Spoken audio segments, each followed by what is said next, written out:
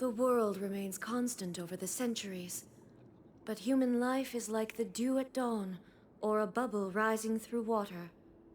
Transitory.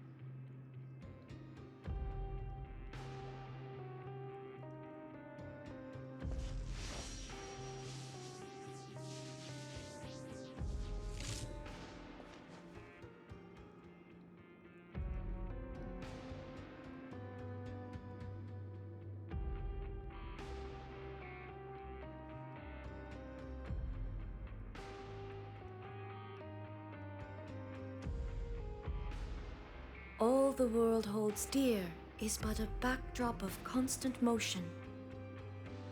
I stand before it, alone and unchanging.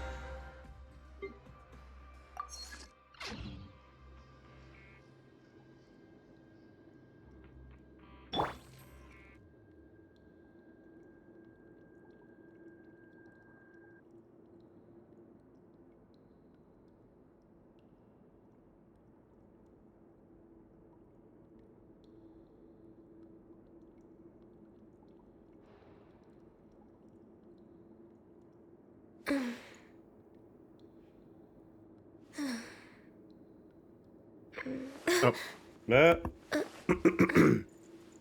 Hello. It is time for us to get rizzed up by the Rizz man. Wriothesley. I figured out how to pronounce a stupid ass name. It's not French actually, it's British.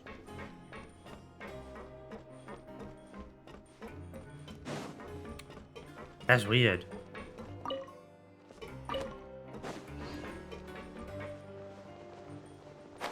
Oh. Look!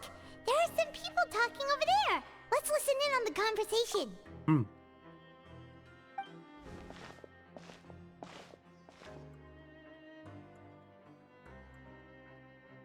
If you ask me, those pompous parasites on the surface act like they're all a bunch of aristocrats. Do any of them give half a hoot about a bunch of dogs like us? Hey, speak for yourself, mate. I'm no dog. Oh, you think you're special or something? If you're here, then you're just a convict like the rest of us. I've heard that even if you're released after serving your sentence, going back to life on the surface ain't any better. Once a criminal, always a criminal. We're marked for life. I don't buy that. Hey, how cool would it be if the whole world was destroyed by a giant flood and everyone had to start over from nothing? What kind of filthy bilgewater are you spewing? I have family up there. You best shut your sewer hole with talk like that. Listen, things ain't so great on the surface, but who says that you have to leave? I've heard that you can still stay here and work even after you've served your sentence. Not bad if you ask me. Who wants to live in the ruddy overworld anyway? And what makes you think they want to hire someone like you? It's one of the great mysteries of the universe, how someone as useless as you is so confident. Whoa. Sounds like they're really unhappy about the overworld. Speaking of which, Paimon never heard anyone use the words overworld or underworld when we were living up there. Is it only something the inmates down here say? That's true. Paimon, indeed. You are right, Amani. You have identified The floating child.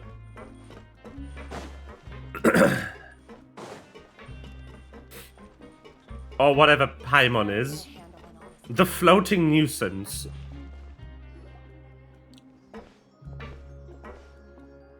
There's a group of people over there. Let's go listen in.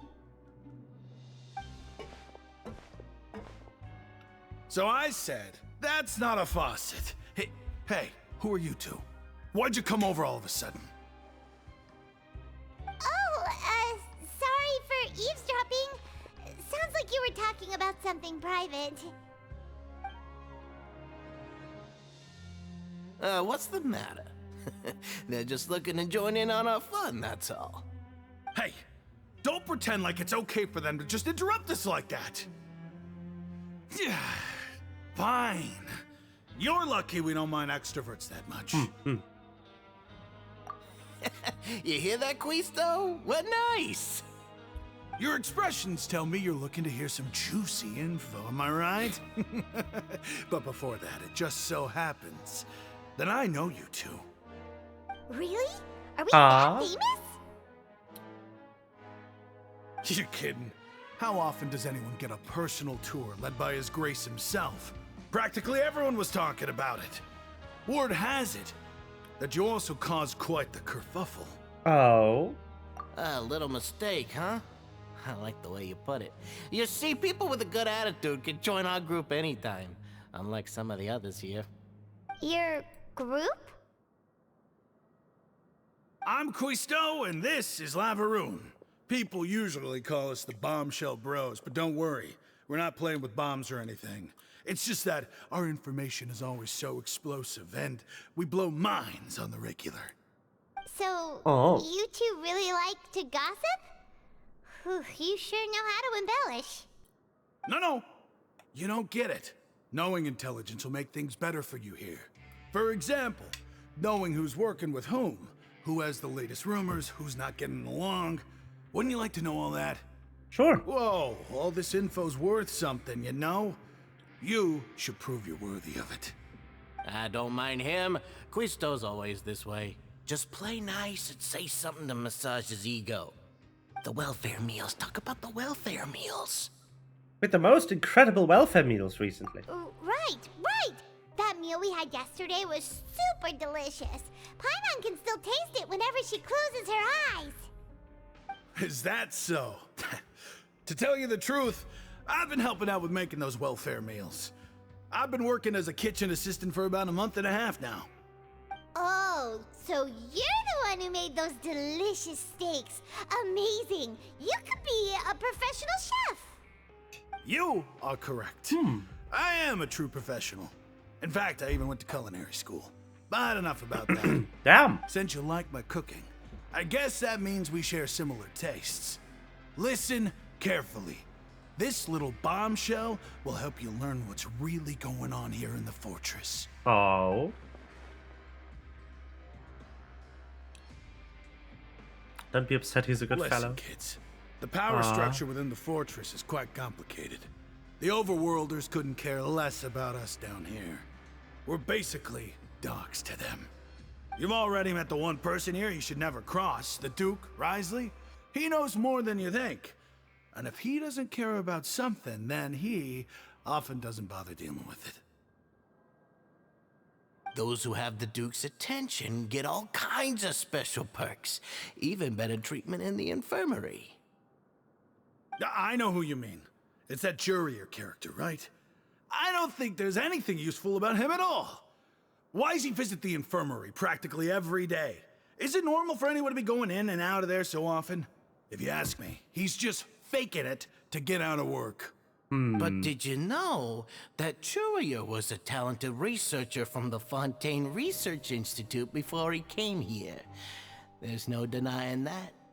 I don't care if he was a researcher that could turn dirt into Mora. Once you're in the fortress of Meripede, you're just another inmate like everybody else.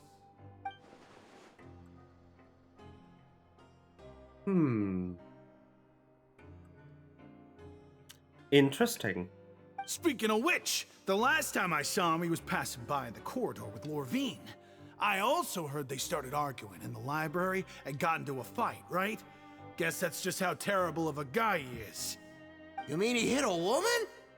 Wow, I never imagined he was that bad. But that Lorvine's also quite the odd one, you know? She's always gabbing away, got into a fight with a man, and she also got sent to the infirmary. Come to think of it, I always see her going to the sick bay every couple of days, too. Huh. Wait a second. You don't think? Do you think could it be that they're secretly meeting there to go on dates? But it's really hard to imagine. Is it though? After all, I do remember seeing Lorvine beat Juria to a pulp that one time. You might be overthinking things. So Juria had a confrontation with a game named Lorvine, who also frequently visits the infirmary. Thanks, buddies.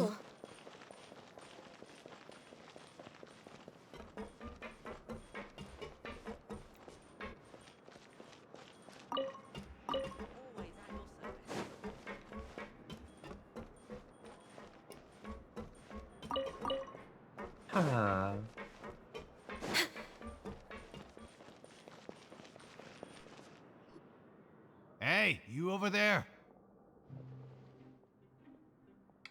Me? Yeah, you. Say, do you like playing card games? You know, like Genius Invocation TCG? You TCG players are like mint in the wild, literally sprouting up everywhere.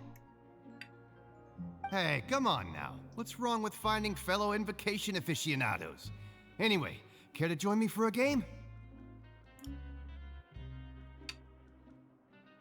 All right. No pressure. But why would you be looking for people to play Genius Invocation in a place like this? Don't people usually come here to fight? Whether you're throwing down cards or throwing punches, it's all a competition, isn't it? Thank you It's for all the same follow. in my eyes. Dad of There are lots ideas. of card players here in the fortress. When I saw you, I immediately thought, hey, even out, sure. Welcome to Sneak. Great! Since you've been here longer than us, you need to flex your seniority a little bit, right? Maybe you could start by telling us newcomers some stories about this place. I thought you would have already heard everything by now. All right, then. Did you have anything specific in mind? Or do you want me to just pick a topic? Why don't you pick? We'll let you know if we've heard it already. All right. Have you heard any strange rumors I since mean, you've yeah. arrived? Ben, did you know that there are Pretty some good. people who are always gossiping over Pretty in the good corner? day. Yeah, so you've already met those two. They're quite a pair. They always keep an eye out for the latest happenings and gossip about everything. I've never seen anyone with more time on their hands. I heard that they used to be a chef and a bartender before they were set down here. You know how bartenders are, always chatting with customers. And chefs love to pass the time just hanging out when they're not cooking. Good to know. Do you have anything else to tell us? Let me think. Sounds like you want to hear something a little more tantalizing. Oh, did you know that the Duke was also a convict in the fortress of Meripede before? Huh? Wait, are you serious? That's right. The Duke was an inmate just like you and me. Seems he was exiled here for committing some crime. Who knows how he ended up rising up to become the warden, though. To go from an ordinary inmate to becoming the manager of the whole place? I'm not gonna lie, I kinda respect that. A forbidden zone? Sounds like something that someone just made up. I've never heard of that. It's just a rumor we've been hearing, but no worries if you've never heard of it. Do you have anything else you can tell us? Anything else? I can think of. But I'll be sure to tell you anything interesting I hear next time. You'll have to play a game of Genius Invocation with me first, though. Stupid in-game, in-universe We've card talked to game just about everyone, and it's about time for Yu-Gi-Oh! us to go meet Linny. stuff. According to the card he left us, we should go meet him in the production zone. Indeed. Let's go there. Where the fuck's the elevator? Elevator, hello! I didn't want to climb this. Cabbage! My cabbages!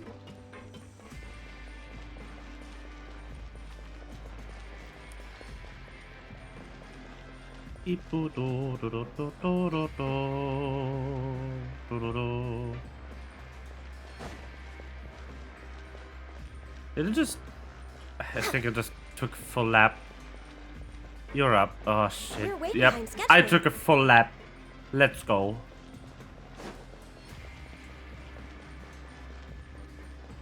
This is so disorienting without like a proper map. Because the map's just black down here. So is the Wriothesley quest? No, this is just the main story. This is technically the last requirement before the Wriothesley quest, though. Or Wriothesley. Because I can't actually do it yet.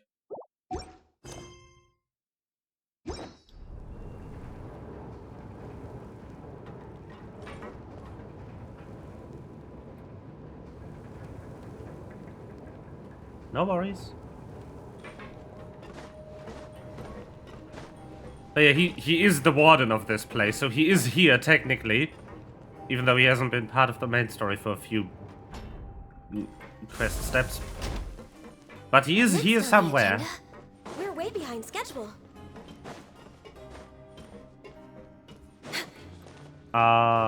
Right. This was some awfully convoluted path. I think I need to take another elevator down?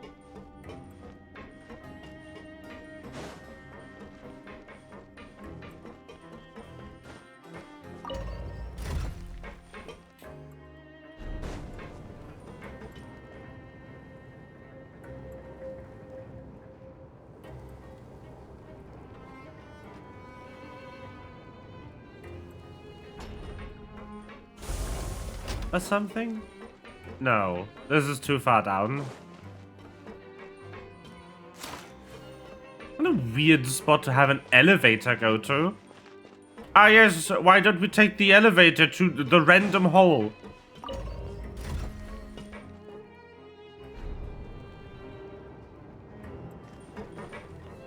Fucking... Why is that elevator into the sewers? Huh? We're way behind schedule. Okay, so it is here, but I need to get onto that ring. And I forget where that is.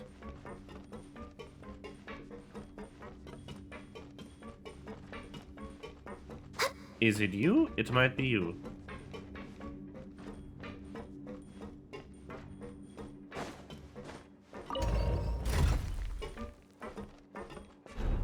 Who knows what the logic behind this is? I don't know. I have no idea. I mean, you need maintenance access to the sewers, yes, but not a whole-ass elevator? Lenny! Next on the agenda. There he is. Why are you standing there? Barbecue sauce on your...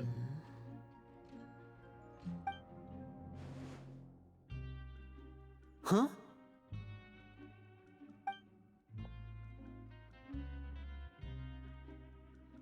That look in your eyes. That You transition. found something? A little something, yeah. Hey, this is no time to be modest. Just tell him we found a boatload of information. Oh, as expected of the legendary duo, you have my full and undivided attention. Huh. I'd have never guessed that myself. The rumors swirling about this place are unreliable after all, and Master Child probably went missing because he found a way out. He is a harbinger after all. I suppose he's much more resourceful than I initially gave him credit for. Unfortunately, this isn't enough for our final report to Father. We need to find out Master Child's exact whereabouts. Father told me that even though Master Child said he was just coming to Fontaine for a vacation, he actually had some personal reasons. His agenda might be linked to his disappearance. Oh. His escape route is already flooded, so we'll have to task someone with professional diving skills to chase after him. Well, when you put it that way, it's obvious that only Fremine would be up to the task. Bingo! Is he around? He's working today. Coming here as a group would have attracted too much attention. I'll talk to him about it later. Please do. It's the least I can do. We're all in this together, so it's only fair for us to fulfill our end of the bargain. Honestly, I'm far more impressed by you guys managing to collect all this information right under Wriothesley's watchful eyes. Collecting information has always been our strong point. That is true. Now, let me think. To find out more information, Fremine will have to retrace Master Child's original route. And if he's to do that, he'll have to set out on the next pipe cleaning day at the earliest. That's 6 days from now. And after that, he'll probably take another 2 or 3 days to return. You can even estimate how long it'll take for him to get back? We've been working together for a long time. We know each other's capabilities like the backs of our hands. Traveler, what say you to meeting here 9 days from now? We'll be able to pick up Fremine while we're at it, too. Sure. Oh, and there's just one last thing we'd like your help with. Though we can just sit back and wait for Fremine's report on Master Child's whereabouts, we still need to make more progress on the investigation of the Forbidden Zone. Fremine's no master of disguise. Lynette's still working on getting intel from the other areas, and I'll need to spend some time helping Fremine prepare for his diving mission. So, you are the only ones we can count on. What do you want us to do? Will it be hard? Well, I won't call it easy per se, but I think you'll be able to pull it off. Well, Listen good. carefully. You'll need to find an excuse to get into the infirmary and investigate the room and environs. You've mentioned several sketchy-looking people always meeting at the infirmary earlier, so it probably has something to do with the secret we're hoping to uncover. You've already met the head nurse, so she'll be less suspicious of you. Investigate the internal structure of the infirmary and any active dealings within, and pass those on to me alongside anything else you're able to discover. But also, there's no need to take risks. Don't forget, safety always comes first. Sounds good. My apologies. I just started rambling out of habit. It was almost as if I was talking to my younger sister. But that's not a bad thing, right? But what if I'm the older sister? All right, then we'll head out as soon as we finish our prep. Let's go our separate ways for now, then. Don't forget, we meet here again in 9 days. Stay safe. I'm so happy that the traveler's warming up to Linny, despite him being a Fatui. Fatus, I guess.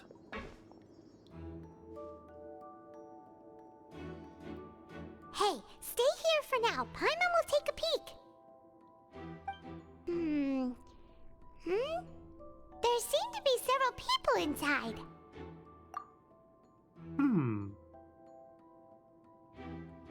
Let's eavesdrop. Let's go. Right. I feel like It's not impossible. Oh.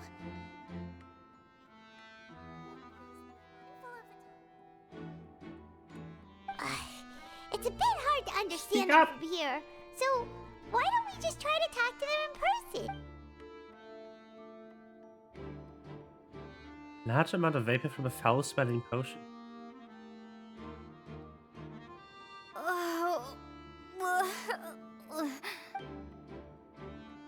Can you give it a good whiff? You had the potion back. Someone, please help! She's sick! Oh no! Did I just inhale a bad potion I still had? Oh my! What's wrong, little one? There's no need to panic. Take a deep breath before you begin. The traveler started complaining of a stomachache, and then nausea, and then collapsed onto the ground. Paimon doesn't know what to do. Oh no! Freezing limbs, twitching fingers, and pale complexion? Could it be poison? Let me take a look. Please, lie down over here. Don't worry. I'll get you to the bed safely. Here, hold on to my shoulder and walk slowly. Ah, so cute. You can do it, Traveler! Don't apologize. You're sick after all. Now, please relax. I'm just going to do a preliminary checkup on you. Relax.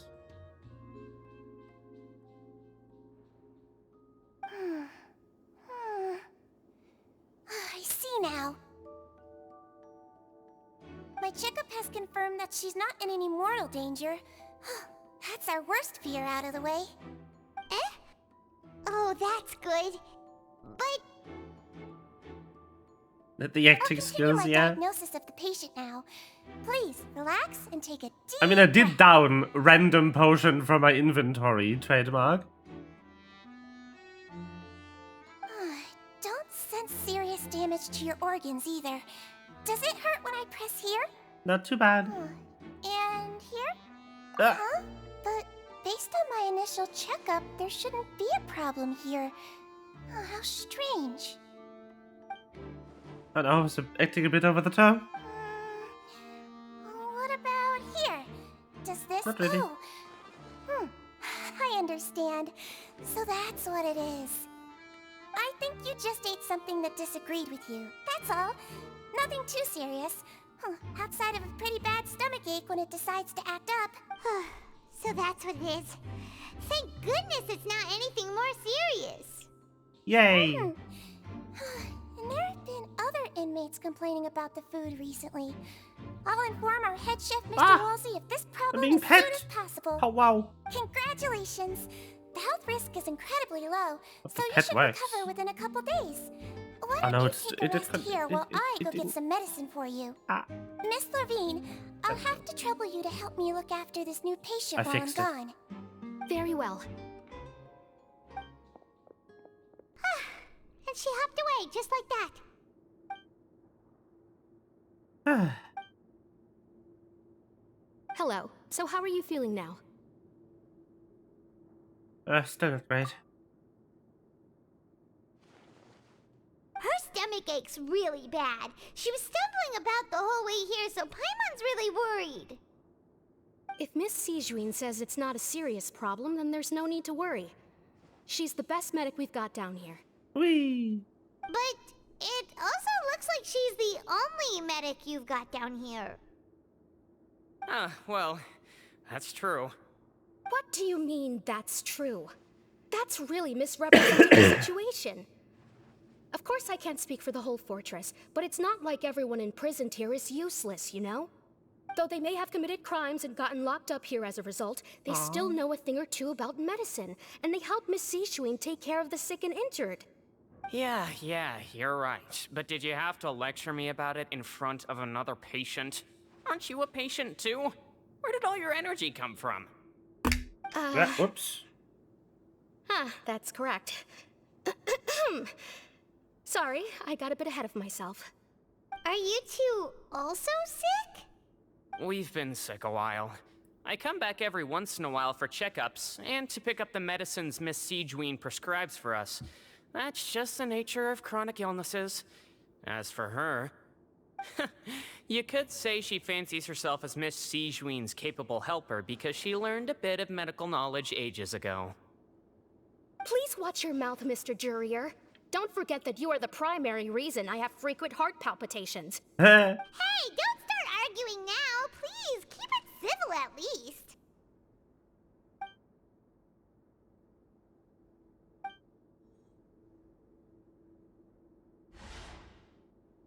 Sus.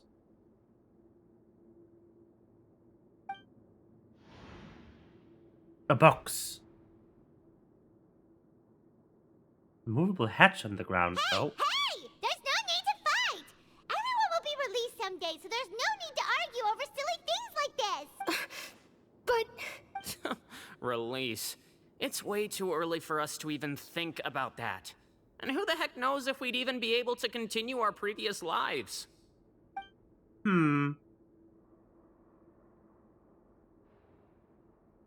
It's a little bit strange that there's a movable hatch here for places, yeah. please Is it allow me hiding to end something? this boring Probably. and useless conversation. Oh, and Mr. Jurier, And same to you, Miss Lorvine. Anyway, that was more than enough rest for me, so I'm going to get out of this excessively noisy place. See you later, everyone. Idiot. He just slowly walked off like that? that's just what he's like. I'm sorry you had to see all of that. I'm Lorvine, and that's... Well, his name is Jurier, but I hope you'll never have cause to remember his name. You really can't stand Wow. him, huh? I mean, can you blame me? Who would like someone who's as arrogant and obsessed with weird research topics as he is? I'll accompany you two for a while. Miss Seashween should be back soon, and I'm sure... No, it's nothing. I'm back! Did you rest like you promised? Thank you for getting our medicine, Miss Seashween. Did you all cooperate with your bed rest? I trust that nobody got up to walk around. Good. Here, this should be 2 days' worth of medicine for you. Take 1 pill now, and then continue your bed rest. Yay. Miss Lorvine, I left in a bit of a hurry just now. Do you still remember if we discussed the color of the pill that you... I remember. You said it should be yellow. Did they talk about that before we walked in? Why don't I remember? Yellow, huh? I understand. These are yours. Please, make sure to go to bed early after taking them tonight. You'll benefit from a good night's sleep. This is a bit All sus. right, then I'll also be on my way now. I hope you feel better soon, too. Thanks. See ya! Sus.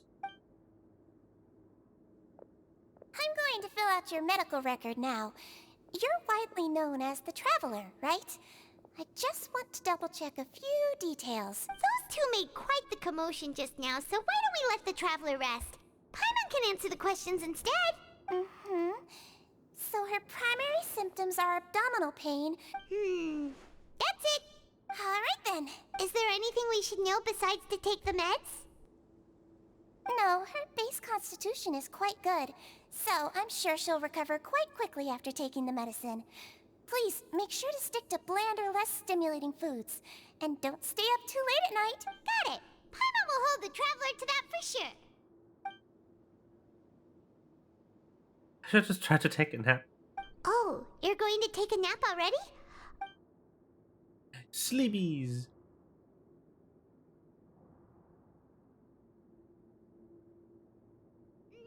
We've been to lots of places together. She may look a bit under the weather now, but she's actually super strong. Oh, so you're the best of companions. Well, don't worry, she'll recover soon. Ah.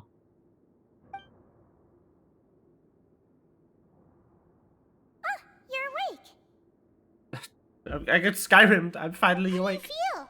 You slept for a really long time, but we never left. Well, now you can go back without a worry in the world. Remember to take the meds regularly, and don't forget bland foods. Thank you, Miss Seashween. Yay. Okay, now we can finally reset again. Just relaxing after a bad extraction attempt. Oh, no! Poor Bean. This game looks super fun. It has its moments, I'll admit. It is good at times. It is horrible at other times.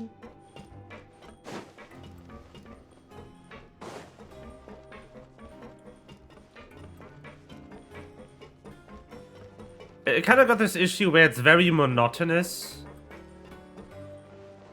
Unless there's a story update, which is kind of sad.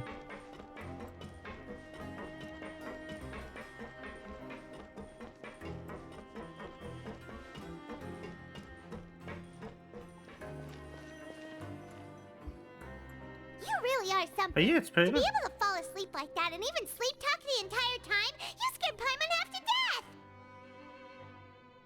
Did I say anything I shouldn't have? No, but you kept mumbling things along the lines of, Pyron, go take my grilled fish and put down the Adeptus Temptation now!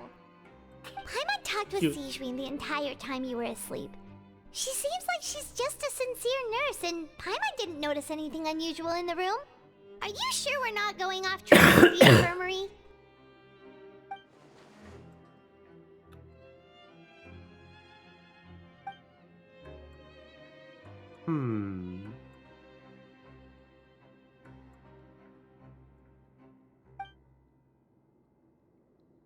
Are the arguments genuine, or are they just putting on a show?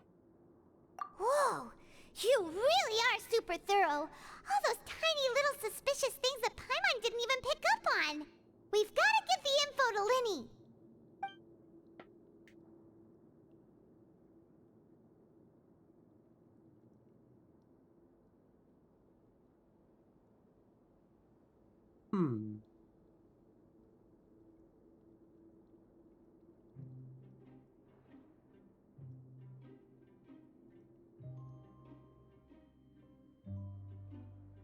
Is the slip too busy to notice she happens to pass by?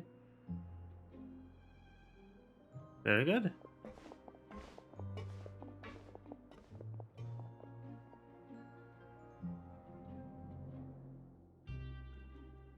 We've now been in prison for like 2 weeks.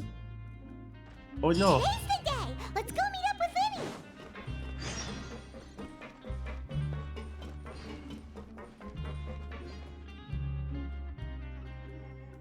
Hello.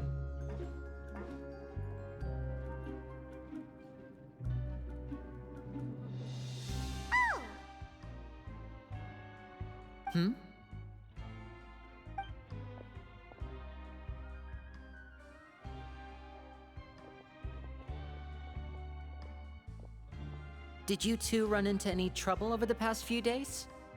No, we just worked our shifts according to the schedule. Nothing weird happened. That's good. That means you didn't raise any suspicions when you infiltrated the infirmary. Very good. We've taken a look at the slip you've sent. Fremine successfully left the grounds via the pipes 2 days ago, and as of last night, Lynette has also infiltrated the infirmary after faking an illness. Wait, why is she getting involved as well? You already went above and beyond when you scoped out the infirmary. To put it more bluntly, even if we were to view that as something you did in exchange for Fremine's help, you've already done more than enough. Infiltrating a guarded stronghold is a different kind of job from a one-off investigation. We want to avoid using the same faces over and over and reduce the amount of suspicion that will fall on any given person. Lynette also felt like you have already taken the first step for us, so she should be the one to finish the job. So that's what Lynette thinks. Oh, Paimon hopes everything's going well for her. Perhaps that's true.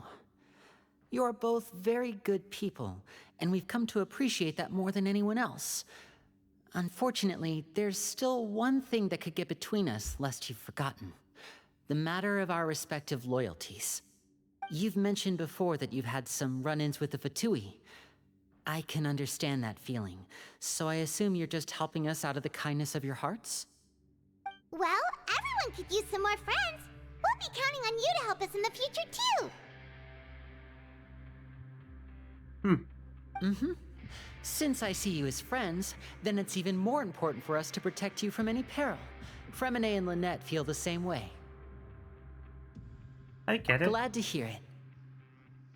Then, let's go check on Lynette before Fremine returns. If everything went well, then she should be wrapping up her investigation right about now. Is now really a good time to go over? According to my observations, Sigewinne always spends around half an hour away from the infirmary right before lunch. Lynette knows this as well, so this should be a good time to meet up with her. Yeah.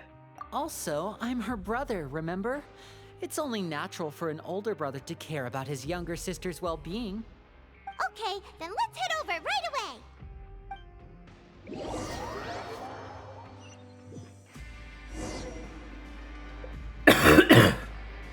Next on the agenda.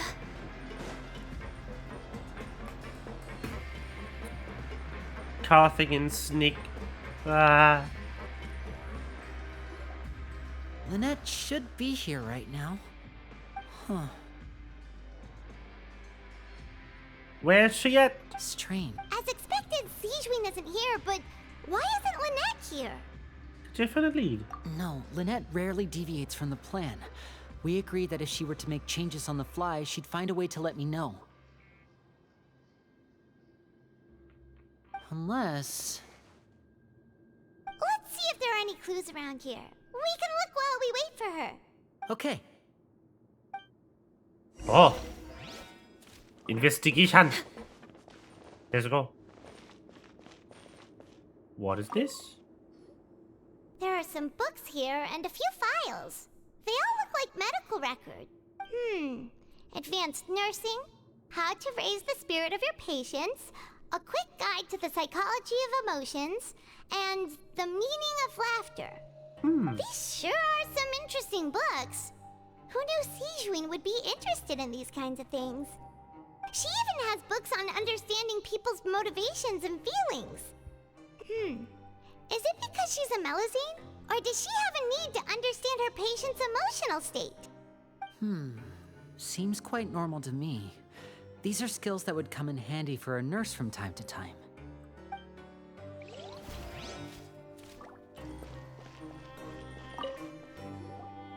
None of the beds have any signs of having been slept in, except that one over there. That's the one Lynette must have used, right? You said she was pretending to be sick. She would have said her migraine was having a particularly bad flare-up. Generally speaking, the head nurse would then ask her to lie down and rest, while she left to retrieve the medication.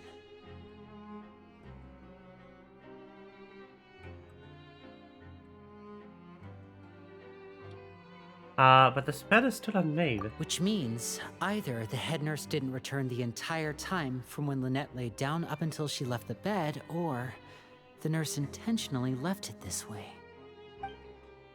Huh.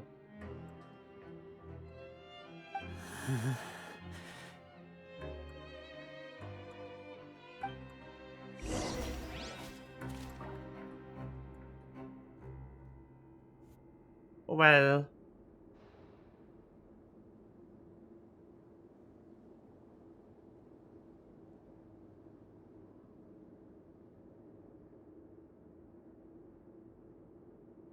Should we really be off work this early? There is still a lot left to do.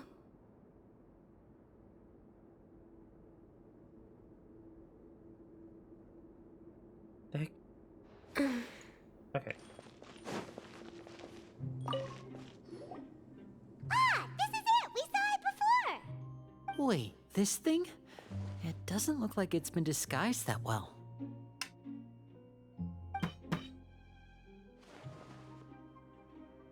The space behind it is empty. From its size, I don't think it's an entrance that is meant to be taken apart. There's probably a mechanism around here somewhere. Could Lynette have tried to get inside? But if that's the case, she would have contacted me for sure.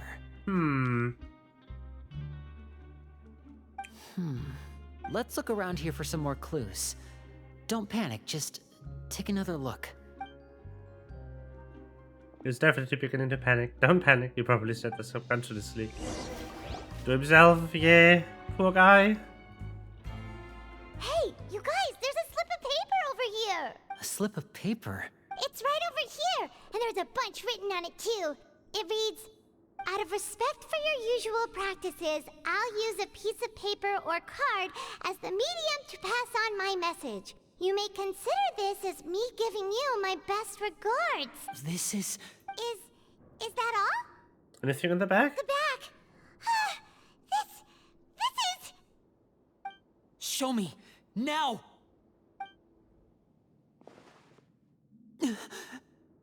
Oh. That look on your face. Paimon's reading it now. Would you care to guess where Miss Lynette of the Fatui could be right now? What the heck? What's going on? No. Could she have... Is she already... Wriothesley. Did he deliberately leave the infirmary unguarded to use it as bait? Oh no. We're getting rizzed. You mean he was aware of our goals from the very beginning? But why? We didn't run into any trouble last time, and he also never reached out to us since. Why would it choose to Doing a second infiltration attempt instead of Yes, first. that is a crucial question. Wriothesley, he doesn't do anything without a clear goal or reason. So this means he had no concerns about your activities from the very beginning. You're not from the same camp as us. You were sent down here by Nervulet, so you have no conflict of interest with Wriothesley.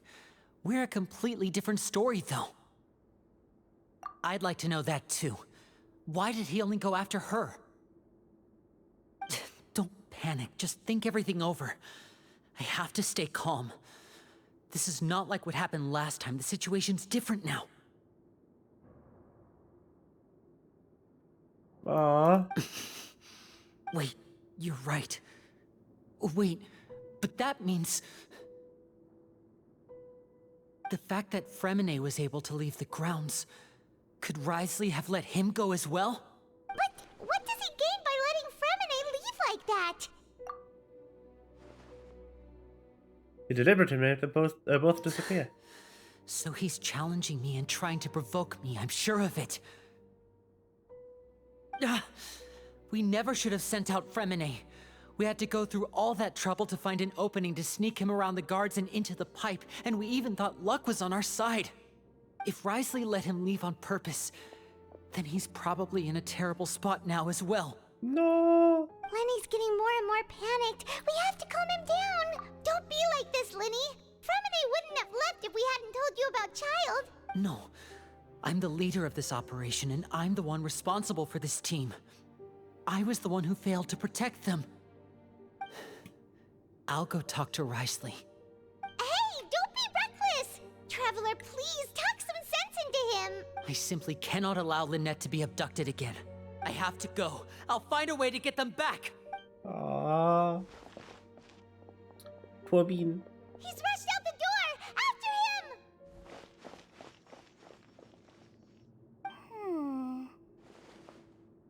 Ah. The fuck? Right. I feel like we still have some room to make changes on these details. It's not impossible, but it'll require extensive testing. Is that so? Huh? Is someone? Pack everything up. Whoever's outside is eavesdropping. They'll probably come in once we stop talking. Someone! Please help! Ha. Whoa, are you okay? These two. As expected, they've already found this place. What a delightful turn of events.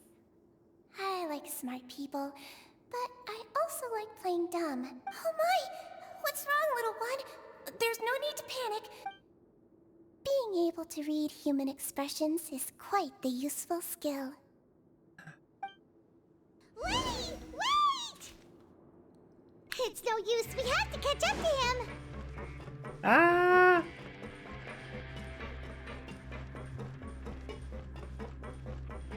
He's already out of sight! How is he so fast? Let's go head him off at Wriothesley's office!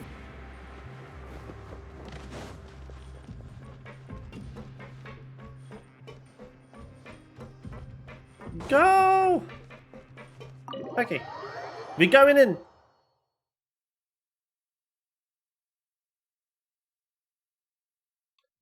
Ah.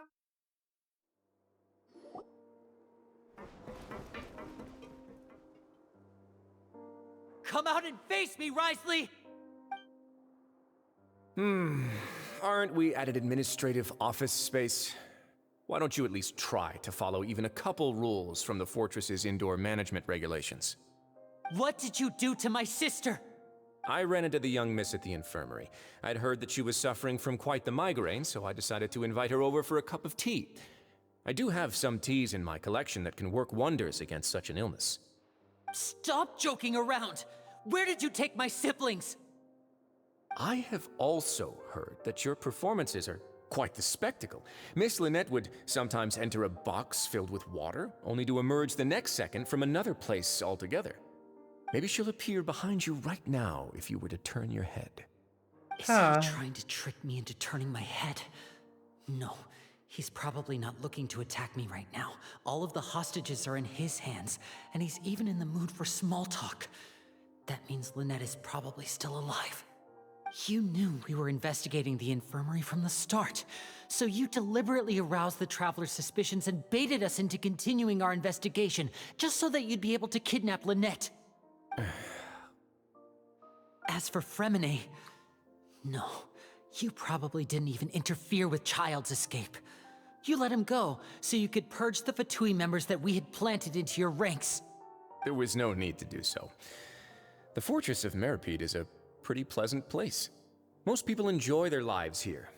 The only ones who act differently are those with personal agendas. It was quite easy to identify your colleagues.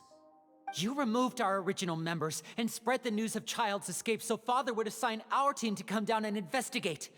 Fremine has also fallen into your hands, right? If you're oh so omnipotent and so in control, why would you need hostages? One correction. Lynette is in my hands right now, but Fremine is not. He's not. What do you really want? Lenny! Hello. Wonderful. Everyone is here, so I'll only need to say this once. Thank you so much for cooperating with me. Eager and to the point, I see. Alas, only Miss Lynette is currently having a cup of the fortress's finest tea. Although, as per your original plan, Mr. Fremine should also have returned to the fortress by now. But he has neither shown up within my gates, nor has he been taken into any kind of custody. So where do you think he may be right now? Wait, you can't mean... You locked him outside in the sea? I closed the fortress's gate to the outside world. That's all. Fremine's a star diver, so he should be fine, right? No, we're still here, so he definitely tried to find a way to come back for us. So we can't assume he might have made a break for the surface. But why would I do this, you may be asking? To have an audience with you, of course. My intel tells me that Mr. Linney is a great magician, so it's only natural for me to want to have some cards of my own when it comes to negotiating. Besides, I do recall you mentioning to Miss Lynette that you've always wanted to have a face-to-face meeting with the Lord of the Fortress of Meripede, regardless of whether it was in a personal or a professional capacity. Well, you got your wish. So, you've been keeping tabs on us before we even set foot in the fortress. Some of my folks just happened to hear a thing or two, that's all. In any case, I will be straight with you. I was willing to play dumb and turn a blind eye, so we had a pleasant few days playing games together here. But once you started focusing on the Forbidden Zone, all of that changed. Mr. Linney, the cards are stacked against you right now. Miss Lynette is in my hands, and Mr. Fremine is still slowly being pickled out there in the brine. You know just as well as I that he cannot last out there forever. You need do but one thing to guarantee their safety. I would like you to contact your superior, and ideally invite her over for a cup of tea with me. Damn. You want to see Father? But why should she bother giving you an audience? Well, if she cares for the well-being of her dearest children, she should have plenty of motivation to join me for a parents' evening. I've heard that the bonds between the members of the House of the Hearth are like the bonds of family. I don't see why she would refuse. Why did you think Father sent us to handle the Fortress of Meripede? This place is basically a no-man's land. It wouldn't be fitting for anyone as important as a harbinger like Father to come here in person. Oh, I see. So it's because she doesn't care for my place here. That's such a shame. After all, I've amassed quite the tea collection. I was looking forward to sharing it with her. Both Monsieur Neuvillette and Lady Farina have already received many samples as gifts. Was this the extent of your master plan to get to Father? No matter how much pressure you may put on me, I won't allow you to use us to blackmail her. You people really are difficult to get along with. All I'm asking for is a face-to-face conversation. Does she truly have no interest in the fortress's secret? Mr. Linney, you have one last chance to invite your father here. If you refuse... Lenny! Why do you have to do this? Instead of asking why I'm doing this, why don't you try to see things from my perspective for a second? From the very beginning, the Fatui has been actively infiltrating my fortress. I gave you a warning by cutting off the first few operatives I found, but that only caused you to double down. Had you given up on the fortress then and there, I'd have no reason to want to talk. Mr. Fremenet left the fortress on his own, and Miss Lynette tried to pry out my secrets right in front of me. No matter how you look at it, the responsibility for this falls on you. I shouldn't ask Father to do anything because of us. 6, 5, Wait, 2, 1. Time's up. It really is a shame, Mr. Linney. Wriothesley! Negotiations have broken down. Please leave, ladies and gentlemen. It's time for my afternoon tea. Yeah, listen to the Traveler. If you can't talk to Linny, can you at least talk to us? You do realize that I'm only letting you go because of Neuvillette, yes? You're here helping him out, and I've already done my best to stay out of your way. But that doesn't mean you can just do whatever you want. The fortress may be small and remote, but it still has its own set of laws. Then how about this? Those who are capable deserve respect. You've spent quite some time investigating my home turf by now, so why don't you tell me a thing or two about what you found, All right. I'll ask you 3 questions. Answer all of them correctly, and I'll agree to your request. Question 1. Regarding the hidden rules of the production zone, what is the truth behind the one about not being allowed to work for 3 days in a row? Haha. Yeah, the strange meat.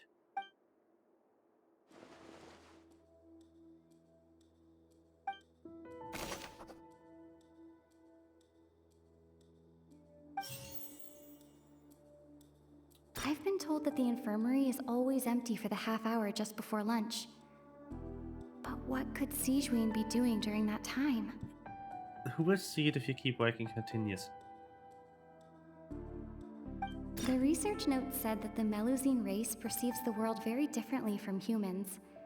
Because, according to Collins, the Pancration tournament only took place because the Fonta's internal reports suggest that they're starting a new... The Fonta promoter has been struggling because he doesn't recognize the real value of coupons. Meanwhile, the Duke... We often see Miss Sigewinne observing the prisoners at work near the production zone. It seems like she can perceive the general state of a person's health just by looking at them. Sigewinne. I've been told that the infirmary is always empty for the half hour. The research note said that the Melusine race perceives the world very... According to Collins, the Pancration...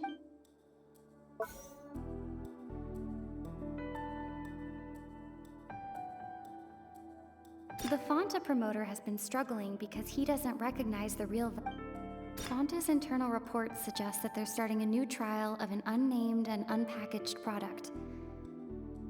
But the product has to undergo a trial because even Fonta... Maybe it's this? The research note said that the Melusine race perceives the world very differently. I've been told that the infirmary is... This maybe? Okay, I got these circumstances right. It's because Sigewinne is absent half an hour before lunch. But why does it look the way it does? The Fonta promoter has been struggling because he doesn't The research note said that the Melusine race perceives the world very differently from humans. Because Melusine's perception is different. Developed a sense of aesthetics that So appear rather she probably tries to just make you healthy food, but it looks off because you're not a Melusine.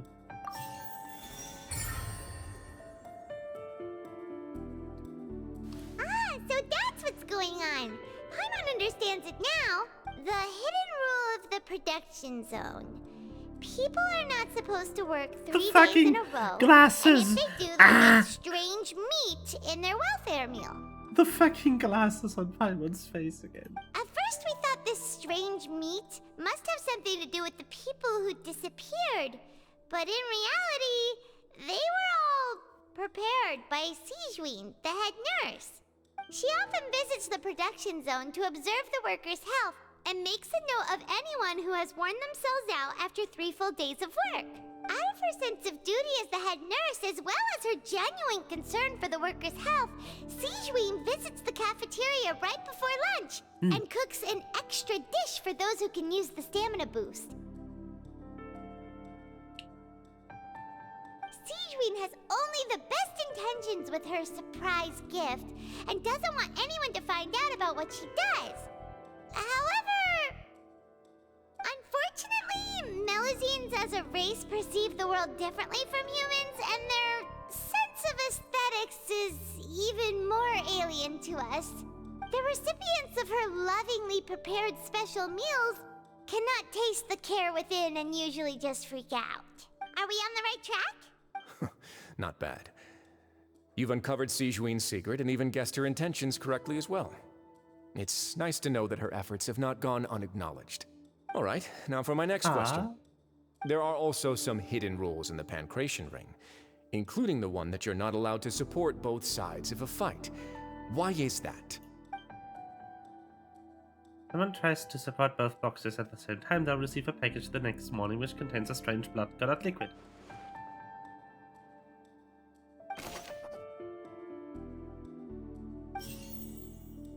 Who sent the package? It is... The Fonta promoter has been The Fonta struggling promoter. because he doesn't recognize the real value of coupons. Why does this strange blood-colored fluid look the way it does? The research note said that the Melusine race perceives... Fonta's internal reports suggest... Because it's a internal product that's not labeled or packaged. According to Collins, the Pancration tournament only took place because the Fonta company sponsored it. Because Fonta is sponsoring the tournament. Oh.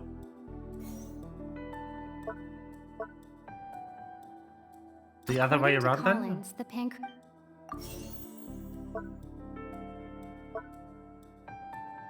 The Fonta promoter has been struggling.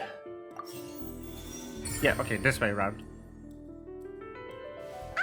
Paimon gets this rule too now, so there really was nothing to be afraid of. That hidden rule of the Pancration Ring is about how, people are not supposed to bet on both boxers at the same time. And if they do, they'll receive a package containing a strange, blood-colored liquid. People get scared when they see it because they've subconsciously begun to associate it with the missing boxer. But really, it's just a bottle of the latest yet-to-be-named and packaged new Fonta trial product. A blood-red drink. It's no wonder even Fonta's own staff were questioning the company's decision-making. The company, facing backlash from its own staff, decided to try to trial the product on a smaller scale, to see how it might be received by customers. They came to the fortress of Meropide and offered to sponsor the Pancration tournament so they could push their new product. But the Duke completely refused to even entertain the idea. The Duke, knowing how valuable coupons are in the fortress, knew that only total idiots who didn't understand their true value would bother buying a Fonta product here. And so, only those who proved their stupidity by being dumb enough to bet on 2 opposing sides of the same match were selected to receive the drinks. I acknowledge the effort you've put into bringing the truth of this mystery to light. Although, based on your description, that Fonta promoter is a bit too careless with his words, I may just reconsider my collaboration with the company. All right, and here's the final question. What's the secret behind our head nurse and all of her patients in the infirmary? Stop your cruel and pointless games, Wriothesley! You know that we haven't finished our investigation, so there's no way we can answer the last question. The thought of sparing Lynette and Fremine never even crossed your mind! Really? You'll pay for this!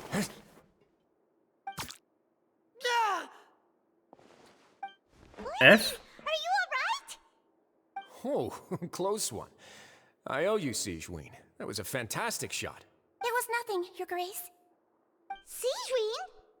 Hello? Though this gun may look like a toy, it's actually fully functional, as I just demonstrated. Sigeween. You. Are you accomplice in all of this? Not at all. I am merely a resident of the fortress, and thus protecting it is my duty. When Monsieur Nervulette asked me to come here, he told me that my job would be to take care of the well-being of everyone here. I am merely discharging my duties. But if you mean what you just said, then isn't Linny someone you should be looking after as well? Isn't he a resident here just like the rest of us? But I really am just doing what Monsieur Nervulette told me to do. Everything I did, I've done to protect them. Had I not, they would be in far more dire straits right now. His Grace knows it too, right? Your Grace? Mind proving my innocence to them? My dear Sigeween, whatever shall I do with you? Would it have killed you to just wait another minute or two? Well, it's nearly time after all. The way you do things can be truly frustrating sometimes, Your Grace. I figured I should try to talk some sense into you. Oof. What are you talking about? What time? Take me if you want. But let them go. How touching. Can you just give me one more minute? Don't be like that, Your Grace. All right, everyone, calm down. 2 more visitors will be arriving any time now. I'll go get a cup of tea. Miss Sigeween, I leave Miss Lynette in your care. You... What are you doing? I believe I hear footsteps. Hello? Some Hi. space, please. Ah, Miss Clarande. My door. Fremine. Fremine. What's going on? What is Clarande doing here? Work. I'm sorry about shooting you, Mr. Linny. The tranquilizing effect will begin to wear off soon. Please take it easy in the meantime, though. What happened to Fremine? Wasn't he diving just outside of the fortress? Why is he looking like this?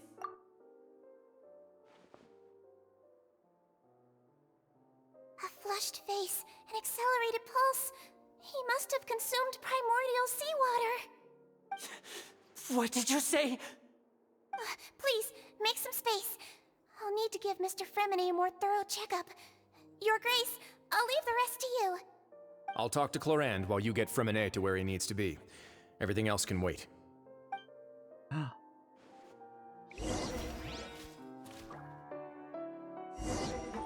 You're the most frustrating motherfucker, you know that? What's that look on your face? I thought I made good time on the way back. Oh, I'm just admiring your punctuality. Had you arrived just a few minutes later, Sigeween may have been forced to shoot Mr. Linny again. How's the situation out there? The water has changed. It's pretty much as expected. The concentration of primordial seawater has increased significantly. Oh no. I was only out there a short time, so it wasn't too bad. But if one were to stay for any significant amount of time, well, you can see how that boy's doing. Where was he when you found him? The abandoned zone at the end of the pipes. A good distance into the water. Closer than I thought. He must have recognized it early on and tried desperately to swim back. Locking the door was necessary. I don't think we could have saved 2. Well, I did try to convince him that I had my reasons. Never seems to work, though. It would probably work. You're doing the most stupid way, He has a knack for fucker. picking out who had good intentions, even when the outcomes were all terrible. It's a bad sign if you're having to plead your case to Neuvillette. Want some tea? Not particularly. If you want to drink some that badly, just say so. Fine, I'd like to get some tea. Want me to get you a cup too, since I've already made it? Might as well then, I suppose. Actually, do you have a towel?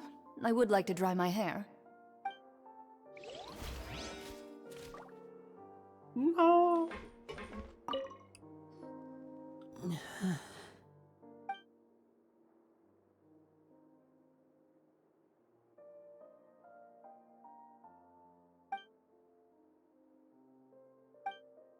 How is he?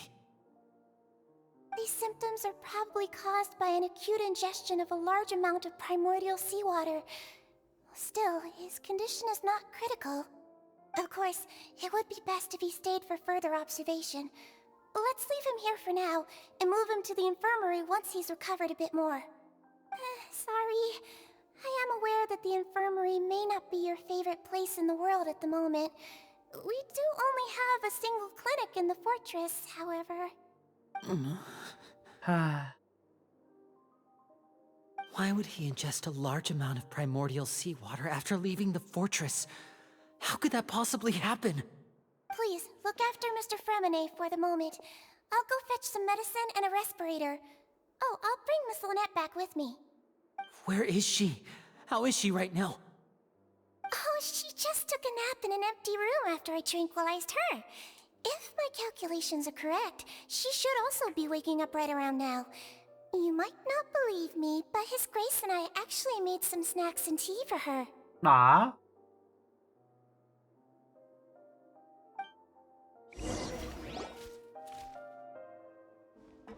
Linny, are you okay?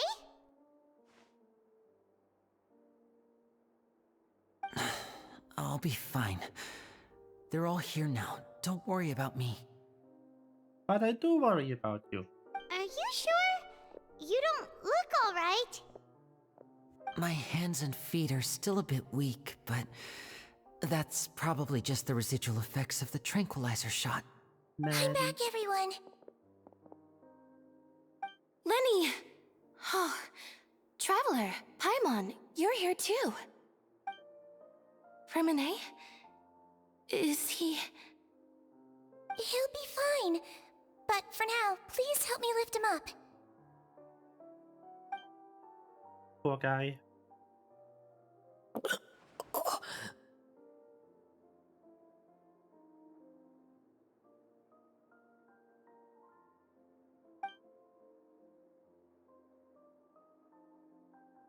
His breathing's beginning to slow down. Give me a hand and help me get him to the infirmary. Yeah, I'll take him from this side. Lynette, together? On it. Traveler, you seem pretty worried about him. Want to come with us? Very well. The Duke and Clarande are gone. Yeah, they left a couple of They probably went to get voice some lines tea. ago. The Duke will explain the truth in just a bit. Miss Clarande will need a break, since she only just returned from rescuing Fremine out of the sea. That's what happened. Yeah. What the fuck's going on? Explain.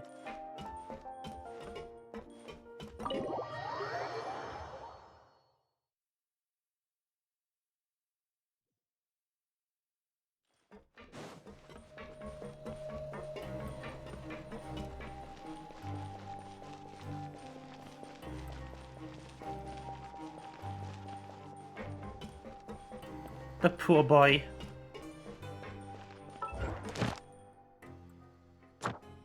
Ooh. Neat.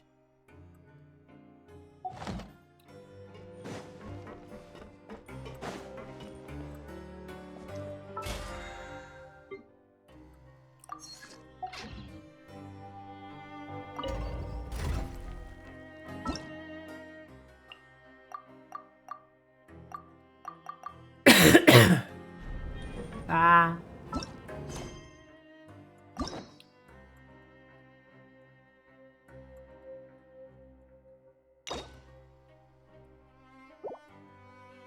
Okay, so both Archon quests, both character quests require me to complete the current Archon quest. This one even wants me to complete Act 5. Damn.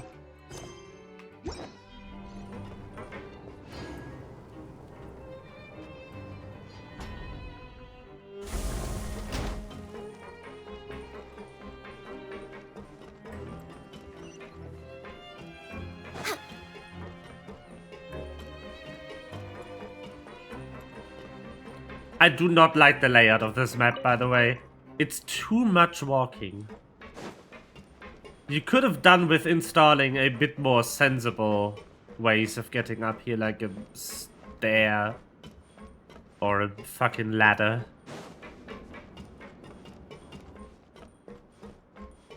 We're way behind schedule.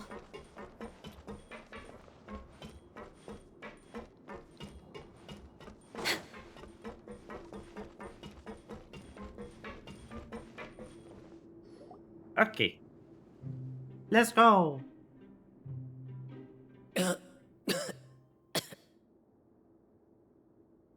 He's awake. Fremine, how do you feel? Lynette. We're all here. Where am I? The infirmary, at the Fortress of Meripede, Mr. Fremine. And you are no longer in any danger. How do you feel? Don't push yourself if you're not feeling up to it. Traveler. Paimon. It's been so long. The sea. There's something wrong with the seawater. Shh, it's okay. We can talk about it after you've recovered. No, listen to me. This is really serious. There's primordial seawater mixed into the regular seawater. I don't know why it's there, but no one should touch it. Pipes. Right, the pipes. It's all coming back to me now. Flashback.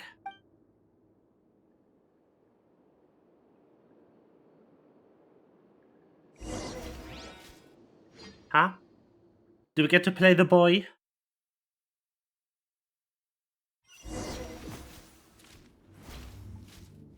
We do. Boy Simulator. I'm in. Seems like this pipe hasn't been used in a long time. It looks abandoned.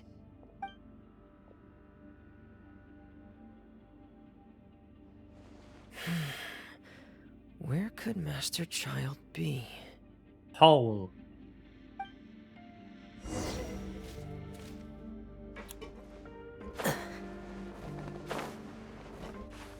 Hole. Easy. Easy hole. Door. Whoa. This mechanism looks like it's been tampered with. Could he have done it? Start device.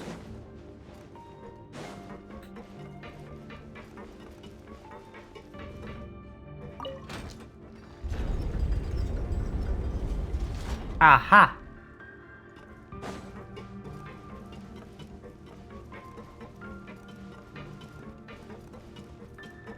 Oh.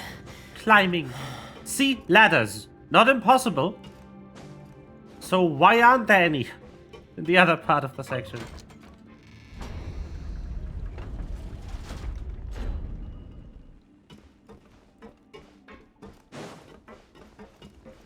Unbelievable. It's getting stuck on something. Ah. Seems like I'll have to avoid those obstacles while I turn it. Down again. And of course the game has to freeze me. Because moving collision is janky as fuck.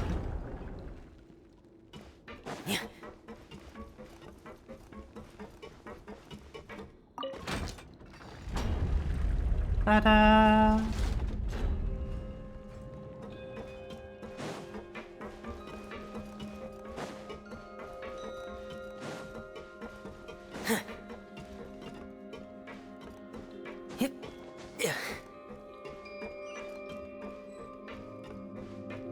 Door of Resurrection activated.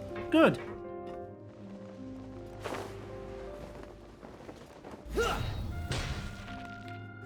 I love that you can damage cancel in this game. It's so funny.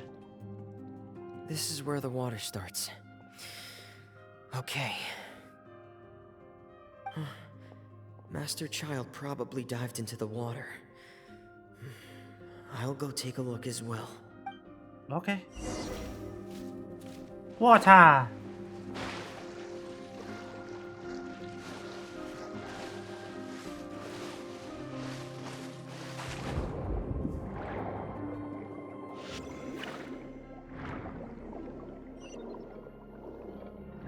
Right click is fast.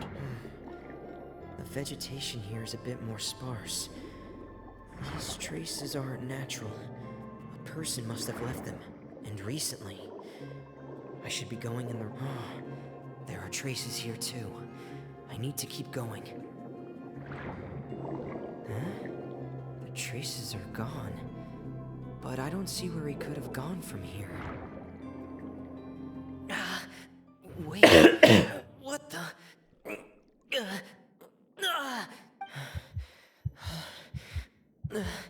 My heart is racing, and it's getting harder and harder to breathe. What's going on?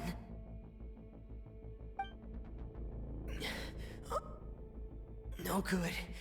I have to get back. They still don't know anything about what's going on.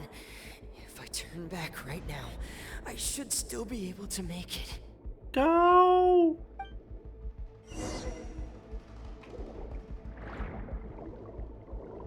I have a status. No.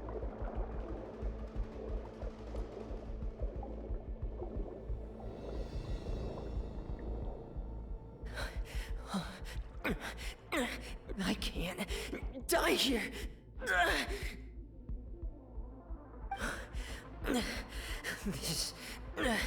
This is bad. I'm feeling worse and worse, and I'm still underwater.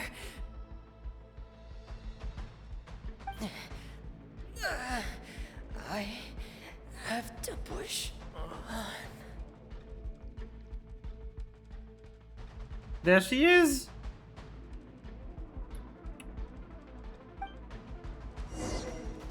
Coming to rescue the boy.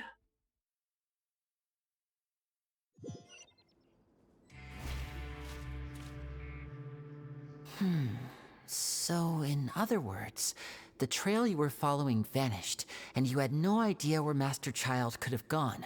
But there was also no obvious place for him to have disappeared to. That's right. I tried my best to swim back, but I had already put some distance between myself and the fortress, and I just couldn't find the strength to keep going. I probably passed out some time after that, and you know the rest. Miss Clarande brought you back, but we also don't know why she just suddenly appeared at the fortress, or why she went out to save you. Miss Clarande, you say? I must go thank her in person. You're still too weak, Freminet. You can go after you've had some more rest. Miss Lynette is right. I believe Miss Clarande will stay here as a guest for another few days, so there's no need to hurry. A guest? Then I can assume Wriothesley was the one who invited her to come down here? You should ask His Grace about that. He'll be able to explain better than me. Yeah, it's about time he actually told us what's going on. Wanna come with us, Libby? No, please go on without me. I don't want to leave just yet. Lenny. The logical part of my brain is aware that we're safe right now, but I still can't bring myself to leave. Both of you are just in danger. Understood. Then let's just sit together for a while. In that case, I'll leave the infirmary to you. The Traveler and I are going to head out for now. As long as you stay in here, I don't think you'll be disturbed. Thank you. Good.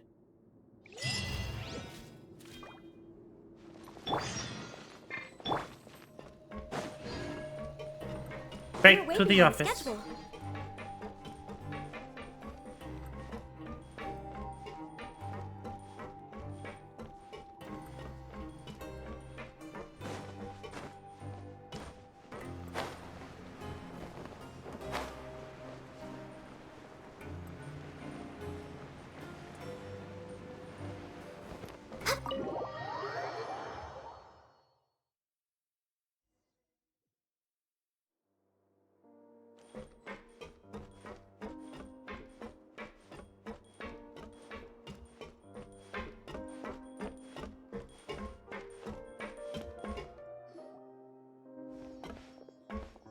Hello.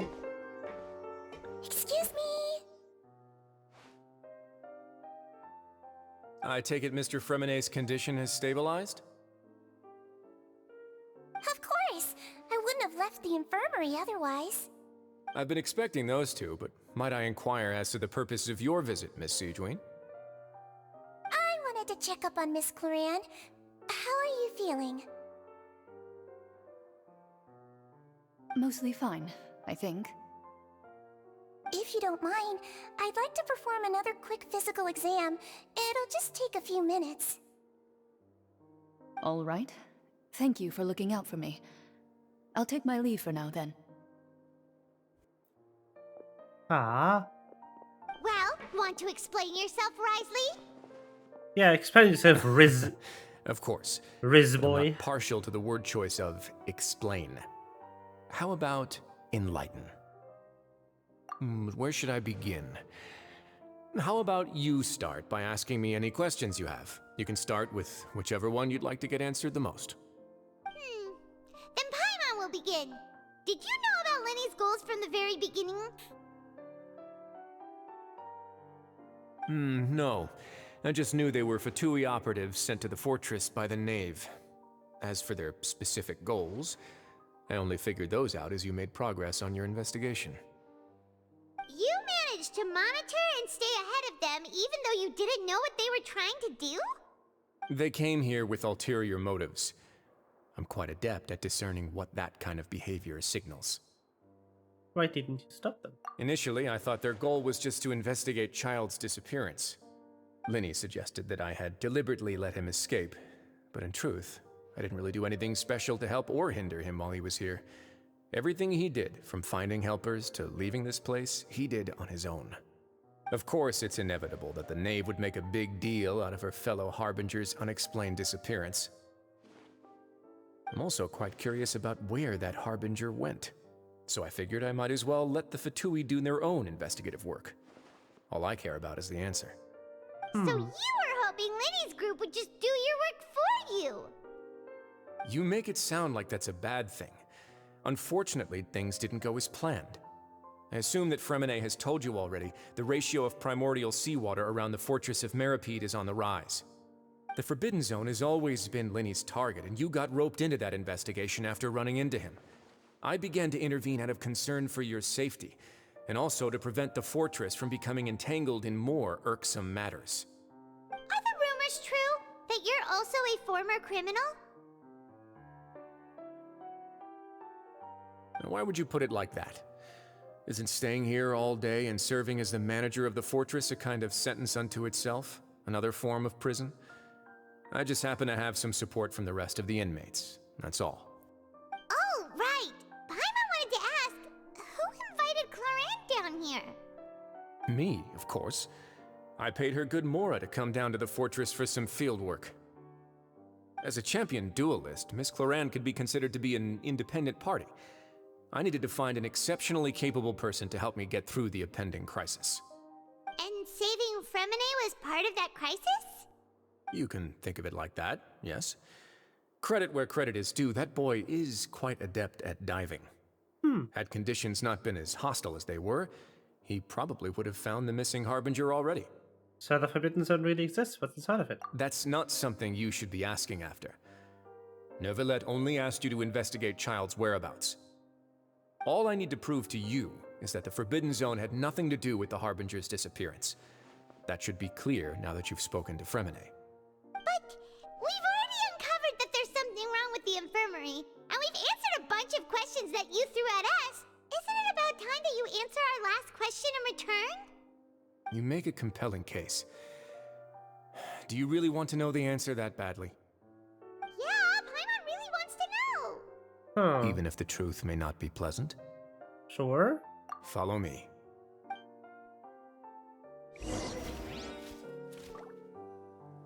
Let's go then. Lore! It's lore time, let's go!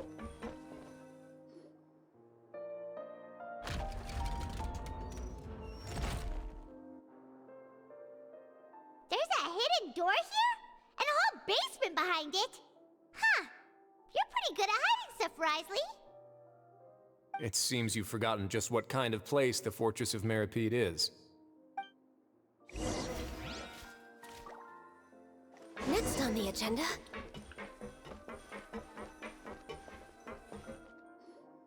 Stand on the central plate.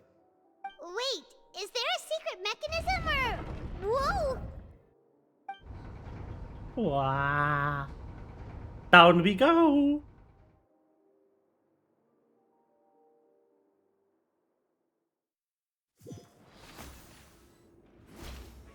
So, this is the Forbidden Zone? Honestly, for a place so well hidden, Paimon sure doesn't see anything special. And that is? What a huge door! There are 3 such isolation gates in total. Generally speaking, I'm the only one who's allowed to go inside. Hence the name Forbidden Zone. Am I correct to assume you're going to run on back and tell your little Fatui friends everything? Well, Paimon wasn't thinking of keeping anything from them. Well, I'd advise you wait until you've seen the whole truth of this place for yourself before deciding whether or not to tell them. Alright.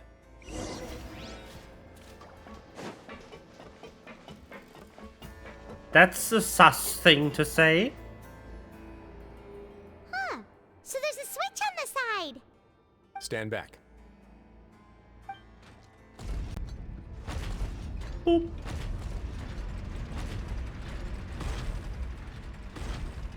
Whoa!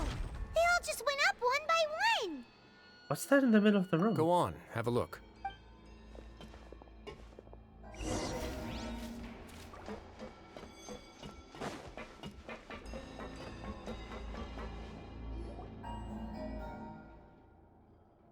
There's nothing. I've been interested in what lies beyond that gate ever since I assumed leadership of the Fortress of Meripede. Of course, it would be unwise to recklessly open it, but it'd also be risky and negligent to simply ignore any potential danger that could be behind it. The readings on that dashboard have not budged since the day when I first laid eyes on this place.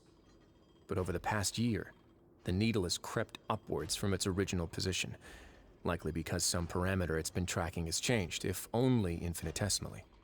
Normally, I would have ignored it, but I happened to have some free time when I noticed it, so I investigated. Any guesses what the reading could be tracking? Water pressure? Very reasonable guesses. I've considered both of those as well. Unfortunately, our dashboard is tracking something less ordinary. The temperature should vary with weather and climate changes, so for something that rarely shifts, the water pressure is more likely. We ran a few tests to increase the pressure from the outside, but the readings didn't change at all. My guess is concentration of primordial seawater. Later on, a few more possibilities occurred to me, such as a potential connection with the primordial sea. I began to make a few preparations based on that hypothesis. Over the past few days, the needle has moved again. With that, and the symptoms that Fremine displayed after leaving the fortress, I can now confidently conclude that the readings represent the concentration of primordial seawater in the seawater nearby. The concentration of primordial seawater? But we're already under the sea! And that is precisely the problem. We're at the bottom of the sea, and now we're surrounded by toxic seawater. Somehow, primordial seawater got mixed in, and the concentration is steadily rising. Yes, that's very likely. But forget about the two of us. Not even Novelette knows where the primordial sea could be, much less where we could find and plug a leak. Oh. Oh! Seems like you've figured it out. I believe the primordial sea lies directly beneath this sluice gate. For some reason, the primordial seawater levels have risen significantly, and it's now very close to us. The indicators are now red. Although the gate still stands, some primordial seawater has already leaked out and mixed into the sea around us. If this continues,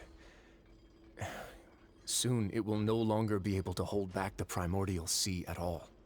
And if it's leaking through? Yeah, you know what the legends say. If this place falls, then everyone in Fontaine will be turned into puddles in the span of a night. But that's just too weird! Why would the Fortress of Meripede be built right above a sluice gate for the primordial sea? Who built this place anyway? Your expression tells me you think this might be part of a vast, complicated conspiracy. To be honest, you might find the actual answer may be exceedingly boring. Oh no. It's just that the secret of the Forbidden Zone had been long forgotten by the nation before I rediscovered it with my research. There's no single founder of the Fortress of Meripede in any traditional sense. What we know about its history has been left to us by the people who used to live here. When the previous Hydro Archon Egeria ruled the land, all convicted criminals from Fontaine were exiled. The people drove the criminals away like a wolf pack chasing away the banished. The criminals received no sympathy of any kind from the people. They were exiled to the desolate seaside, where they experienced only pain, struggle, and the bone-chilling cold. Some of them began to repent, and prayed to the Hydro Archon, asking if there was still anything they could do. The Hydro Archon took pity on them, and said, "You may go guard my secret, deep underneath the waves." And so, leaning on the power of the Hydro Archon, they gathered underneath the sea and began to build a fortress.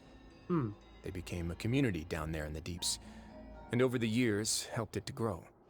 As the number of exiles increased, more and more people joined the community.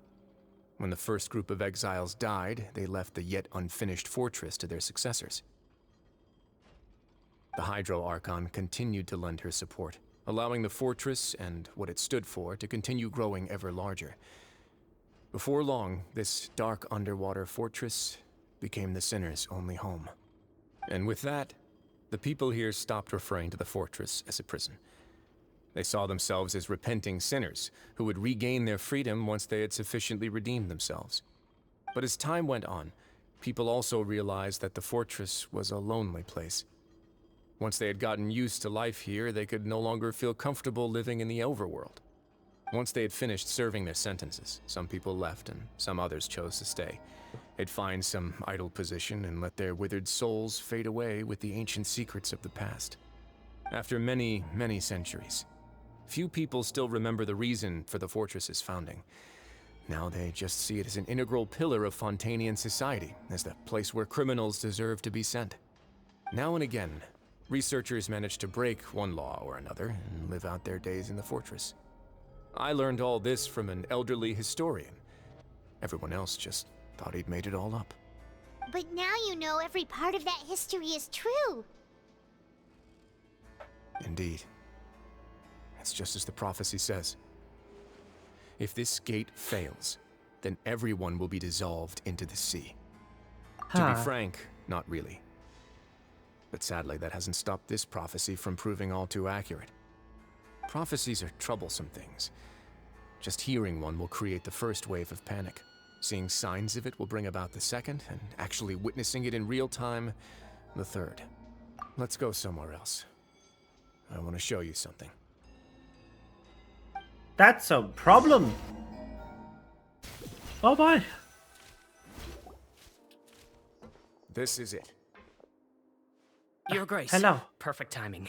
The results from our last round of experiments have... Wait, Jurier, he's not alone! Huh? Lorvine and Jurier? No need to panic, you two. I've already told them about our plan. What? After you warned us not to tell a single soul about any of this? I'm skeptical as well.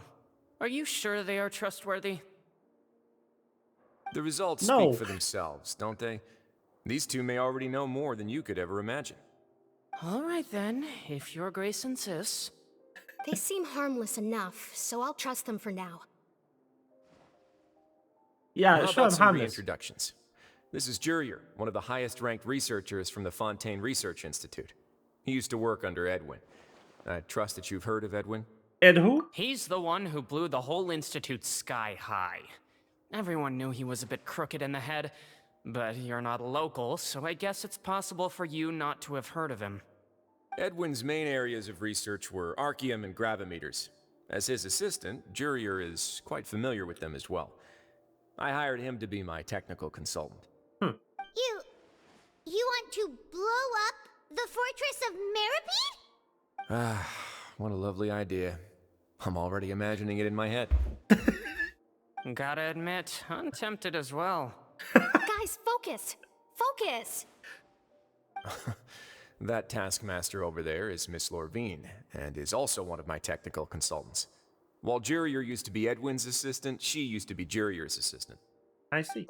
Ooh, are they together? See, everyone keeps asking this question. Are you too sure you're not a couple and just using your work as a convenient cover? Your Grace, I am not in a relationship with this man. If I dated her, I'd officially be madder than Edwin. Jeez, forget I said anything then. Follow me. Whoa, there's another door that goes right up. He's hot and funny. Your constant amazement makes it seem like the fortress can do anything. But Paimon really thinks everything's super cool. This is just another room. Well, let's spice it up a bit. And here you go. Oh. This is... What a huge ship? This is also a production zone that Paimon's never seen before. What's going on? How much do you know about Fontanian history? Not nothing. much at all. Well, then maybe you haven't heard the story of ancient Lemuria. To give you a quick rundown, Fontaine used to be ruled by the Lemurian dynasty. According to legend, the Lemurian king Remus came to this land after being inspired by divine revelation and found the seer Sibila, who had taken on the form of a golden bee. Taking the golden bee with him and riding on a huge ship, the Fortuna, he created his nation above the surging waves. He called his nation Lemuria and used the Fortuna to incessantly search for new tribes and islands, calling on them to join his empire. There's a ship in this story too? ships. Where there's water, there'll be ships. People believe that hope can always be found at the end of a voyage. Do you believe that too? To a point, I think. As you've already seen, I have a whole factory's worth of labor, materials, and technology at my disposal. Certainly can't hurt to give it a try. So the moment I began to speculate that the primordial sea might lie underneath the gate, I also began this project. Were you inspired by the legendary Fortuna?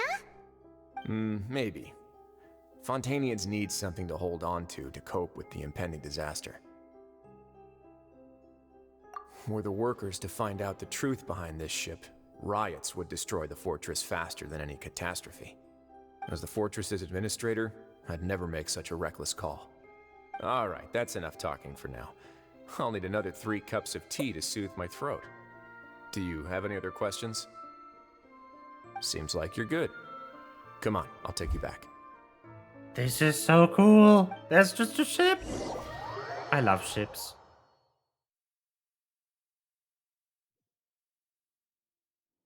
I'll leave you here for now. Oh, thank you so much. No worries. But don't forget, it's up to you whether or not you want to share what you just saw. What you do from here on out will likely affect those 3 as well. You must have an action store will decide the next steps Linny's group takes. In other words, if I want to tell Linny the truth, I must make him understand that we cannot afford excessive We'll put things. a lot of thought into it for sure. Great. I look forward to what happens next. Me too. Linny! Linny, I gotta tell you something.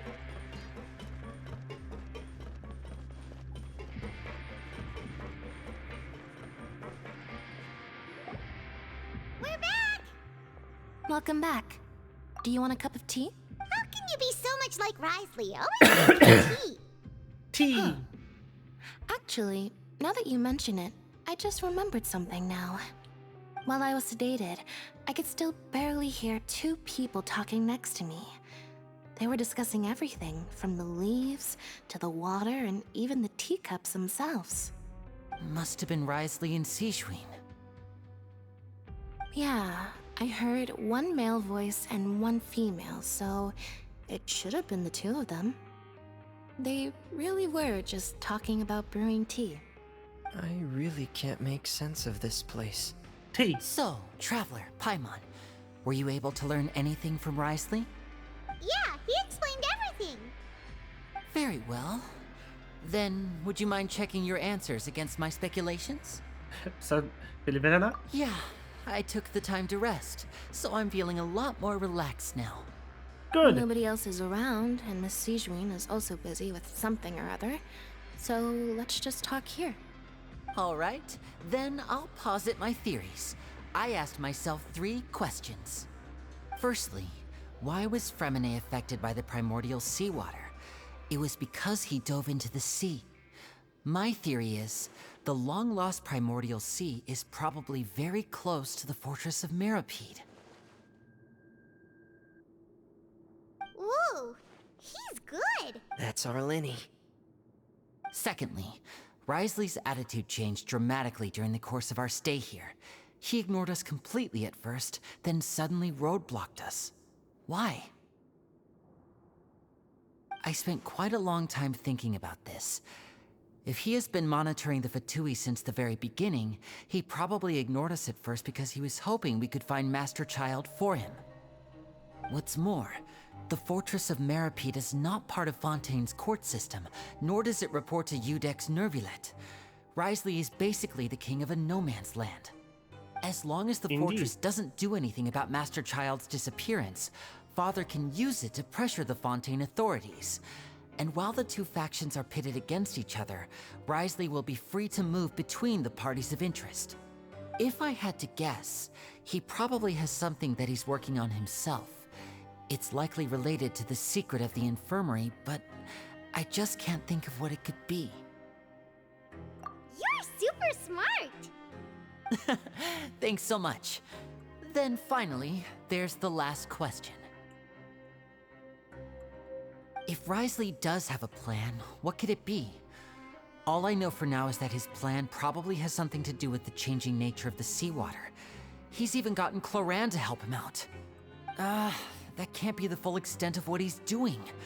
There's probably a secret passageway behind the block in the infirmary, and there's something big in the fortress that most people here never get to see. He has a bargaining chip, and it could be important enough for Father to deal with him directly. I don't have enough information, so I have no idea what his chip might be. But let me guess. You have the last piece of the puzzle. Okay, we tell him apparently. I can't believe it. The sea will engulf everyone. Just like the prophecy said. Could Wriothesley have wanted to meet Father to figure out a way to deal with this crisis? If you remember, I once mentioned that Father sees the House of the Hearth as her base of operations, and she truly wants to resolve the crisis. But how could Wriothesley have known that? Or perhaps he didn't know, and just wanted to bring Father over to his side?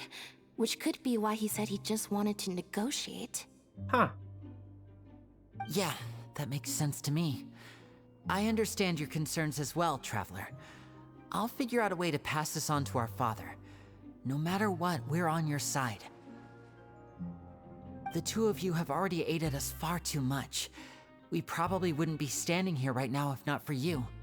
If you ever need anything else going forward, please come to the House of the Hearth at any time. Though you may not share the sentiment, after all that we've gone through together, the 3 of us basically see you as family now. You have my gratitude. Thank you for protecting Lenny when it really mattered. And thank you for sharing the secrets of the fortress with us. We didn't think you were going to do it. Why are you being so formal all of a sudden? Did I mention it? What was that? Paimon's hungry. Oh, you've done so much already. Go get some food. Alright, then we'll catch you guys another time.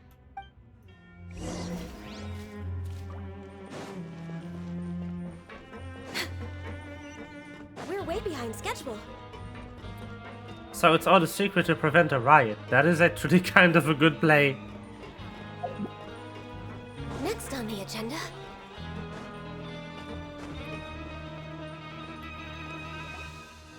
It's time for dinner. Welfare meals now being served. Woo! Come on, let's go pick up ours as well. Traveler and Paimon, over here. Are you here for dinner too, Miss Sijwin? Mm-hmm. And I'm taking the opportunity to prepare Miss Cloran's dinner as well. Huh. You're right. She's actually sitting in the fortress cafeteria. Pog? What would you like to eat? We can choose? Yep, you can. I've already talked to our chef, Mr. Wolsey. It's all on me today, so you can get whatever you'd like. The tastiest stuff. Me too! Don't forget Paimon! No problem. Just leave it to me. It's just going to be the weird meat again.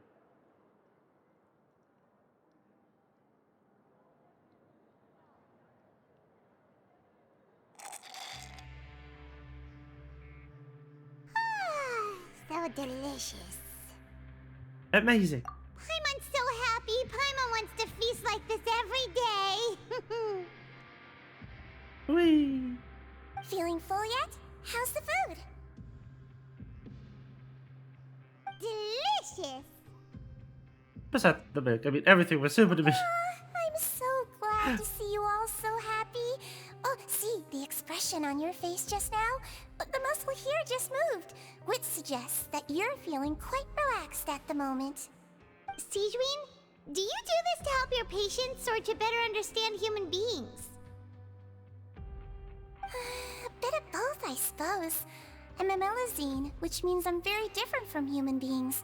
I must know what you're thinking if I want to take good care of you. True. You're really good at taking care of people. Even though you're so short, you still talk and act like an older sister. You're small. Really? You're reminded of an older sister? That's great to hear. Oh, and what did you mean back in Wriothesley's office? When you said that you were protecting Linny and his siblings as well? Oh, that. I just asked His Grace to look out for those children, especially that diver boy. I was getting a bit worried after hearing that something was wrong with the water. Thankfully, Clorand is very strong and managed to save him in the nick of time. His Grace also sealed the pipes after Clorand left, to make sure that Linny wouldn't impulsively chase after his brother. Although the path was blocked, we still stationed some guards there to stop anyone from approaching. They were instructed to only open the door once Miss Clorand had returned. Oh, and I was keeping an eye on Mr. Linny as well. We had to press him, but we couldn't allow him to be in any real danger. You were all super considerate and really thought everything through. It's just what we do down here at the fortress. At least this has been His Grace's style for as long as he's been the leader. Oh, I really wish Monsieur Nervuli would come down here more often too. I feel like he'd like it here, with all the darkness and chaos. Dunno. Get a good night's rest, you two.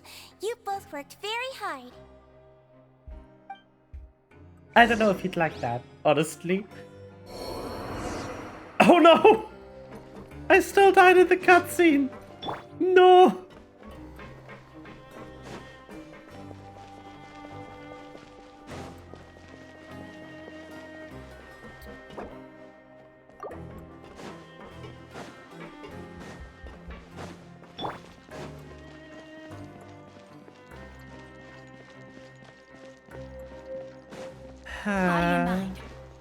Biggest of sad.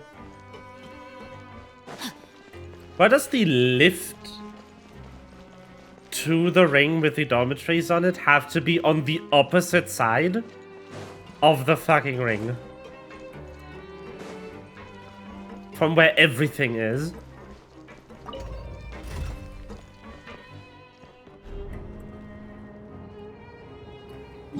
Like, this is awful. I hate it.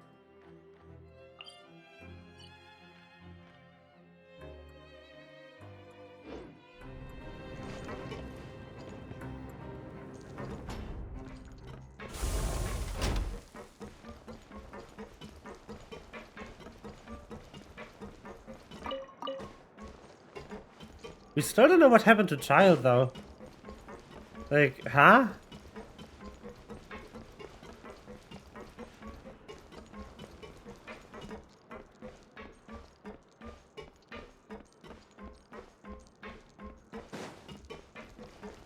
Run! Go! Hello. So much has happened. Paimon just feels absolutely exhausted now that she's finally relaxed. Paimon's super sleepy. Are you sleepy too? EP.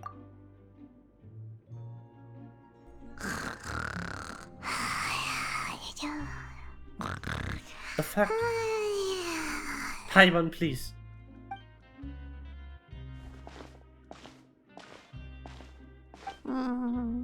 Delicious. Paimon 1 second.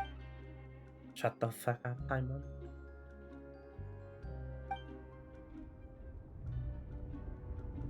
Out of my way! Get out of my way! Huh? What happened? Why is everyone running? No idea, but something must have happened. Stop asking! What's happening? Who's yelling? Paimon's... What is that sound? What's going on?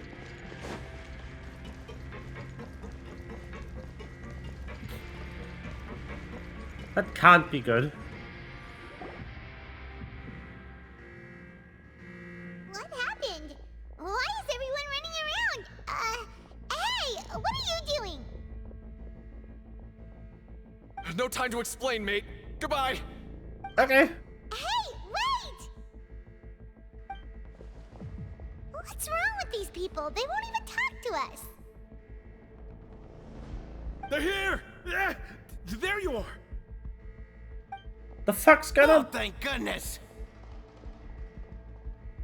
Quisto and Lavaroon, do you know what happened here? We came here especially to inform you. Something seems to have gone terribly wrong just now. His Grace is telling everyone to evacuate and get out of here. Oh, that Lavaroon was thing saying probably you're broke. here and you don't have many friends, so you might slip through the cracks. Haven't you heard all the stories like that? An evacuation is successfully completed, yet you only find out once you do a head count that 1 or 2 people are missing. Wait, weren't you the one who brought that up? Why is it suddenly my idea? Hey, shut up! Okay, whatever. The point is, you should go with us. Yeah, he said to get as far away as possible, upwards and outwards. That means whatever must have been down below. Oh no, isn't that gate at the very bottom? Oh no, it can't be that thing!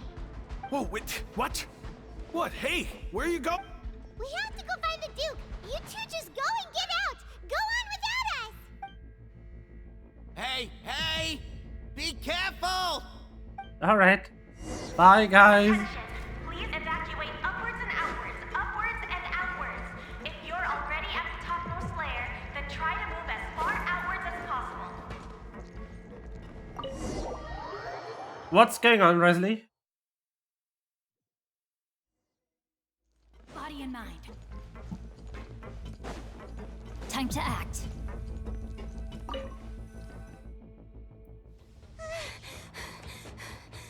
Hey. They're here. We are. Just like I said. What happened?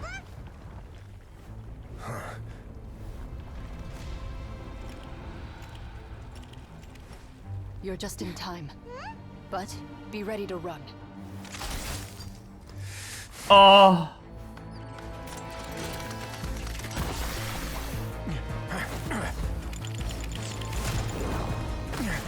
It's happening.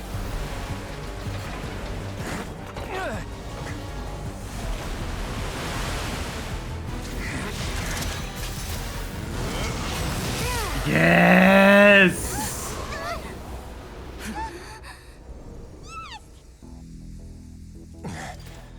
Ah. Ah, he's so cool. Uh oh. Run!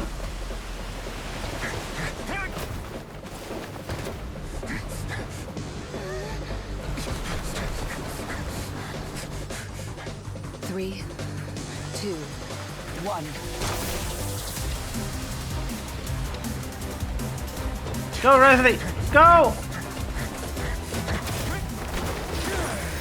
Woo! Bro!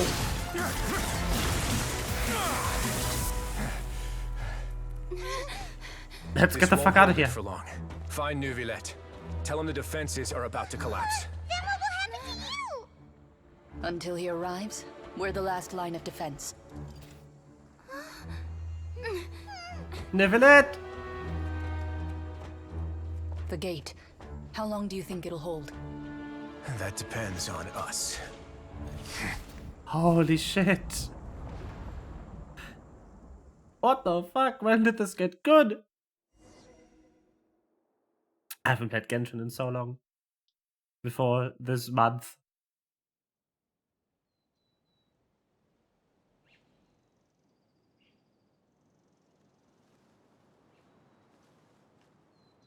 I must thank the Wriothesley Mécanique d'Analyse Cardinal for this opportunity. Neuvillette? Why are you here? Traveler, I need you to head to the Opera House immediately. Farina will soon be meeting with the knave there. You must protect Farina and make sure she doesn't spend too much time alone with her. Will do. You have my sincerest gratitude. Bye.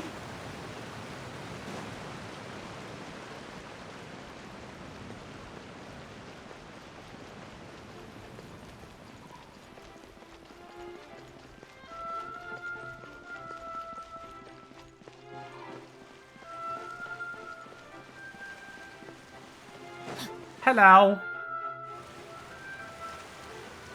Look, there are a ton of Fatui and Palais Mermonia people over there. The knave is probably here already. We need to hurry. Are you two the traveler in Paimon? Monsieur Neuvillette has left instructions. Monsieur. Please follow me. Though I'm sure he's already explained, this should be a mostly cordial conversation, unlikely to give rise to violence. But it would be most appreciated if you could protect Lady Farina to the best of your abilities. I'll do my best.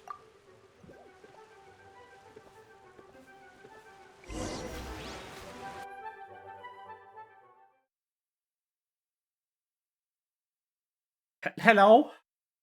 I was gonna rush to this court proceeding. What's going on?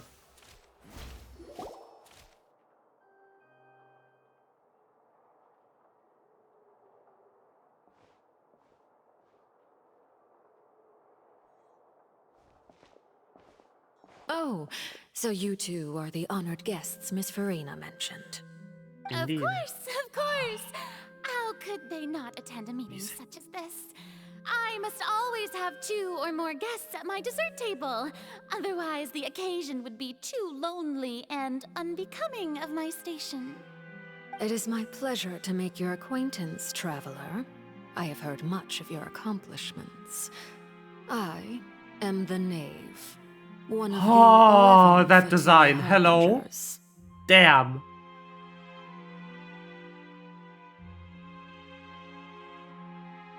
Hi. I've already prepared seats for you. Come, sit beside me. Perhaps you two are unaware of how Miss Farina and I do things. You see, we actually recently agreed to get together for tea when we had the time. See this? This is a limited type of confectionery that Miss Farina simply adores. There are only 16 slices sold every day. Here, why don't you and Paimon have a taste? Huh. Traveler, what do you think of this cake? It's delicious. That's good to hear. So what Child said was on the mark after all. You do share a taste in desserts with Farina and I. Wait, Chad shouldn't have no reason to have said something like this. I wonder how he's doing nowadays. You must have heard, right? He's suddenly gone missing. I'm really worried about his safety, you know. Here's to hoping that he's an excellent swimmer. I have faith. Since we're talking about him, I feel like I should add something. His martial prowess really looked certainly pretty impressive, yeah. I'm just like nervous. There must be some kind of bad blood between her and the knave. Oh, so you're also familiar with his aptitude for fighting, Miss Farina. Oh, right. I almost forgot. Child was subdued by Iudex Neuvillette right in front of you. Against ordinary people, my colleague would never be on the back foot. But alas, he just never imagined he'd run into such a person. I must express my admiration for Monsieur Neuvillette.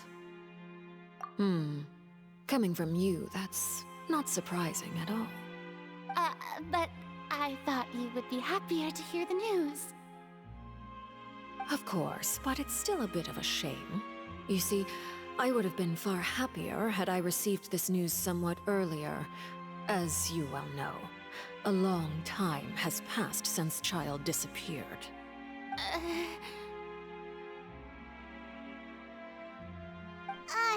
Well, in any case, there's no need to worry.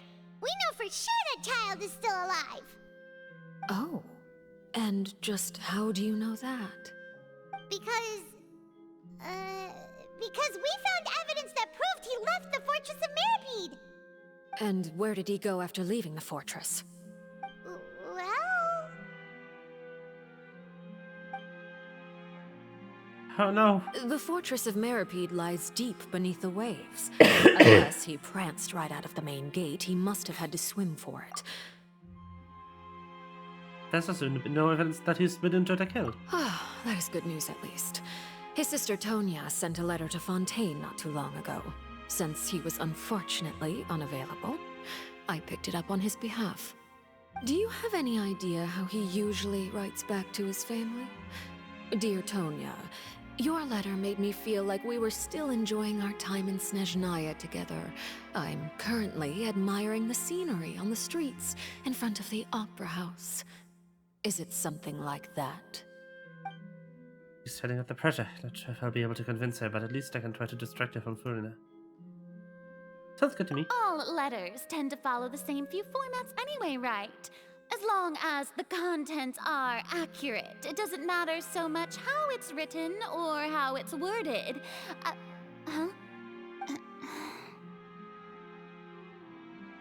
Hold on. The water in the teacup is shaking. I suppose this is also a sign of things to come, Miss Furina. I don't quite understand what you're trying to say. Have we entered into the next stage of the prophecy?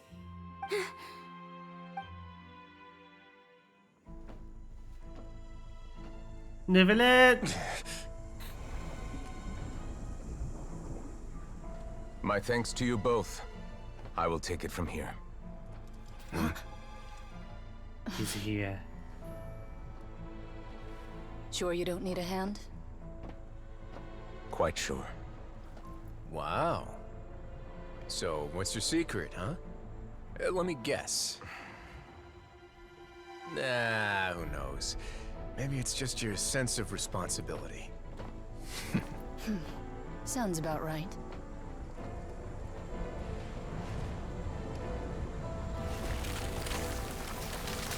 There it is.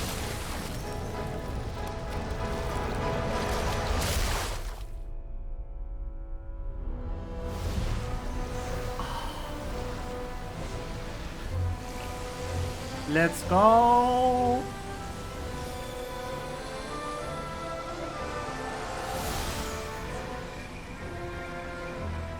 A day may come when the prophecy is fulfilled and the waters burst forth. But it is not this day. This ancient power could easily obliterate an entire race. A tsunami of fury would unleash endless catastrophe. Yo!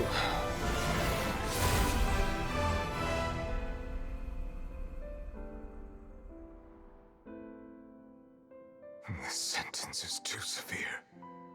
Forgive me for overruling it. Ah, damn.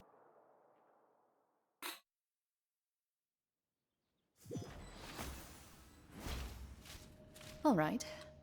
Seems like the problem inside has been suppressed. Let me guess. We're safe for now. Indeed. But only for now. I win this bet. You owe me a present. Very well. It was indeed just as you said. You made a bet?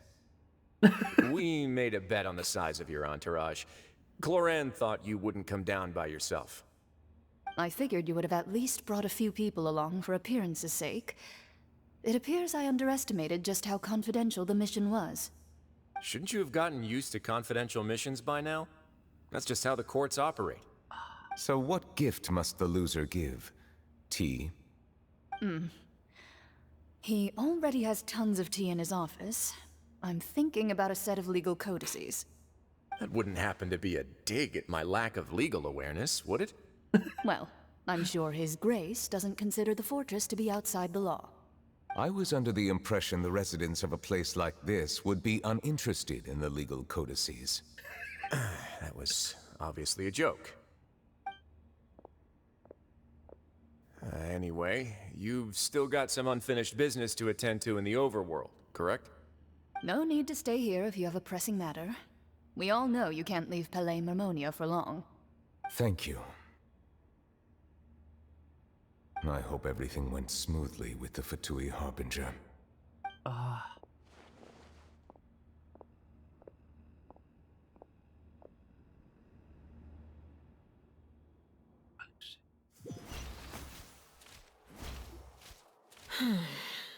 I must say, we've spent long enough playing house. Miss Farina, as the Hydro Archon, I am sure you understand the exact meaning of the phenomenon we just witnessed. Or should I say, that's what I originally thought. But looking at your expression, was I wrong? And you haven't a clue? What are you trying to say? At this point, I don't think there's any more need to speak as diplomatic representatives. Allow me to speak to you now as just a Fontanian. You know the prophecy by heart, and also that every part of it is being proven true. Yet, here you are relaxing, drinking tea, and eating desserts as if it's all nothing more than a few stray bugs in your garden. Do you really think that's acceptable? The prophecy's hanging above our necks like a guillotine. Every faction is looking for a way to either avert the disaster or save their own. Even the orphans of the House of the Hearth have devoted everything to saving their homeland. But you? It beggars belief just how nonchalant and carefree you have been. From the very beginning, you, the god Focalor, you have utterly failed to take action. You're wrong. I've never ignored the prophecy, nor have I just been passing the time in self-indulgence. Retract your accusation and stop doubting the wisdom of the gods with such absurd conjectures! I am not alone in my doubts, you know. All the children of Fontaine may be harboring the exact same thoughts right now. Oh, great Hydro Archon. How are you going to save them? Save us? How are the people you've sworn to protect supposed to survive in a land that will soon disappear beneath the waves? I have my ways, and I've been working on them for all this time. Even if you look down upon me, you have no right to judge me. Fontaine will be saved.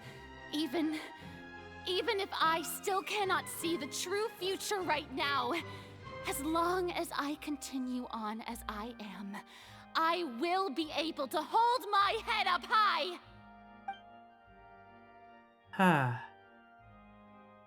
Is refuting the Then I ask you, Miss Farina, just what have you been working on? Where can we see it, and what is it doing to help?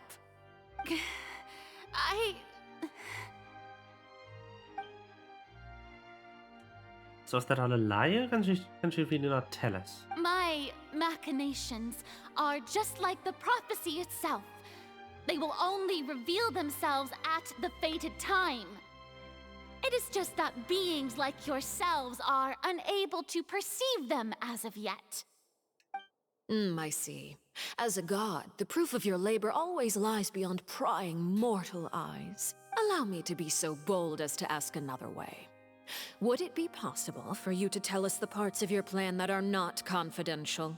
Such as your emergency response plan for the impending disaster? An emergency response plan? Oh, that look in your eyes. Have you not even prepared one of those? The emergency response plan is also strictly confidential. Then allow me to jog your memory. Miss Farina, what is the purpose of your Oratrice Mécanique d'Analyse Cardinal? And what do you plan to do with the massive amounts of indemnitium that has accumulated over the years? The Oratrice? It's just like it appears to be. So you also have no idea. If I'm not mistaken, someone's using it to prepare for something. But unfortunately, it would seem that someone is not you, Miss Farina. I first caught wind of this when Linny tried to investigate the Oratrice in the Opera House. You see, even just getting close to the core contaminated him with an extremely large amount of indemnitium. But even if that had nothing to do with you, then what could you possibly be working on, oh great Hydro Archon? Oh, right. I almost forgot. Udex Neuvillette is not at the tea party with us today. Miss Farina, I suppose you must have ordered him away to take care of some troublesome business. Yes, that's exactly right. Please keep it a secret for me. Of course I will. Although, I must say, Miss Farina, you seem quite insecure without the Udex by your side. Oh, very well. Let's stop that conversation here. There are still a few slices of cake left, so please, help yourselves, everyone. He's some typist I can speak of. I didn't even know what Neuvillette's task was. In fact, I guess he probably went down to deal with that surging primordial sea, but can he really deal with that? But Farina's being truthful in that. Traveler, I heard that you were recently commissioned to handle a few matters on behalf of the Udex. Why don't you take an extra slice of cake? Those who work hard deserve gratitude and praise. Cake! You too, Paimon. Thank you. Paimon will take you up on that offer.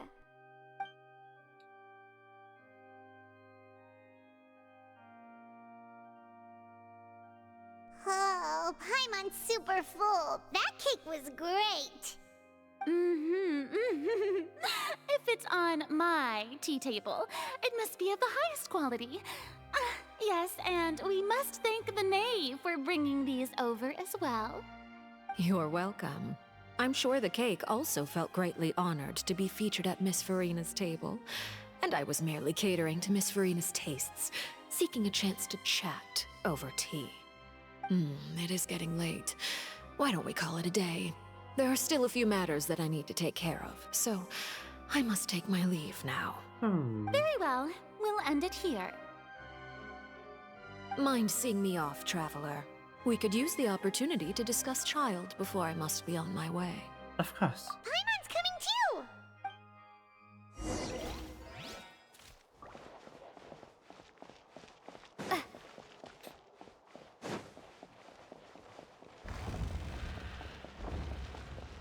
Oh, that's what it is.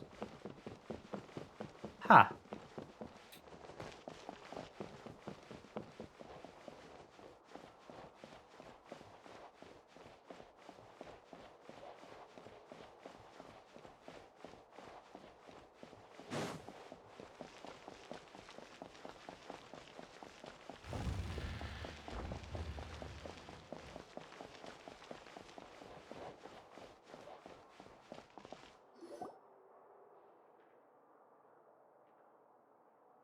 I'm glad that you were willing to come with me.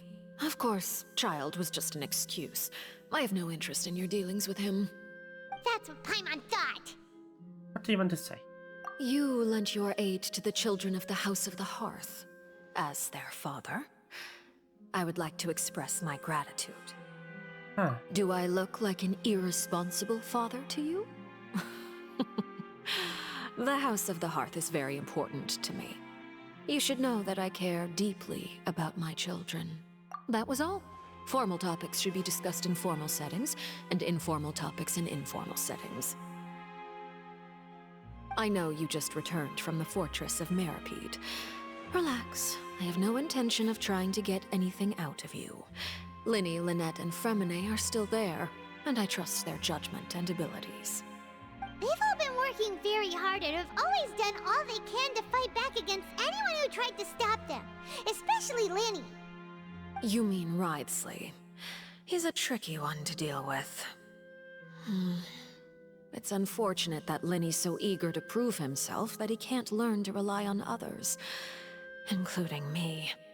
By the way, and you can just consider this a bit of idle gossip, but what's your impression of Furina?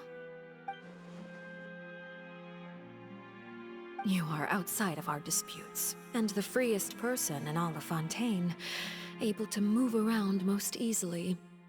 Allow me to share my perspective with you. Uh-huh. And that's everything that happened during the trial.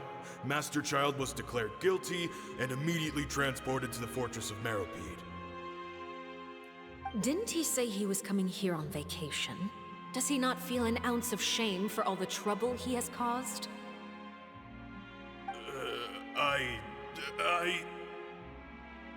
Forget it. He did give us an opportunity. I will be meeting someone shortly. Do you require help with any preparations? No need. I will take care of it myself. I need to meet with Furina, the Hydro Archon. She is at the heart of Fontaine. But what's fascinating about her is that she often seems more like a celebrity than a working Archon. Oh? Come over here, you little critter, you! Oh, wow, that's an outfit. You dare to run from me? Stop right this instant! My goal is just to discover the location of the Gnosis. But I didn't expect the chance to approach Furina to be handed to me on a silver platter. This is so easy, it's actually making me a bit suspicious. Anything left unguarded is usually just bait. But no one will blame someone for taking the bait. After all, from the moment it was attached to the hook, the bait is meant to be sacrificed. It's just as I guessed in the second before I struck. The Hydronosis is not currently held by the Archon. In fact, this Archon doesn't seem like a god at all. And I sense that she's under some kind of curse. Who are you? And what are you trying to do? Please don't kill me! I'm begging you, please! The fear in her pupils is genuine, so perhaps she's not bait after all. Either way, targeting her has lost all meaning. I left the scene with ease. Nobody came looking for me, and nobody could serve as a witness to my near assassination of Focalor. I suspect even Furina dares not mention this incident to anyone. Not long after, my informants confirmed what I had guessed. After returning to her quarters, Furina quietly cried alone. She was so scared that she could not sleep that night, nor could she even bring herself to eat her cake. There's no doubt that there's something wrong with her. I began to entertain the possibility that she is not the true Hydro Archon. Perhaps Eudex Neuvillette is actually the genuine article. I have to find the Gnosis. If the Neuvillette hypothesis is correct, he is probably in possession of it. Alternatively, it might have been hidden in a place that's hard for ordinary people to access. Yes, Father. My dear children, please speak. News from the Fortress of Meripede. Master Child has gone missing. On top of that, the contacts and guards we bribed at the fortress have all gone quiet as well. Probably the handiwork of that Wriothesley. I'm afraid so. This is a good opportunity. The value of a harbinger is much higher than most would imagine. We now have an excuse to exert diplomatic pressure on the Fontaine authorities. Set up a meeting for me. I would like to meet the Hydro Archon and Iudex Neuvillette. Oh, and I have an additional mission for you three. Yes, Father. Tartaglia's disappearance was not a part of my plan, but I can use it to make a breakthrough. With this as my excuse, I can ask for an official audience. The initiative belongs to the House of the Hearth. My wish to investigate the fortress of Meripede will be a front. Linny and his group will be responsible for the actual intelligence gathering.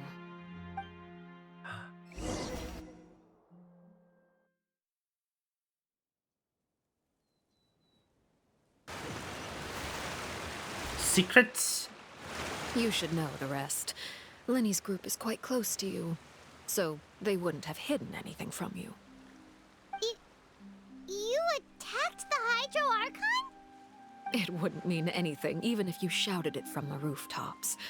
After all, even Farina herself is still pretending that nothing of that sort ever happened. Damn. Alright then. I like this woman. I've now had 2 chances to enjoy tea with Farina.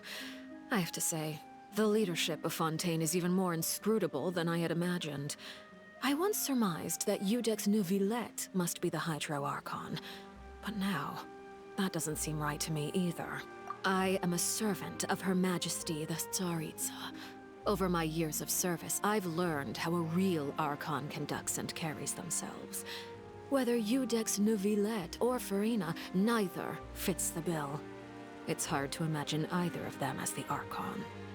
Of course, that is all just how I feel. Gut feelings often do not require justification.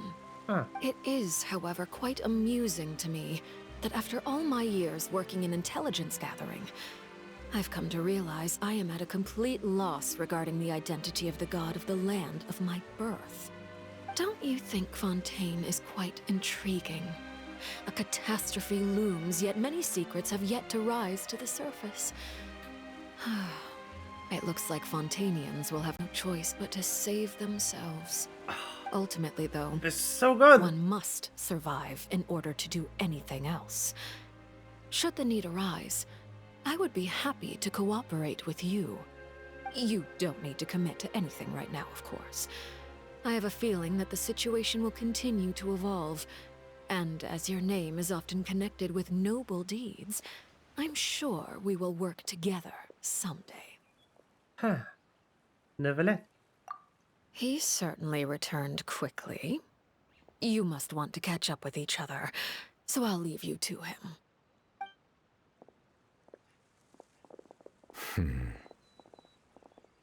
Neuvillette, is it over? For now, yes. But this issue will prove quite thorny in the long term. I'm concerned that sooner or later the prophesized events will occur. Thank you for protecting Farina. What happened down there? To put it simply, I used my power to force back the Primordial Sea and reseal the sluice gate.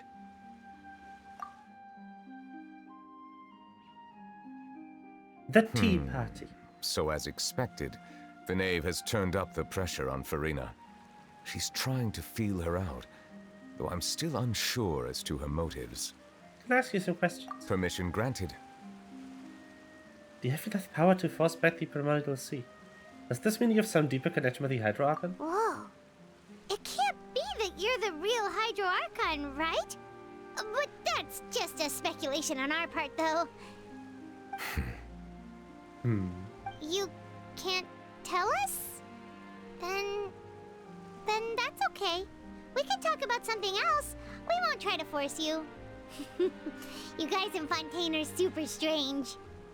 If by the phrase, you guys, you are referring to Farina and I, then although I'm not sure just what you are trying to imply, I must clarify that I do not share her positions on a multitude of topics.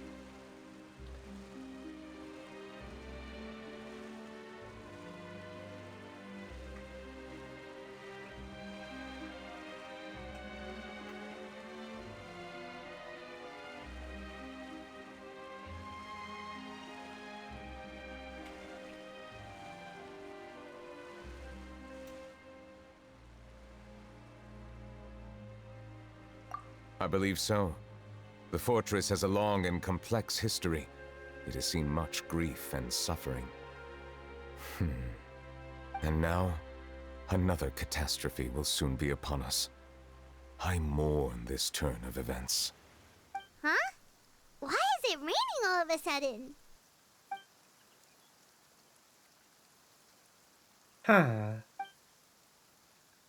Sense of grief. Sus.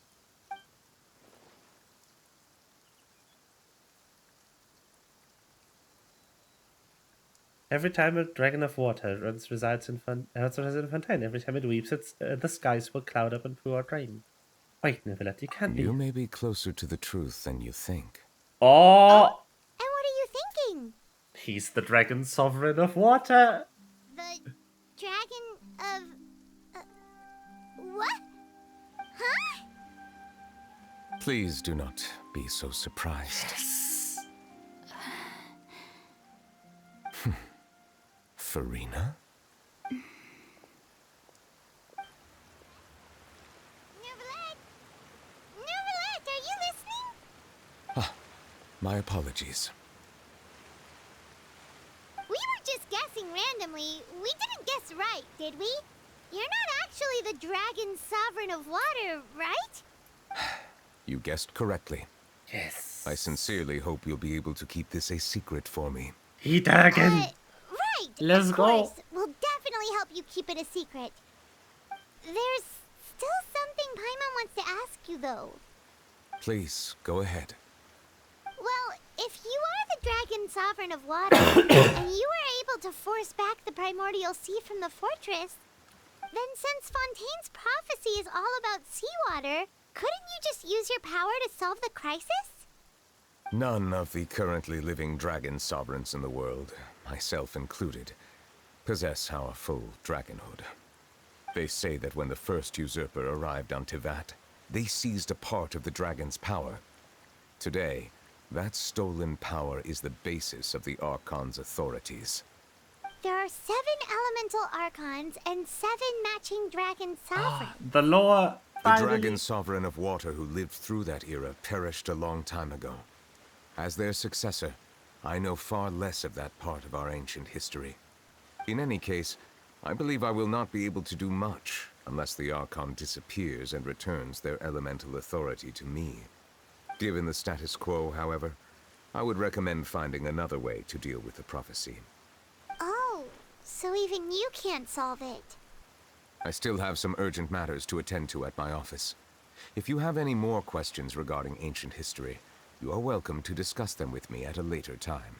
He's so hot. Please go right ahead. There's a place that Paimon wants to go too. Traveler, why don't we pay another visit to the Fortress of Meripede? Paimon, Sure. we'll see you another time. Take care.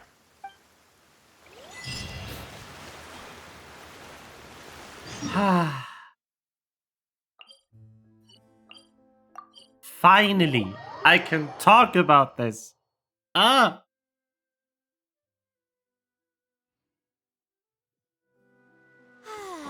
This weather's got me in the mood for reciting some laws.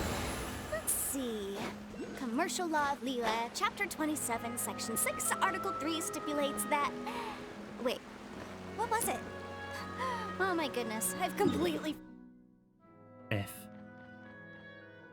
Let's teleport here.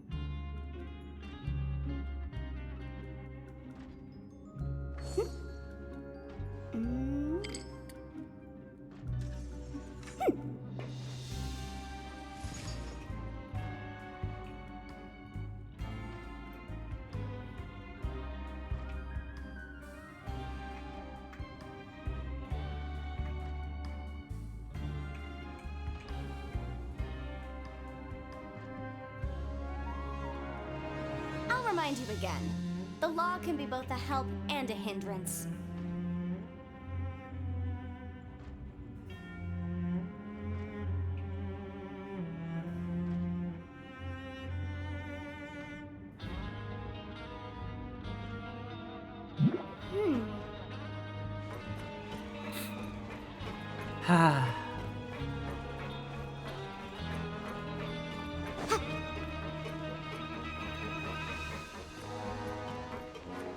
I teleported the wrong waypoint. Let's take this one.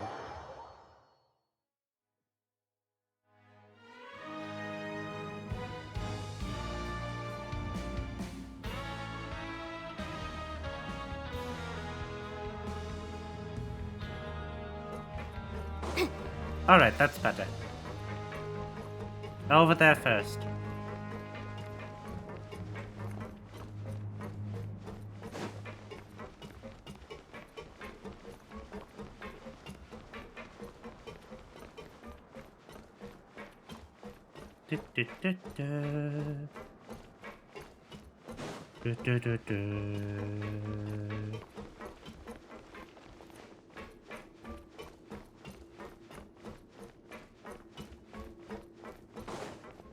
Wow. Now guess, what suit will this next card be? A bare-teeth cat? Well, well, look who it is. Traveler, Paimon. Hello, everyone. Looks like you're recovering nicely, Fremine. Mm-hmm. Thanks to everyone's support. Oh, right. I managed to work up the courage to thank Miss Clorand in person. Whoa, how did she react? She told me that it was nothing. It was as if saving a life wasn't a big deal to her at all. She also told me not to worry about it. She didn't want to stress you out, that's all. She's right, and it's best not to dwell on it. Yeah. Okay, but check this out. We went back to the Opera House and we met the knave. You met Father? Did she say anything to you? She said a few things that were, a bit hard to understand. And also that she's looking forward to working with us in the future.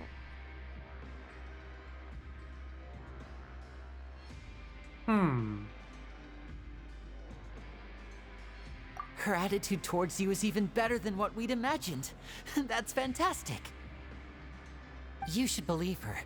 She has her own way of doing things, and she'll do everything in her power to help those she considers close, which now might also include you. Mm-hmm. Father is very capable, and also trustworthy. Oh, Paimon just remembered that she thought Lenny was a bit too proud as well. She said that you should learn how to rely on others sometimes. Got it. Huh. That does sound like something that Father would say. Hey! Are you going to stay here for the next few days? Looks like it, yeah. Excellent. I will host a tea party. For real? Then Paimon wants another serving of cake. Another implies that you were already served some delicious cake while you were up there. How lovely. Well, next time, you're going to have tea and snacks with us. Nice.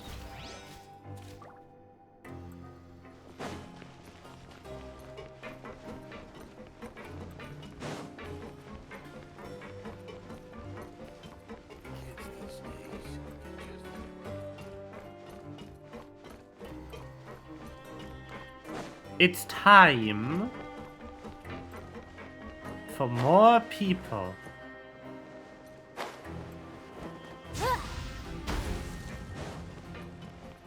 Wow. Sijuin! Traveler, Paimon, you're back! Are you still doing alright? Did either of you get hurt? Don't worry, we're both doing great. We're fine, but what about you guys? It was such a huge mess. How bad was it? A few people sustained superficial injuries, but that's about the extent of the damage. Monsieur Nervillette paid us a visit. It was all thanks to him that we managed to suppress the crisis for the time being. Oh, of course, we must also thank you for the help you provided. How did Nervillette know that he was needed here? Well, Monsieur Nervillette has strong resonance with the hydro element. When the water level rises, he can feel the waves produced. I ran into the bombshell bros while bandaging the injuries of the wounded. They were mumbling the whole time about how you just ran down without a word. I'm so relieved to see that you're both all right. Aww. If you're not too pressed for time, please stay with us a few more days. Just let me know if you get a craving for any particular dish, so I can have Mr. Walsey get your meals prepared. Oh, and please feel free to visit the infirmary for a break at any time. I'd like to take the opportunity to spend some more time observing your facial muscles as well. Your happy smiles are quite contagious, you know. They're so memorable, and I've missed them immensely while you were gone. Aww. So cute. Grab yourself a whiff. Let's go pay the bombshell brothers a visit. Because that should be who's over there, right? Yes. Oh, wow. You guys are back? Yep. Crystal! Macaroon! You guys didn't get caught and thrown back down here, right? Huh? No, not at all. And here I thought you'd managed to escape from jail during all the commotion. I'd held you up as legendary jailbreakers, but now you're telling me you just never left? We're sorry, but we just had some business to take care of. All right. There's no need to get caught up in the details. We're just relieved to see you. He was super worried about you, you know. Hey, it wasn't just me. Weren't you super worried as well? Of course. Something like that, yeah. I was also transferred to work in the kitchen a few days ago. I can still hear Quisto mumbling to the carrots. Are those two all right? Do you think they made it out alive? Whenever he'd say that, I'd tell him I'm sure they're fine. Wherever they are, they're kicking back with drinks and enjoying the lovely scenery. Hey, there's nothing wrong with worrying about your prison pals, is there? I mean, considering how they always love listening to all my gossip. These two. They sure are a lot warmer and friendlier than when Paimon first met them. Oh, well, if you say so. I'll be watching you to make sure you finish every last bite.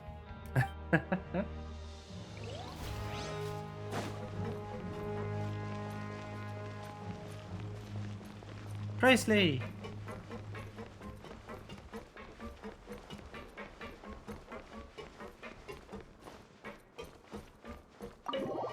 Oh, wow.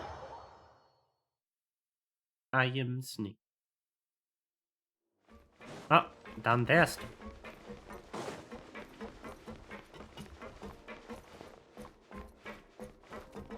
I noticed them. Courier, Miss Sijween told me you still haven't eaten. Yeah, I was working on something, so I forgot. That's no excuse for... Huh? It's you two. Junior! Lurvine! We're back! Hello there. It's been quite the mess here recently. How have you been? Fine. And you? Are you still taking the secret passageway from the infirmary to work on the ship? Yep. That is still top secret, though. So don't say a word to anyone. No worries. It can be a bit annoying when there are lots of people in the infirmary, but I still prefer taking that route over the one from the Duke's office. I mean, the infirmary does make it easier for you to slack off. Oh yeah? Then why are you also here so much? You two really are just using your jobs as a cover for your relationship, aren't you? Not at all! Beautiful. I want to go down. Ah, sad.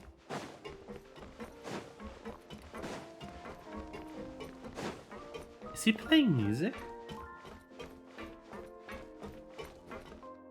Ah, it's a gramophone. Do my eyes deceive me, or did I just see two inmates come back after making it to the surface? Some strange winds blowing of late. We wanted to see how the fortress is doing. Is everything still all right?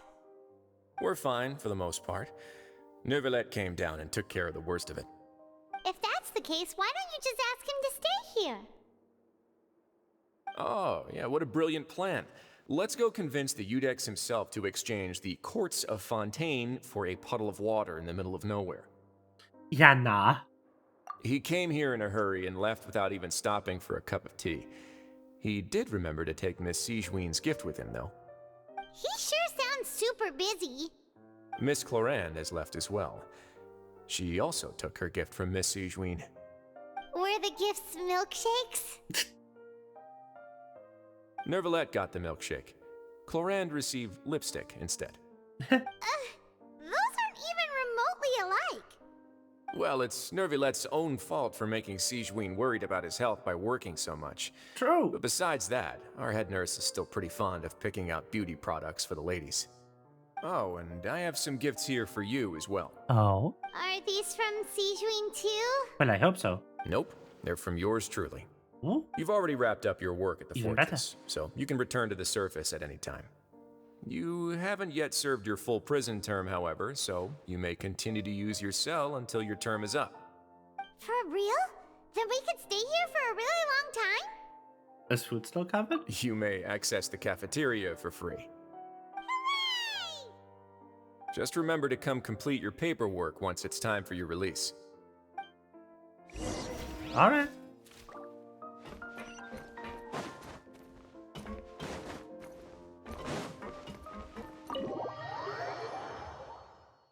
Very cute.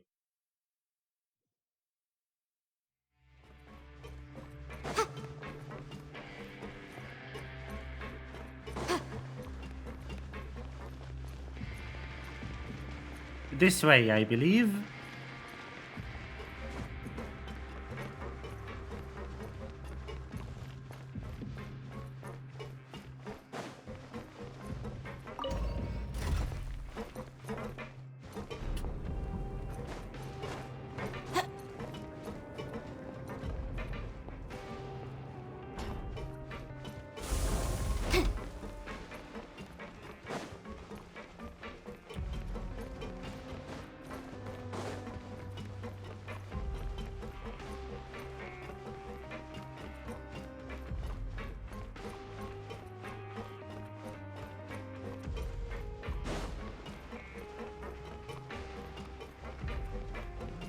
I think this might end the Archon quest that we run.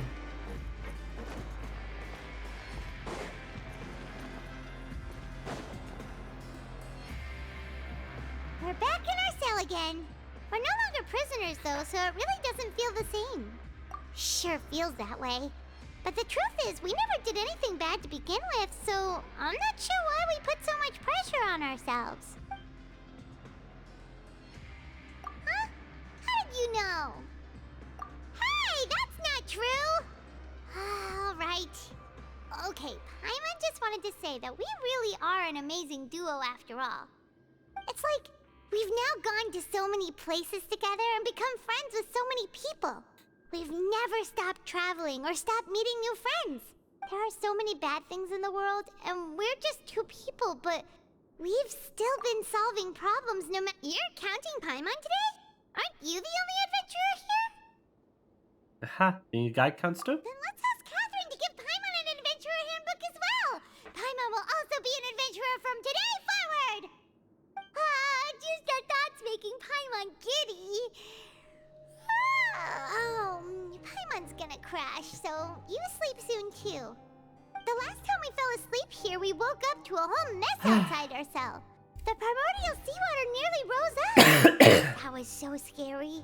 We should be able to survive that, now, right? right?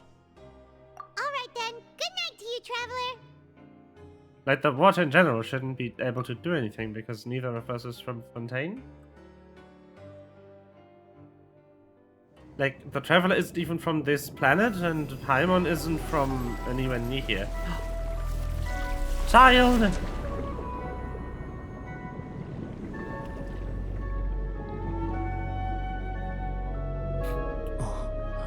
Where are you?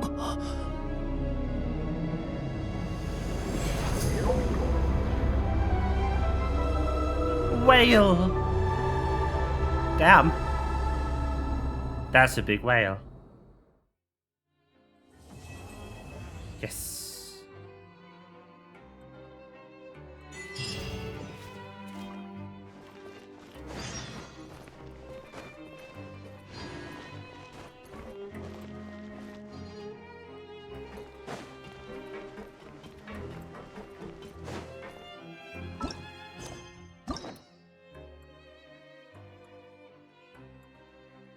Okay, I can now unlock Wriothesley's quest.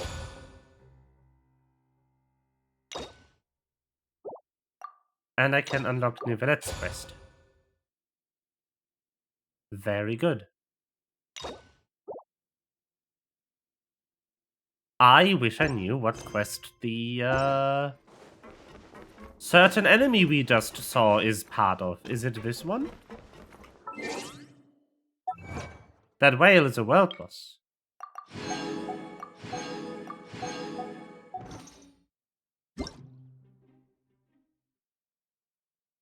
Ah, fuck. As you can find out by opening this thing and going to Bronze Domain. And then you're just like, yeah, that is the whale boss. This is the one. I've done this before. Anyway, let's wait. The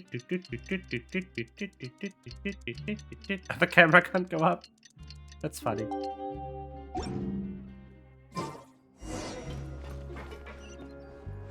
Oh, okay, that's weird.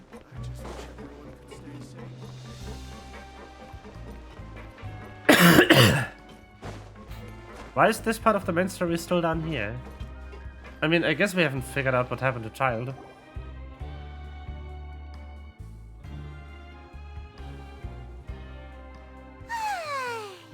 Now for a little rest after breakfast. This is the life. Wait a sec. Isn't something important supposed to happen today? Oh, today's our big day! We're supposed to leave the Fortress of Mirapede! Come on, we've got to go complete the release procedures now! Yep. Ta-da! Masquerade of the Guilty. Oh.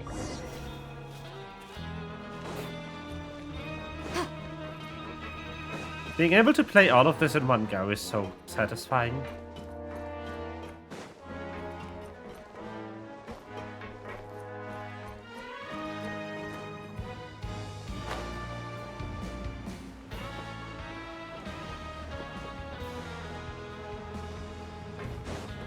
Hello. Please, sign here. This document will be effective immediately upon signing, and you two may exit the Fortress of Mirapede via the regular channels. It's been so long since we've been to the surface. Let's hurry up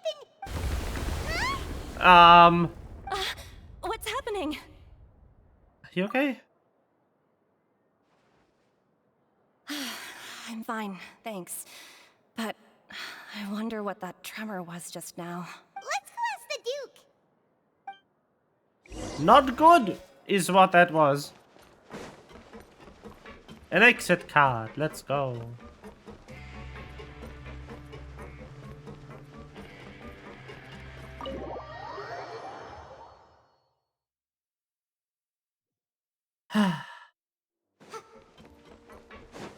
Wriothesley, what the fuck's happening? Your Grace? Ah, good to see you two. Is there something you wish to see me about? Yeah, what was with that earthquake just now? Ah, that. The tremor didn't originate from the seafloor. In fact, it seems it came from the surface. Over the years of serving as the warden here, I've developed a sense for distinguishing between what occurs on the surface and what occurs underwater. Besides, the seal that Monsieur Neuvillette set in place won't fail so easily. So the fortress is okay? If you recall our last incident, if there really were a problem, there would be crowds of inmates in a panic right now. Huh, you've got a point. Okay, seems we need to get back up to the surface and ask about what happened. By the way, do you know what day it is today? I believe today is this month's pipe cleaning day. Wait, Seriously? Actually, today's the day we say goodbye to the fortress. Ah, yes. Have you completed your release papers? Yep. It's you two. Are you leaving now?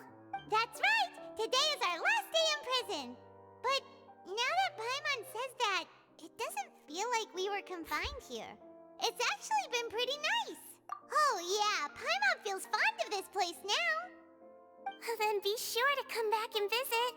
I'll miss you. If you've signed the release papers, then you're free to go. The guards will escort you out. You're not going to see us off?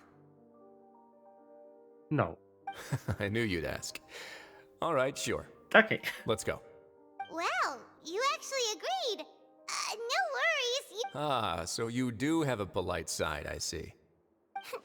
After being down here for so long, I imagine you must feel like you're lacking companionship.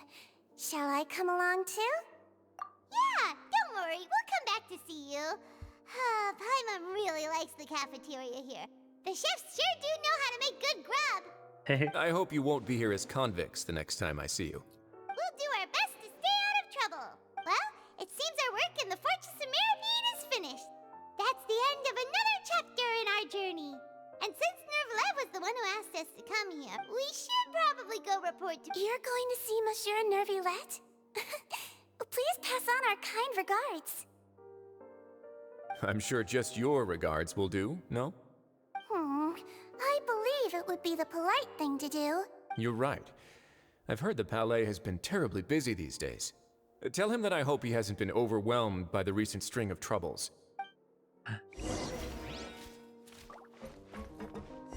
Very good. Let's head to Palais Memonia. But first of all, let's get that fucking map. I just realized I could have gotten the map a long time ago and then I've struggled as much in the fortress.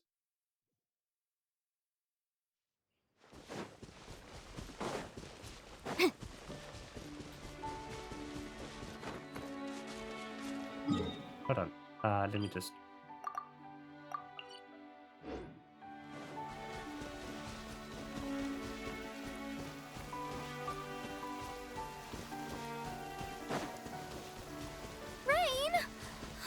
Lord of Geo, please do us a favor and clear this up at your earliest convenience. I submit that we cannot afford for the codices to get damp.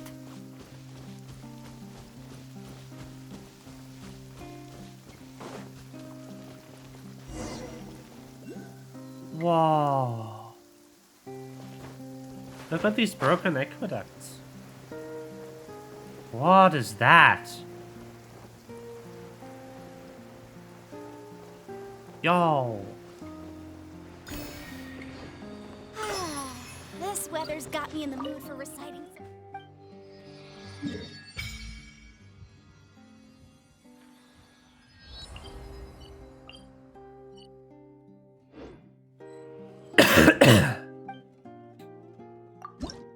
Oh.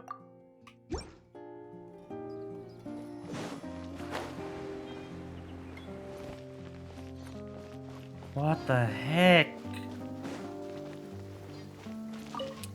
World design in this game is still A+. Rain! Oh, Lord of Geo, please do us a favor and clear this up at your earliest convenience. I submit that we cannot afford for the I do want to go there. codices to get damp. Just so I have all the map. What are those? They have a level on them, I don't like that. Not dealing with you guys. Oh. This weather's got me in the mood for reciting some laws. Goodbye, rain. Let's see. Commercial Law of Lila, Chapter 27, Section 6, Article 3,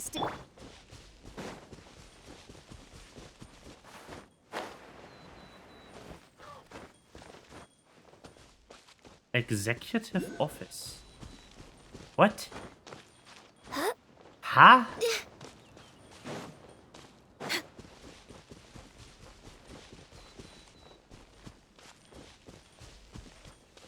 Just what in the heck is back here?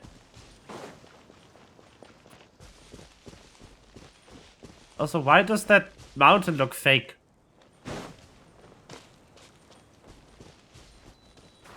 It's LODing a bit too hard, I think.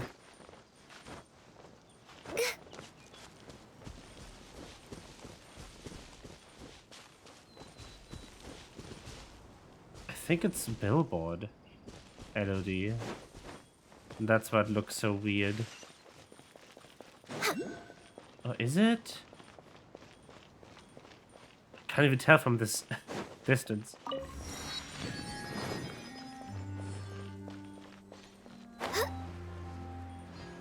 Go to the parlay, but I'm busy.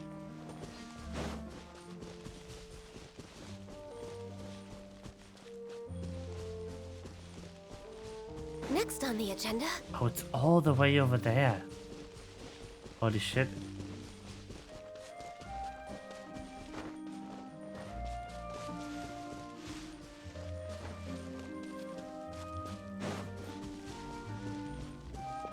Materials office. This is so weird.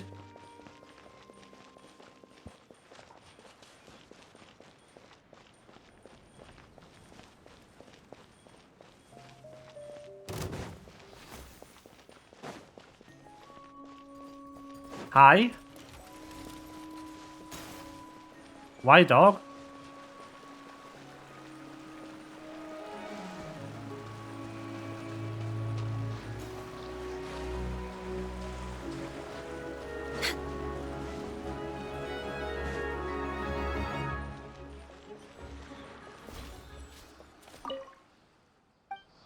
Ta-da!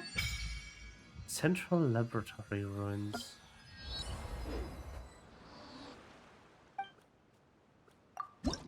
Where in the heck am I?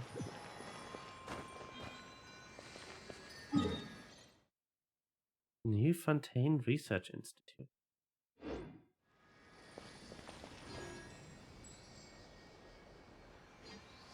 What happened here? Is this the area that the one guy blew up? Anyway, let's teleport to the main quest.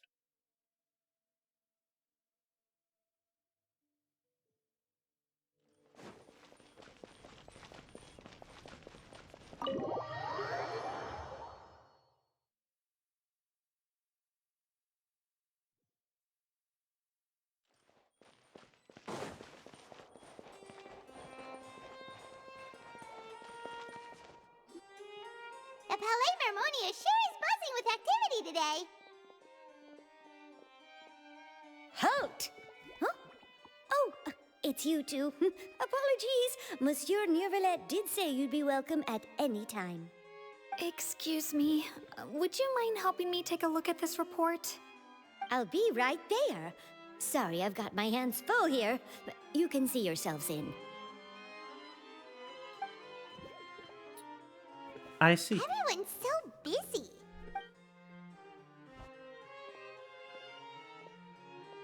Neuvillette. No, nice transition. Hello. No. You've come at the right time, but you'll have to The wait lighting for has just a arrived. moment, as there are some urgent matters I must tend to first. I In the see. meantime, please, have a seat. If you'd like to have something to drink, let the Melusine outside know. That's all right. We just ate. Very well, then. Let's take a break over there while we wait for him to finish his work.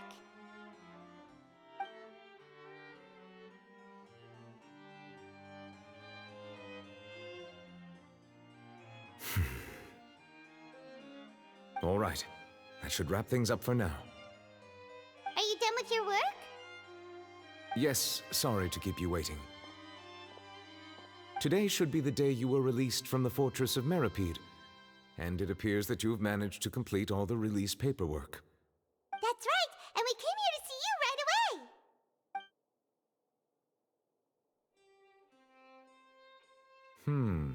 A massive whale. Do you have any idea what that might be? Judging from your description, that cannot have occurred in any ordinary waters, but rather something like the primordial sea. A whale of that size and shape cannot usually be found in the waters of Tevat. Therefore, We can only assume that Child is presently immersed in primordial seawater. Immersed in primordial seawater? But how? Is he okay? Most people wouldn't be capable of entering in the first place. I'm not completely sure how he could have gotten there myself. Huh. Yes? What is it? What is the tremor? Ah, right! Paimon felt it too! We asked the Duke and he said it wasn't from underwater, so we figured you might know something about it. It turns out that I have just received a report about this particular matter. In fact, that's exactly what I was busy with a moment ago. The source of the tremor was here on the surface near Poisson. After the shaking stopped, the water levels in the Poisson area rose at an alarming rate.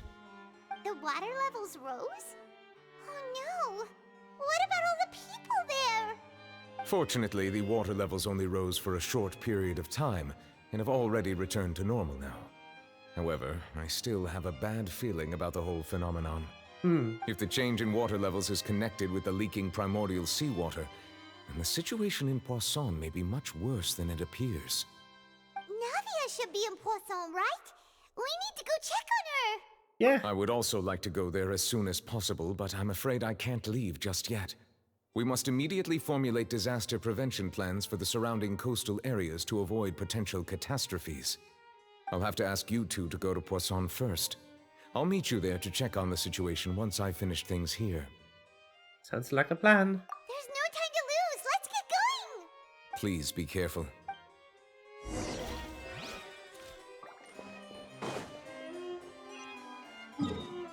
Poisson. Teleport.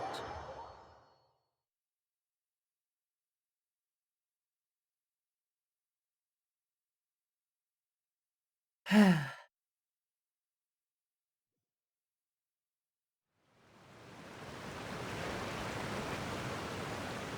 no! What happened here? Oh, the buildings seem to be in pretty rough shape now.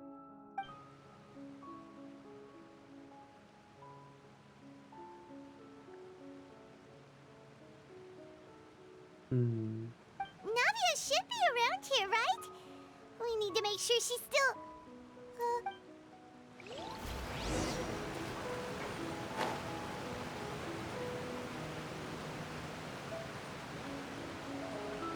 Hello?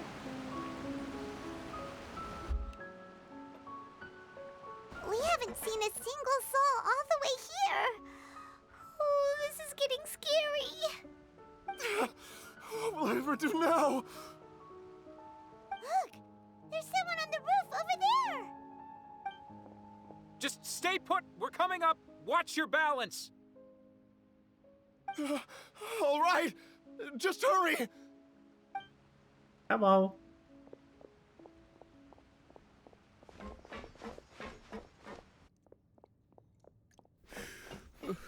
I'm not young anymore. How will I survive on my own? No. My Desiree! This ain't good. Oh, he looks pretty sad. My leg! My leg! How could this have happened? It hurts! Just hang in there. Help is on the way. You can hold my hand if it makes you feel... Damn.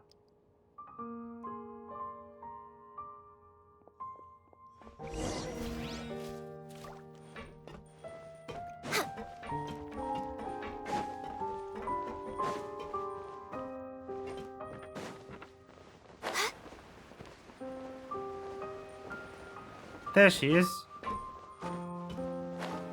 Oh, whoa. Oh, it's Navia. She's over there. Hey, Navia, are you okay?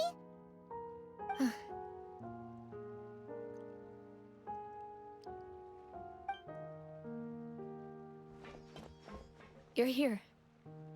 We are. We heard there was a situation in Poisson, so we came as quickly as we could. Yes. As you can see, the water level suddenly rose. It caused quite the disturbance, in fact.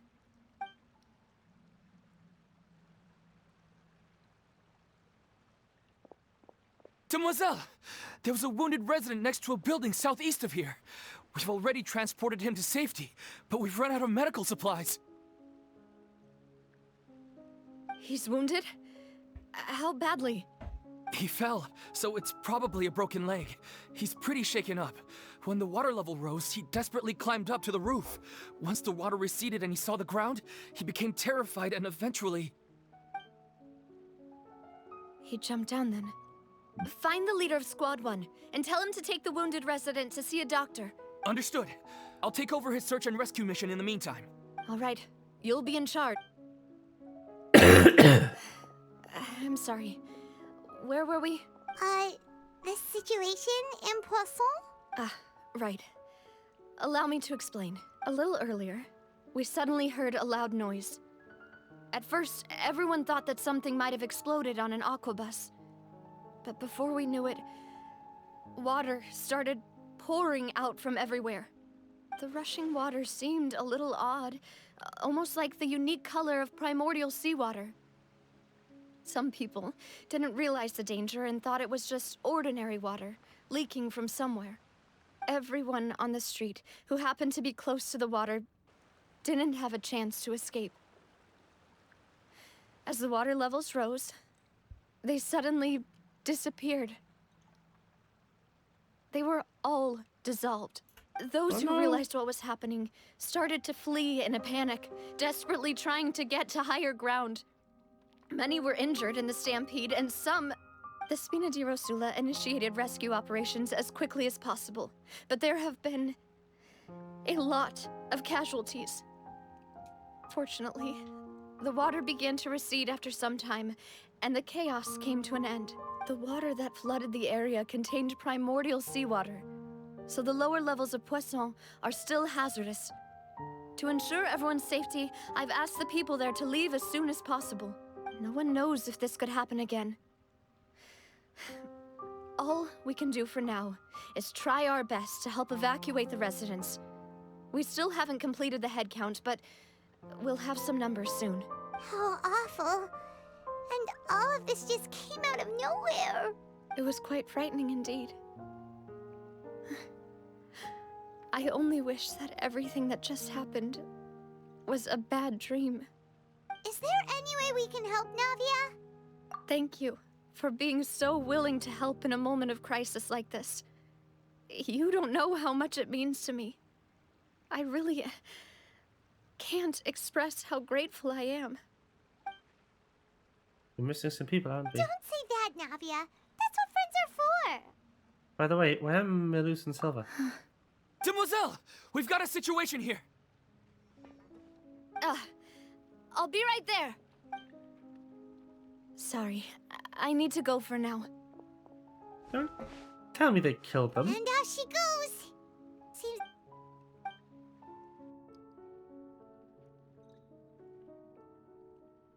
Okay, the wounded are... Of course, we should remain ready for anything, and continue doing our best to rescue others. Traveler, Paimon? Huh? Right now? Thank you. Aww.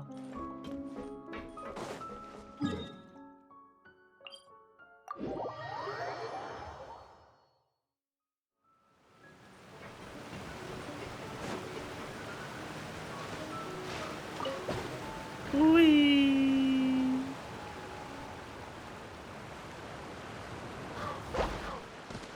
We're way behind schedule.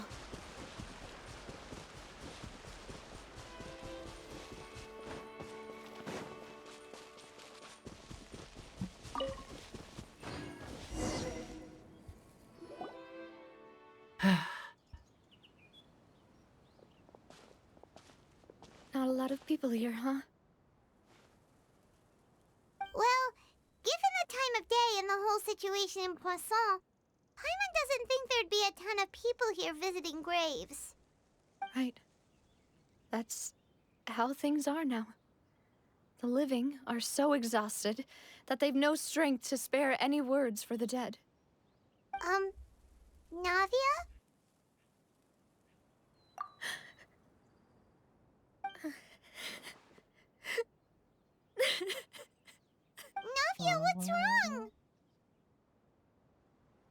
Sorry. I just... Malus and Silver... They won't ever come back here again. What should I do, Papa? Huh? What happened to them? Everyone agreed on the rescue plan, but still...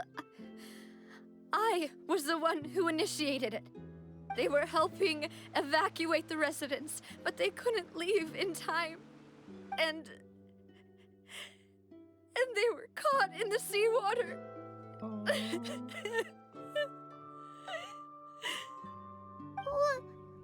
What should we do? What the fuck? I've known them for so long. And I know they weren't afraid. But I could at least hold a funeral for my father. And I know where he rests. But as for Malus and Silver, they're just... gone. I just can't...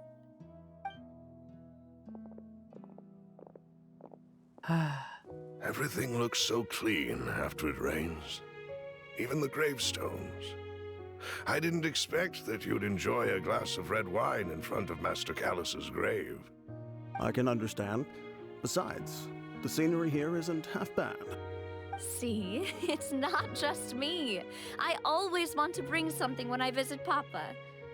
Perhaps we might even have a picnic. He wouldn't be angry, would he? How could Master ever be upset with you, Demoiselle? Yet the cemetery is the home of those who have passed, is it not? Everyone ends up here sooner or later, no matter who you are. Buying yourself a plot in advance, are you? No need yet. But when I do, I hope you'll let me be buried beside Master Callus, Demoiselle. Hey, stop joking around. I'm quite serious. That way, it will save us both the trip to see each other whenever you visit your father's grave. That makes sense. In that case, could I be buried on his other side? After all, besides you, Demoiselle, the two of us could certainly be considered Master's closest companions, no? Personally, I believe we fill those shoes just fine. Why are you bringing this up all of a sudden? Seriously. All right. I'll remember your requests. But I'd really prefer not to talk about this stuff. And what do you mean by saving me a trip? I'd make the journey even if I had to visit you two somewhere else. I'd promised to let them rest in peace here. But here I am breaking that promise. I'm sorry for letting you see me in a mess like this. I don't usually cry, really. Paimon doesn't know how to help you feel better. But, well, she understands how you feel. I had always thought I could make my wishes come true. But now that I think about it, that never solely relied on me. Many things can only be accomplished with someone else's help. Malus and Silver have helped me so much. But by contrast, I could do nothing for them. I'm so sorry. You can spend as much time as you need here, Navia. We'll stay with you. Thank you. Right now, you don't know how much that means. By the way, you can have a look at this. It's a list of victims from the incident that took place here. Obena, Khan, Burnett, Giverny, so everyone else is safe. But still... It's okay. I know what you're thinking. And you're right. The overall outcome indicates that the cost was worth it. No. Right! Don't think that way, Navia. One person might be saved at the expense of another, sure, but that isn't something we should ever consider a trade. Malus and Silver were not the price for saving anyone. They were heroes. You're right. Thank you, Paimon. What you said just now was pretty amazing, actually. I'll remember your words. Oh, really? Seems you've become more eloquent in the time since we last met. The fuck? Hello? The knave? What are you doing here?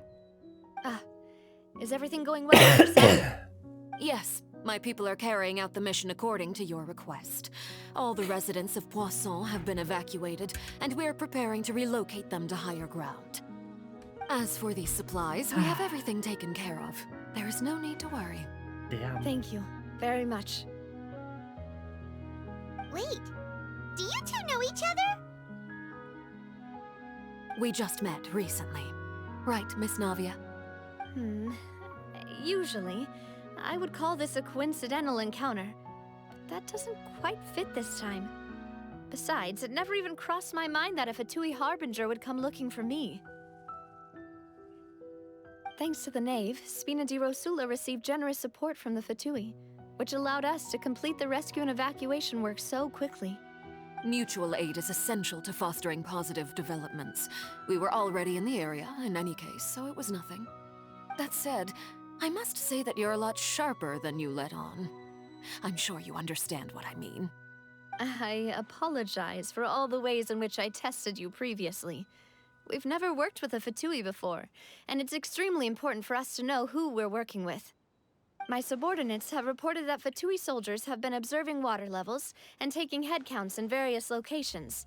I hear that they've also prepared a large amount of emergency supplies. I'm quite surprised. This is nothing to brag about, nor do I intend to. It is simply the way of powerful organizations to act forcefully, whether they are doing good or ill. You've witnessed that firsthand, in any case. As I've told this traveler before, I know of the prophecy, and I intend to prevent the impending disaster. Lending your organization a hand was a natural first step in accomplishing that. As such, do not be troubled by this token of our sincerity. Perhaps one day, you'll also be able to help me in the same way. Without your help, there would have been many more casualties. I won't forget your kindness. Furthermore, I sincerely regret what happened to Malus and Silver. I only wish that my people could have arrived a little earlier to prevent this from happening. Don't say that. You and your subordinates did everything you could. As Paimon said, Malus and Silver didn't choose to sacrifice themselves for any specific person. And they weren't the price paid for other salvation. They chose to become heroes themselves. I've never liked hearing people put it that way. It's like trying to relieve pain by saying some noble-sounding words. But right now, there's nothing more suitable. They really did become heroes. You're right. I'm sorry for your loss, Miss Navia.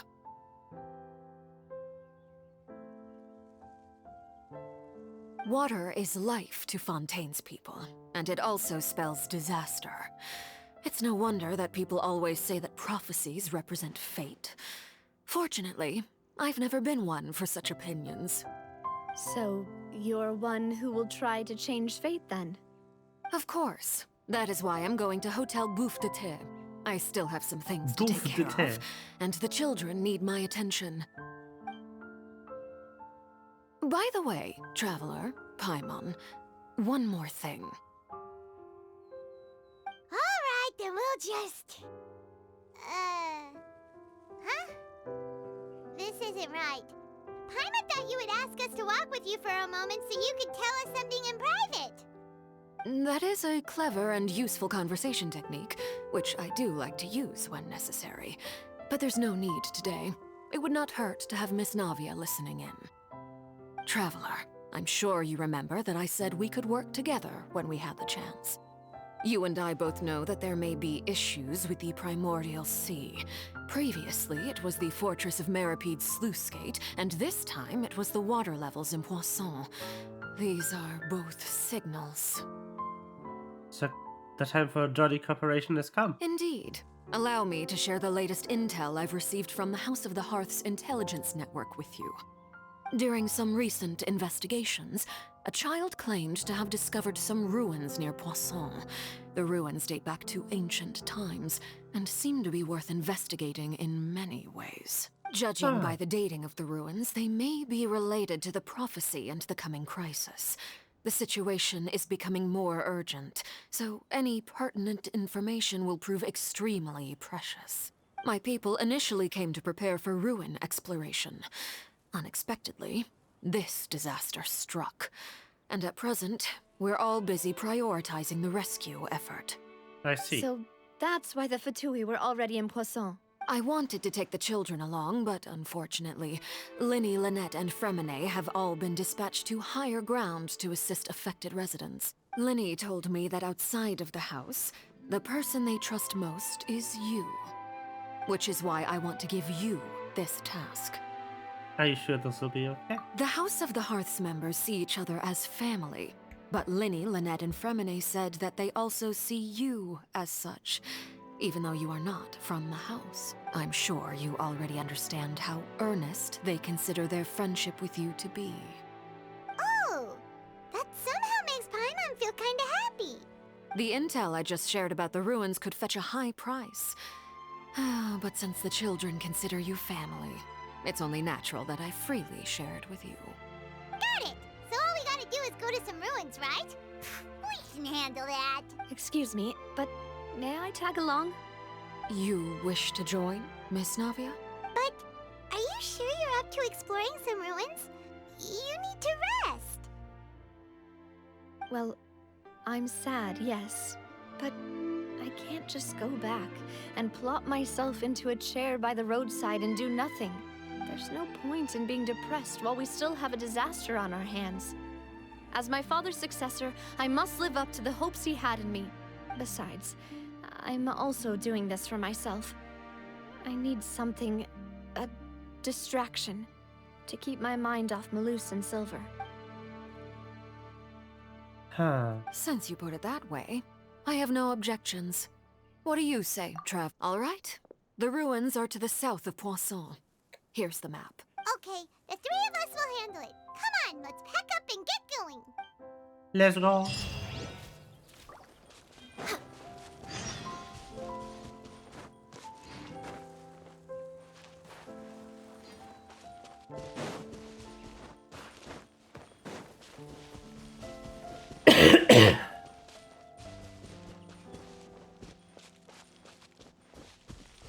By the way, how's my...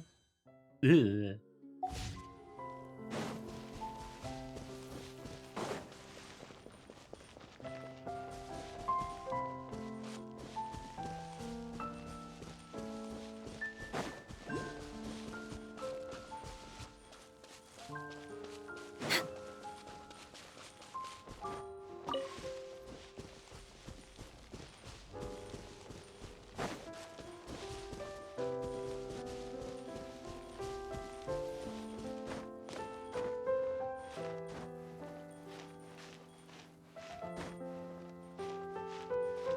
Oh boy. Come on. Yes.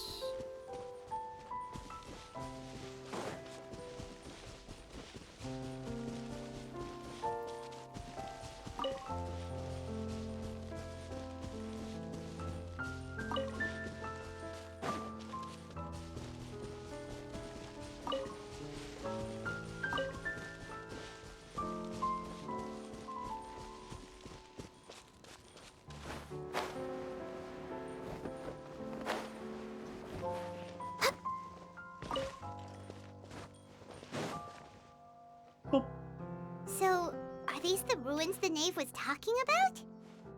Whoa, talk about old. They seem to be pretty ancient, all right. Let's go in and have a look. Just be careful. Inside. No rewards. Perfect. Good.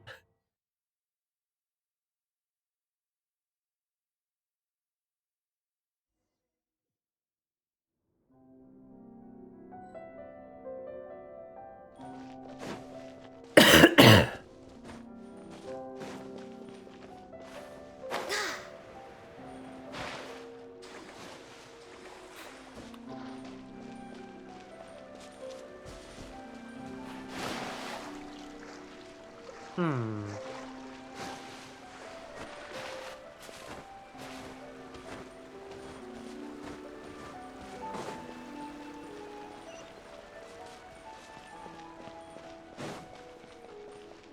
Hello? Born of ice and frost, know my sword. There is no escape.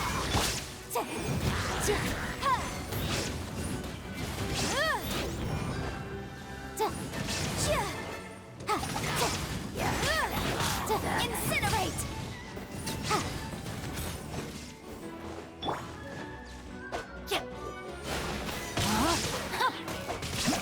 Illusion shattered. Boom boom!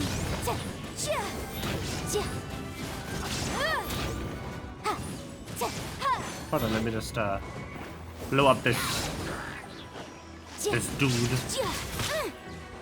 Incinerate! Rain outlines your fate. Rain cutter. Access denied. Breath of the flame.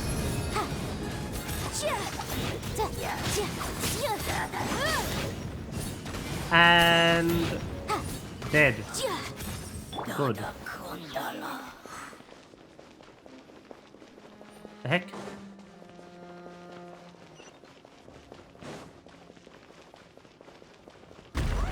Wow.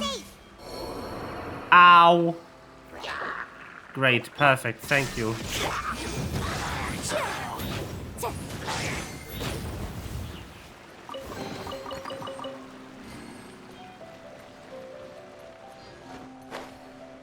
You know, I was expected to be dropped into water, not solid ground.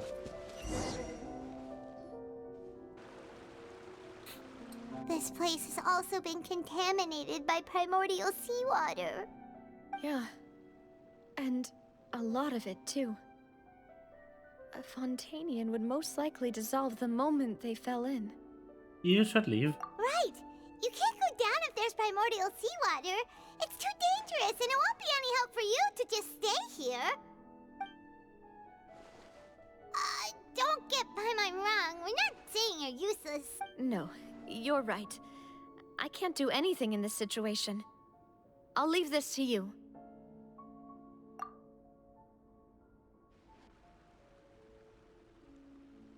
That complicates things. In that case, do you want to wait for us here? The water levels here are unstable, and there's a chance the water will rise. I'll go together with you. Perhaps we'll find the exit just up ahead. All right. Come with us for now then, but please be careful. Uh-oh. Oh no, it's a dead end! Let's try climbing over from the side.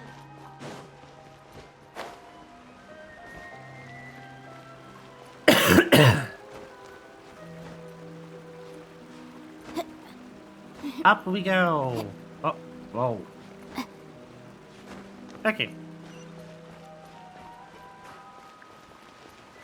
Some weird level geometry going on.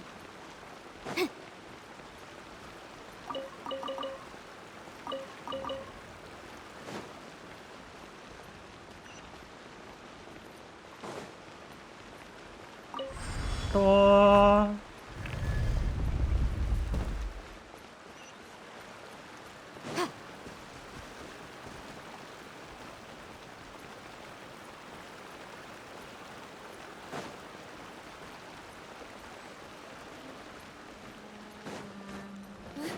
Wait, there's something wrong with this bridge! Run for it! I am.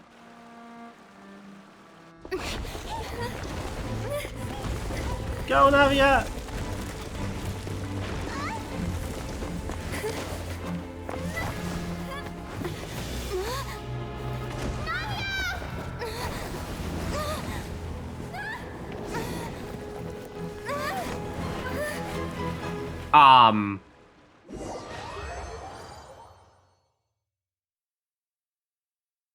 Excuse me?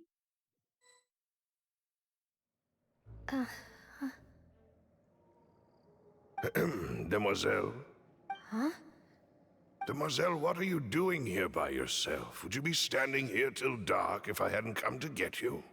Maybe she just wants some time to herself, Malus. Hmm? Oh. Was I sleeping?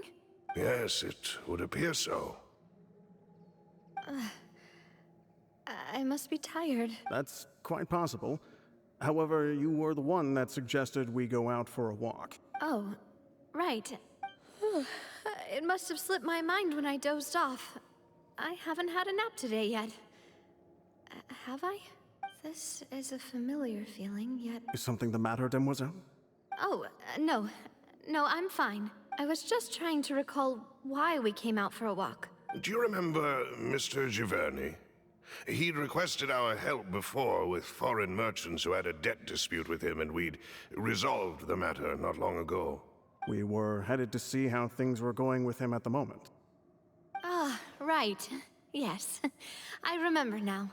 Oh, Miss Navia. Ah, Mr. Malus. And Mr. Silver, too. How have you been? I've been great. Thanks to your help, those bothersome merchants finally realized that I wasn't the one they were looking for. Why, I wasn't even the guarantor for that person. Huh. They were knocking at my door day and night. Even my neighbor, Obina, was getting fed up with them. Sometimes force is required to calm someone down and get them to listen to what you have to say. That's right. Oh, by the way, Burnett, what was it that you wanted to give to Miss Navia again? Oh, yes. One moment, I have it right here. Miss Navia, these are some flower seeds that I prepared. Please take them.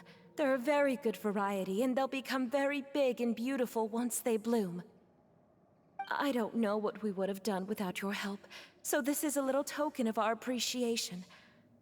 I hope you won't refuse. Ah, did you cultivate them yourself?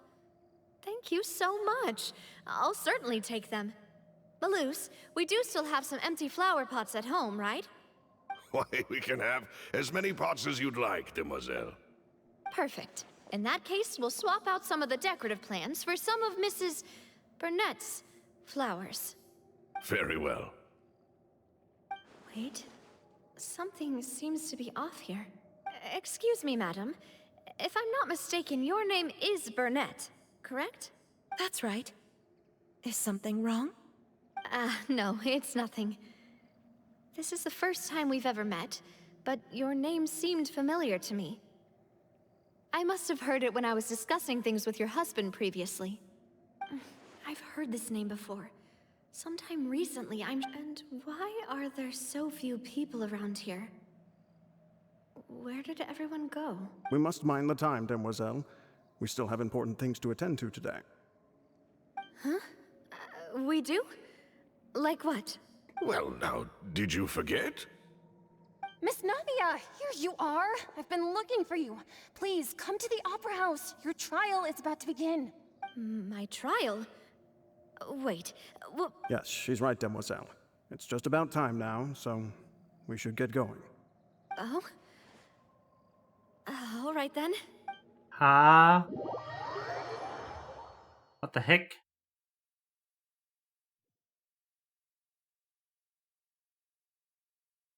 Look, it's Navia! She's here! And her two attendants are with her! Goodness, everyone's finally here. There sure are a lot of people here to see the trial. And they all seem to be oddly excited about something. I even know some of these people. Karina, Desiree, Joyville, Jolien, Essen. Why are so many people here? And as for the judge... huh? Where's Monsieur Neuvillette? Please sit in the defendant's seat. Don't worry, Silver and I shall accompany you. All right. But are you sure you can stand behind me? Typically, it wouldn't be allowed, but today is an exception. Hey, what kind of place do they think this is? Come on, do they have any idea what they're doing? Seriously. Enough with the whispering! Could someone please tell me where Monsieur Neuvillette is?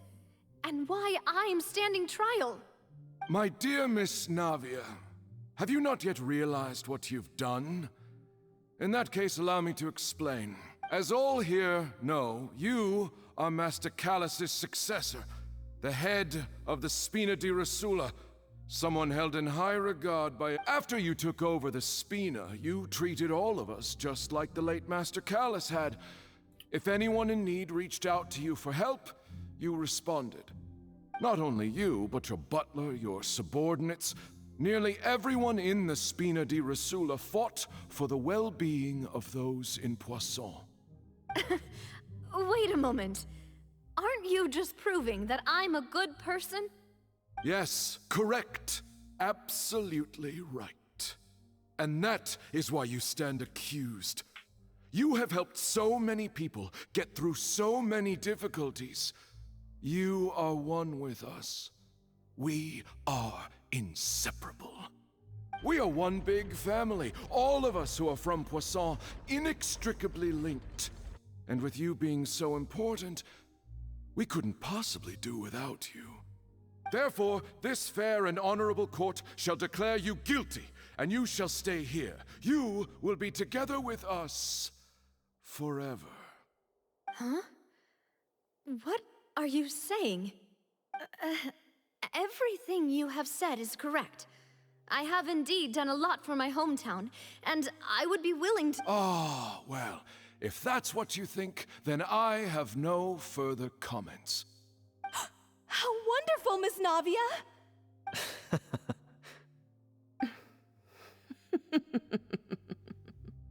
Huh? I know all these people. Why are they laughing? I seem to remember now. Yes, I get it. This trial is... Wait just a moment. This isn't right! Malus? What was that, Mr. Malus? Our conclusion is very clear and unanimous. Let the court judge her now. She's guilty!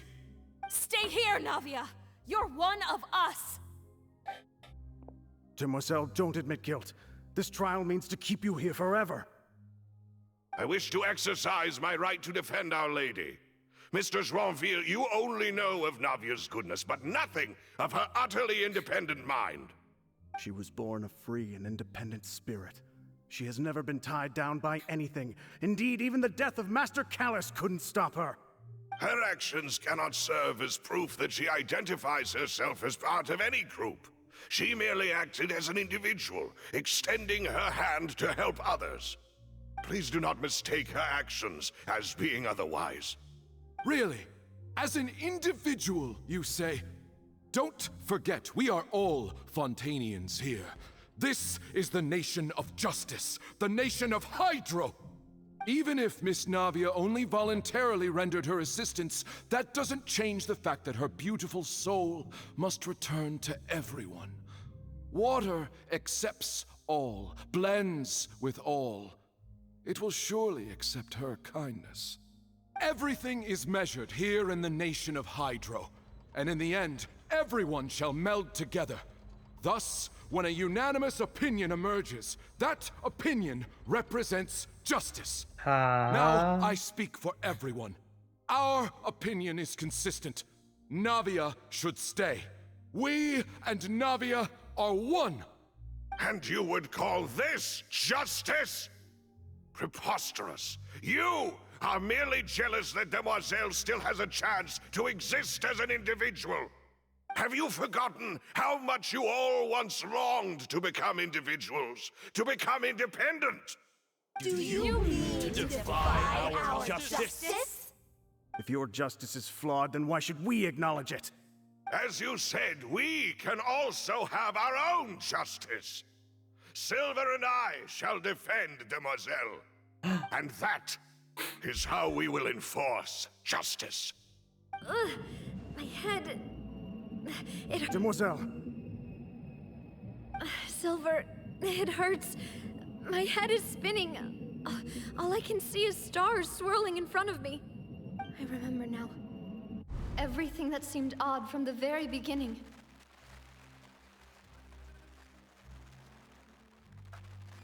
Karina, Desiree, Joyville, Jolien, Essen, and Mr. Giverny and Mrs. Burnett, who we met earlier. Even Malus and Silver. I don't want to admit it, but they're all dead. Don't be afraid, and don't admit guilt. We will protect you to the very end.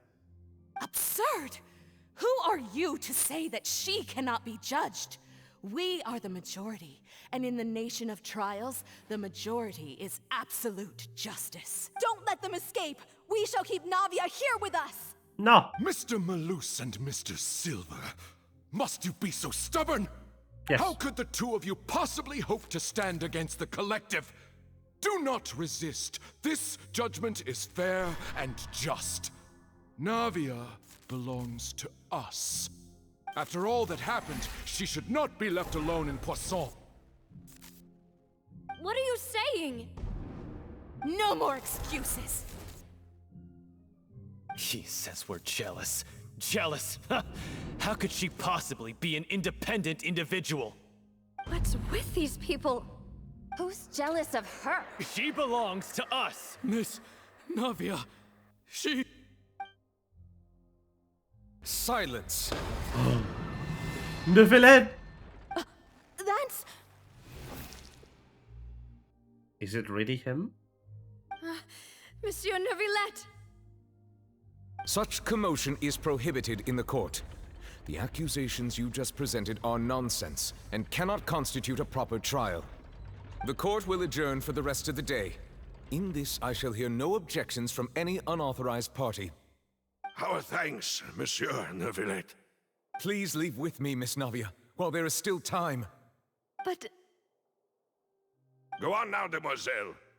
This is your only chance to leave this place. What, can't bear to leave us behind or something?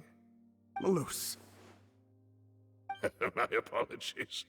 I couldn't resist making one little joke once I realized that this shall be our last goodbye. Yeah. Malus... Silver... Quickly, you must come now! Goodbye, demoiselle. Farewell. No.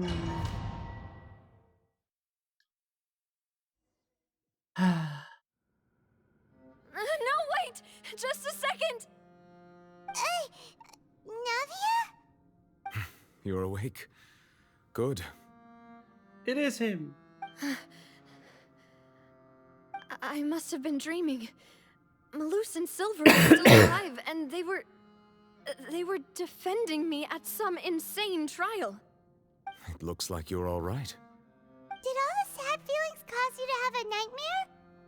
Paimon could give you a hug. The ruins you were exploring suffered a cave-in. When I arrived, I found you falling toward the water. You were just about to be dissolved within, but I...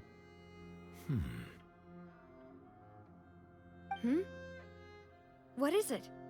I think I saw 2 Oceanids protecting you. It was only for a moment, perhaps even a fraction of a second, but they gave me the chance to retrieve you. Were it not for their intervention, I would not have been able to rescue you before your consciousness dissipated. Wait, did you say Oceanids? You mean like what happened with Vache? Perhaps those 2 Oceanids were the people you saw in your dream. I always told them that they didn't have to protect me. To think that they'd keep doing so even after death. Please come with me.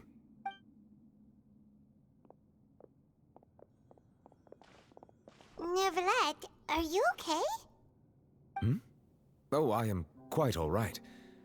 Perhaps there's something we could chat about? Why do you look so stiff all of a sudden? Oh, Paimon knows. You're the type who feels awkward when there's nothing to talk about, right? I merely thought that we should give Navia some time to herself. Maybe further away than 3 Why steps? didn't you just say so then? Don't you think it's even more awkward to call us over like this and then have nothing to talk about? I suppose so. By the way, Sigewin sends her regards. Ah, Sigewin. I hope all is well with her these days. Her work in the Fortress of Meropide has not been too much for her, has it? No way, don't worry. She's doing fine down there. She's an amazing head nurse. I see. Well, that is good. I have always worried that Sigewin would need a lot of time to understand the world of humanity, just as I have. Oh, and the Duke also says hi. Even though Sigewin made him do that. He hopes that you haven't been overwhelmed by all that's happened lately. Thank you. I have indeed been busy lately, and I also hope that everything is going well in the Fortress of Meropide. He still doesn't know what to talk about. So, Neverlet, you're probably quite the swimmer, huh? Yes, of course. This isn't going anywhere. Let's try something else. How did you find these ruins? Did the knave tell you? Yes, in fact. I had arranged to meet you in Poisson, but when I arrived, I discovered that the Fatui were helping the residents evacuate. They had even transported a large quantity of supplies to the area. Amid my astonishment, I ran into the knave, and we had a chat. She informed me that she had asked you to investigate the ancient ruins here. Yeah, we originally planned to meet up with you, but we thought you might still be busy with all those official documents. We didn't think exploring the ruins would take very long, and who would have thought you'd wrap things up so quickly?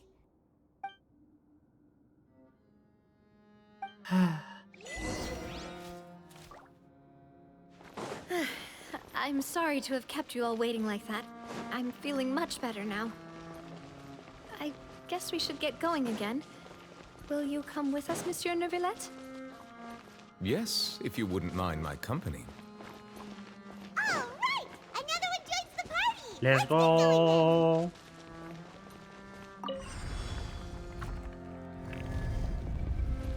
Uh-oh. Oh, that's not good. Yeah.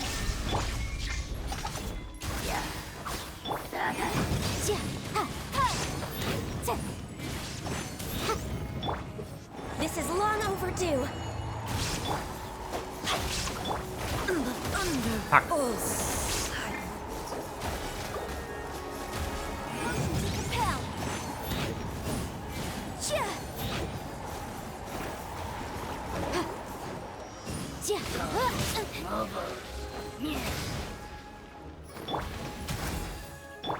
No, my sword! There is no balloon!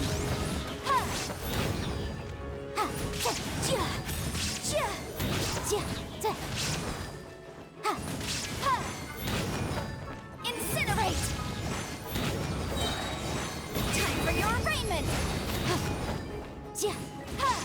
Die! Thank you. Too kind.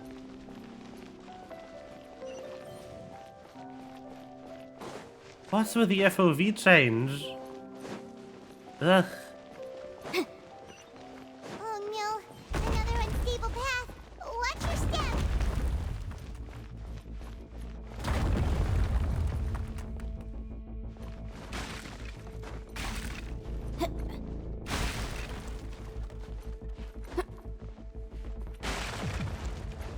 The fuck? I got zipped up. Let's go. Oh my god. Hi, hold up.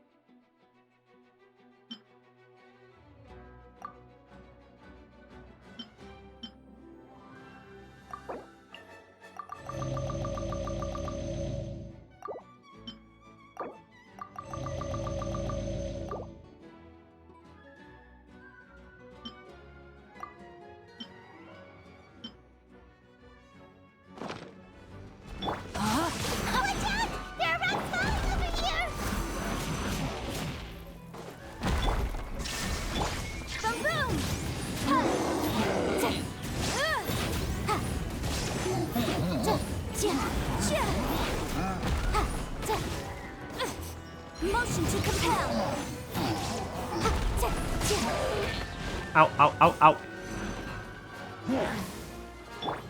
Now you shall perish! Boom! Die, thank you. Good. Shit.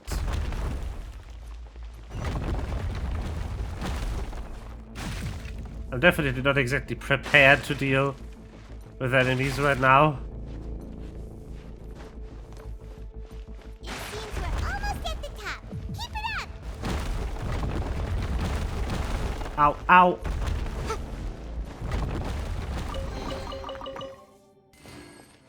Don't be another enemy, please. Fuck. Really?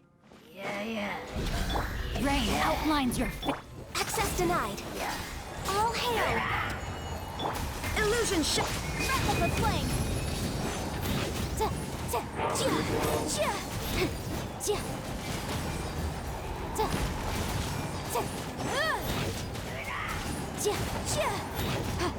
Witness the power of incinerate!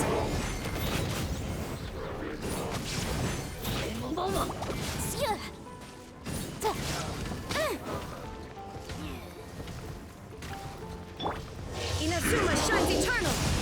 Boom! Okay. Fuck me. No touching! Shine down!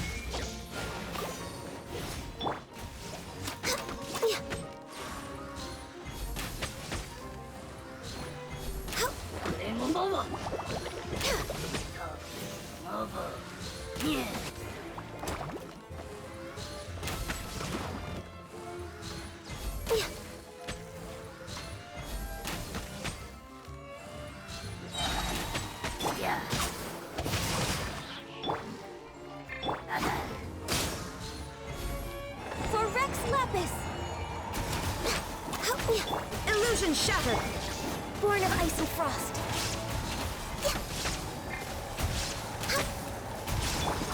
It's a... jury.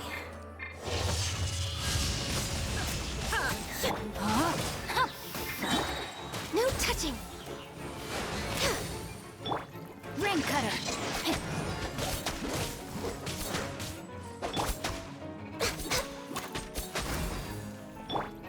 There is no escape! Okay. Yeesh. Okay.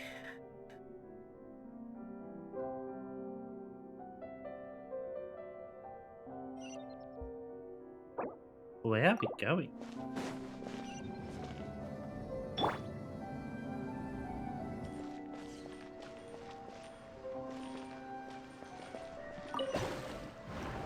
Whee! This is quite the expansive place, holy shit.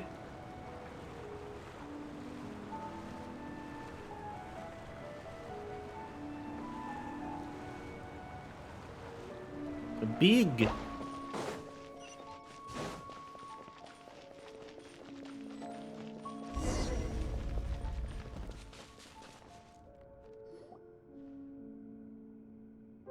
Looks like we've reached the end.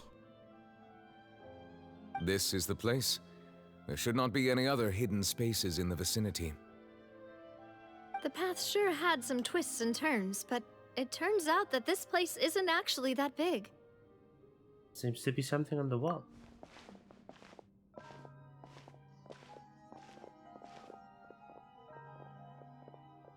Stone slates. It seems like they were put here as an offering. Could we take them down and have a look? Perhaps we should just leave them be for now.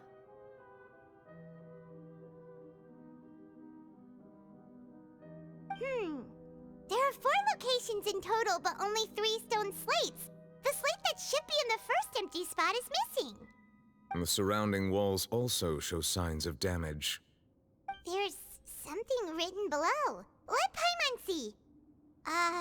Reason dictates that this nation be destroyed. I shall record the history of its future here in its past. Say what? What? It feels like someone left these slates and these words here for a purpose. But does he mean that Fontaine should be destroyed? That would fit the circumstances dictated by the prophecy, yes. Indeed, the slate's contents correspond to it. Take the second slate, for example. There's a person kneeling here. She seems so dedicated. And there's a whole bunch of other people behind her doing the same. She's facing this...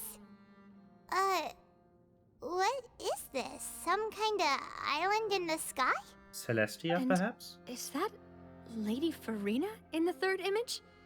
Did the Hydro Archon fall into the water? And is that a ring of people around her? Paimon doesn't quite get it. Are they all in the water? The fourth image.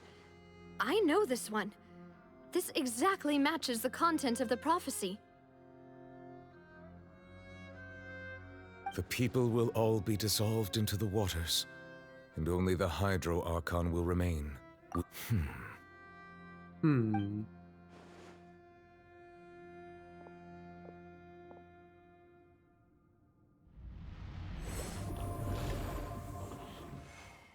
Huh? More information should be hidden in these slates, but I fear I cannot easily uncover it, most likely due to us missing the first slate. I am very sorry. Don't blame yourself, Monsieur Neuvillette. Deciphering ancient stone slates isn't one of your duties. Ooh, Paimon's getting the chills just looking at these slates. This says that it's the history of the future, right? That means the prophecy's sure to come true.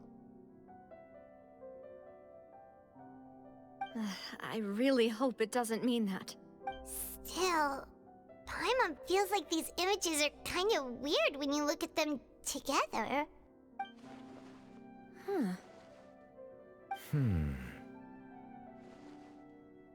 Yeah, the order of the third and fourth image. That's right!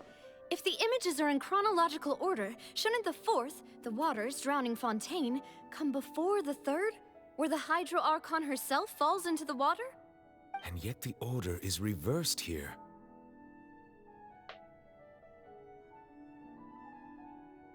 What sin are the people in the images confessing? If we go by timing, Lady Farina only emerges in the third image. That means that the person in the second image might be the previous Hydro Archon. Egeria, then. I had never met her, but her appearance here does match the records. The previous Archon kneeling before the floating island in the skies, as if confessing a sin. Did she herself commit that sin? And if not, why would she be in such a posture? Also, I'm still wondering why these ancient stone slates are here at all. Judging from their contents, could this place be the origin of the prophecy? Does that mean that someone, or some people, once saw these slates? But who would have created these slates and left these words here?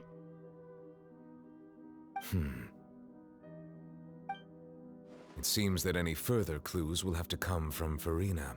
In that case, there's no time to lose. There's nothing else to be gained here, so let's head back first. Yeah, we better get somewhere safe for now. Who created this? Doesn't matter. The real question is whether things will truly play out, as the prophecy foretells or not. True!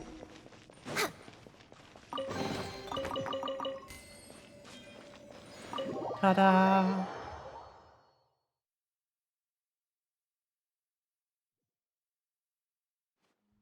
Let's split up here. I'm going to check on what's happening with the Spina. You know how it is.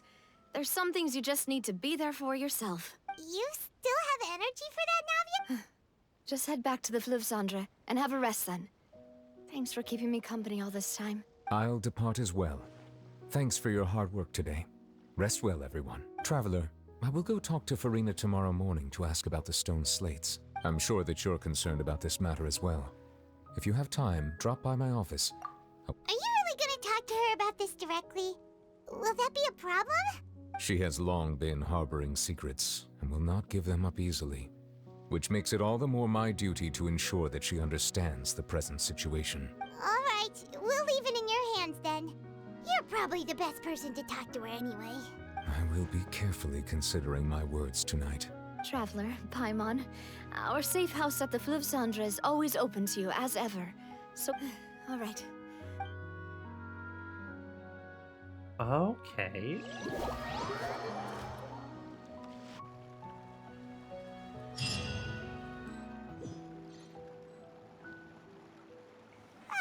We're finally back! Welcome back. We've got a special menu prepared for you two tonight. Yay! And there's good food too! Now ooh, desserts! Nice! These are all Paimon! Paimon's already starting to forget what happened today. Oh, Mona? that voice. Is that who I think it is? Huh? It's you two. What are you doing in Fontaine?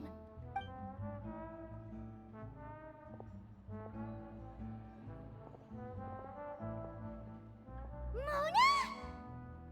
The fuck? Seriously, nobody just uses a scry glass whenever they've got time to just see who they'll meet on the road. Still, we didn't expect to see you here. Oratrice mécanique d'analyse cardinale. Are you, Mona? Well, I have some business to attend to here, so I booked a hotel in the city. I was just out for a stroll when I bumped into you. Quite unexpectedly, if I might add. Why did you think I was from Fontaine, though? Is that because Magistus doesn't sound much like a Mondstadter surname? Yeah, let's go with that. Well, I used to have my own surname, which was, well, some other thing. Either way, the old hag told me when she took me as her disciple that the first step to being a great astrologist's pupil was to change that name. I see. There was nothing for it, really. She really is amazing at astrology, so I changed my name to what it is now according to her wishes.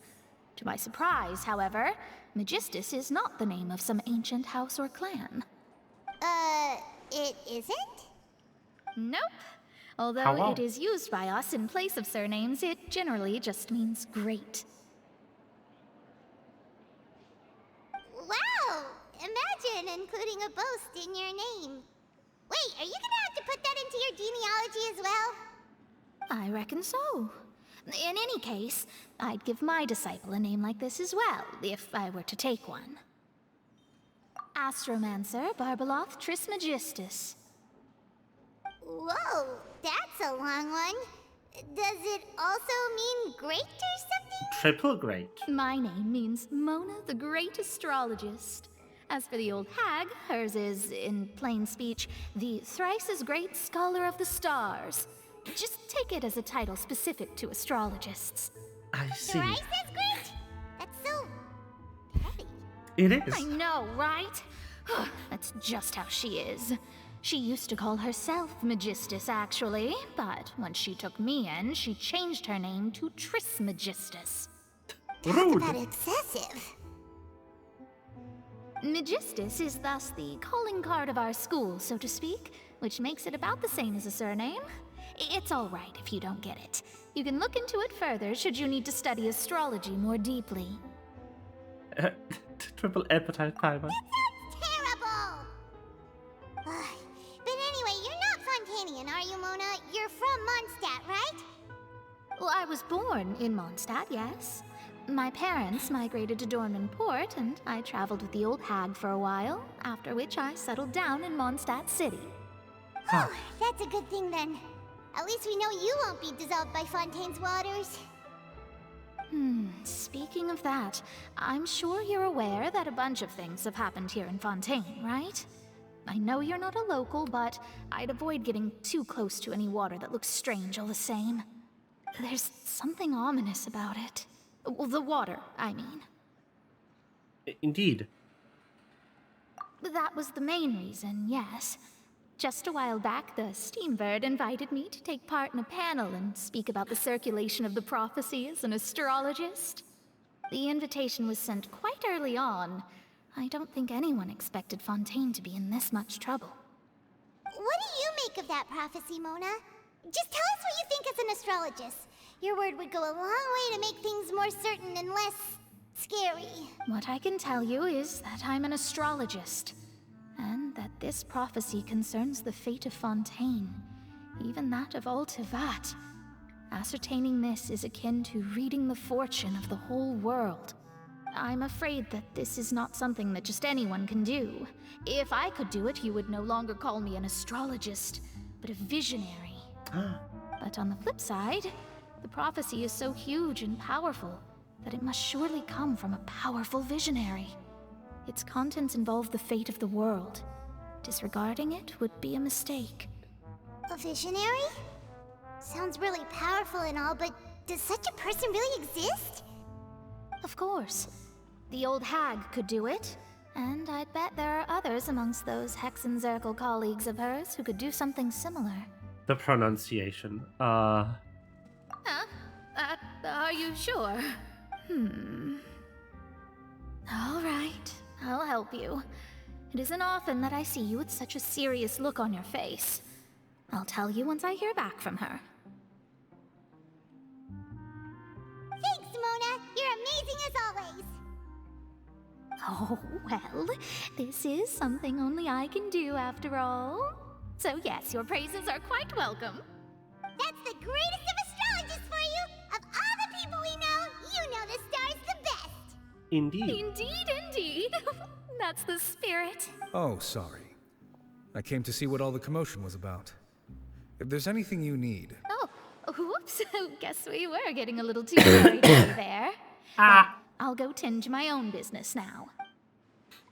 Bye, Mona. And there she goes, quick as rushing water.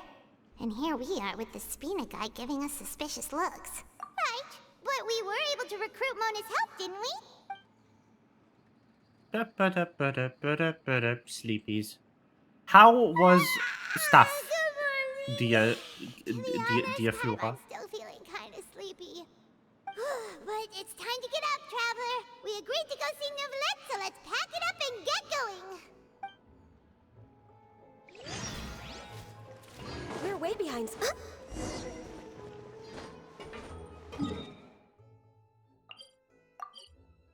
Teleport.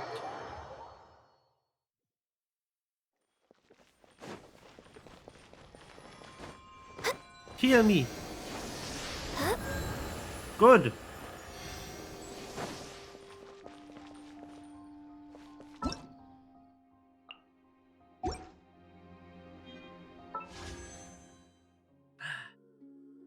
Let's give this one attempt.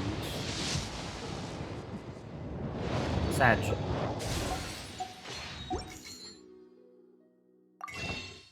Big sad.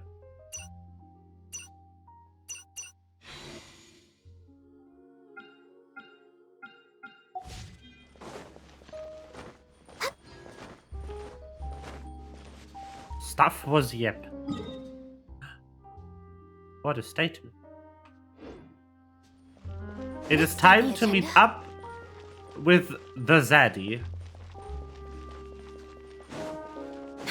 I don't know what that word means, actually. Like when it is appropriate to be used.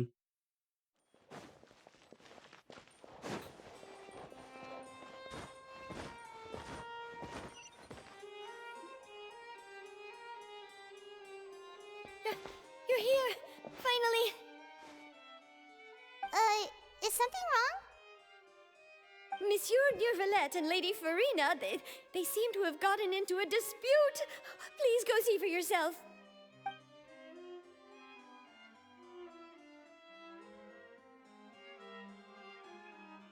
How? Like I said, I've already explained everything.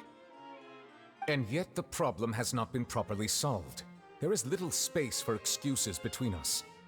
It is not my intention to offend you, but please, tell me where you stand. You are the Hydro Archon Focalor, are you not? Look at this. This is a list of the victims from the recent Poisson incident.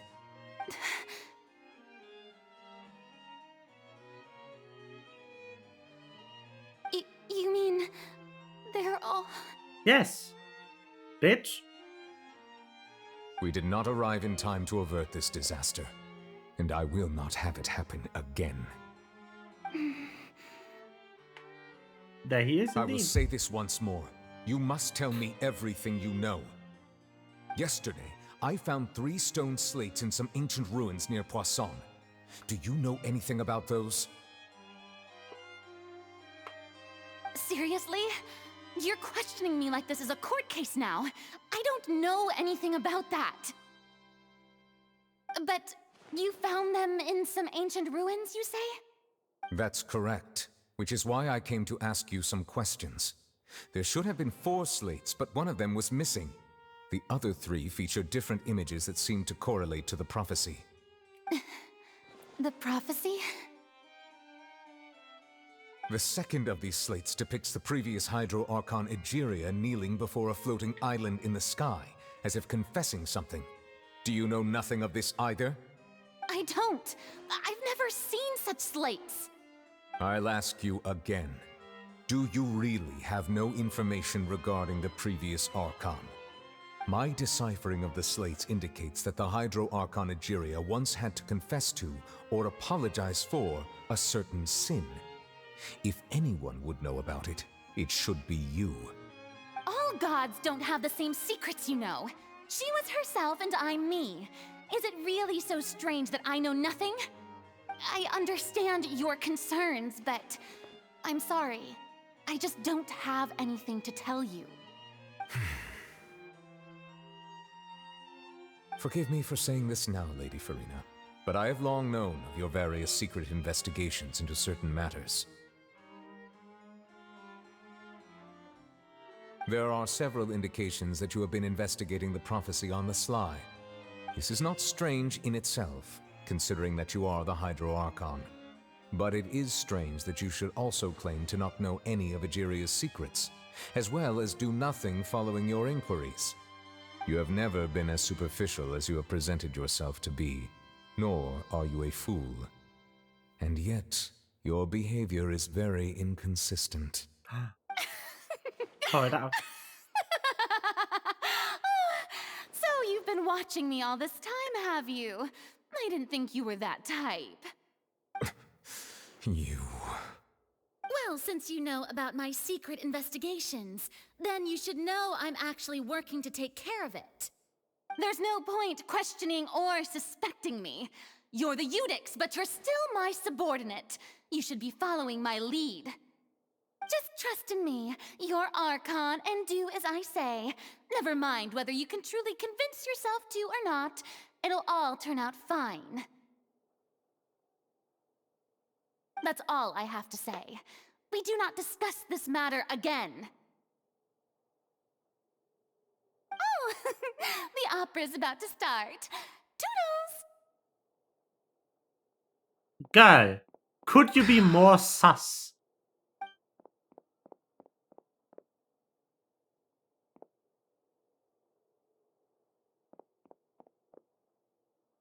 Did Farina not notice us standing by the door? Wonder what's up with her.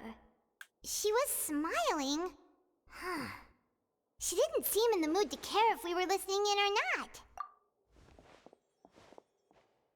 I assume you've been outside for a while now? Yes. Oh, you noticed. Seems Farina didn't even realize we were here. She was in a great panic, though I cannot discern the reason. Our discussion reached impasses time and again, a state of affairs that we cannot allow to continue. Still, I do not understand. Dialogue is the basis for understanding, so why did she keep refusing to engage? Everyone in her inner circle has noticed that she is hiding some secret. The issue is her attitude. I fear that she will not reveal anything unless absolutely forced to. We may have to create a situation in which she will have no choice but to speak. I could level charges against her in court. Oh? Like what? Normally, people will only reveal the truth when standing trial. Perhaps we must have the Hydro Archon experience just such a scenario. I like the way you're thinking. Farina's seen so many trials, and she's really good at dodging questions. How do we make sure that she won't just slip away at the first chance she gets. We will need to consider this thoroughly, join forces with various parties, and then do what we can. If at all possible, I would prefer to recuse myself from this affair, but we must prevent the prophecy from coming to pass. This may be cruel to her, but all Fontaine is in crisis. The information a god possesses is too precious, and so we must take a chance on this. But who will lend us their aid to do such a thing? I know a couple people.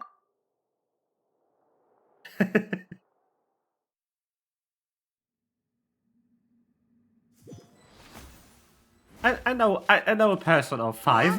That's everyone, huh? Speaking of which, it was pretty smart of you to think of hiding here. Poisson was just involved in a disaster, so it's presently devoid of people. That naturally makes it the best choice. And here you are drinking tea like it's the most natural thing in the world, huh? That's what families should do. Sit and enjoy a leisurely time together. It's nice to enjoy tea here, you know? Care for a cup? Lend me your ears, everyone. Or perhaps one of you might like to start us off. How about you, friend?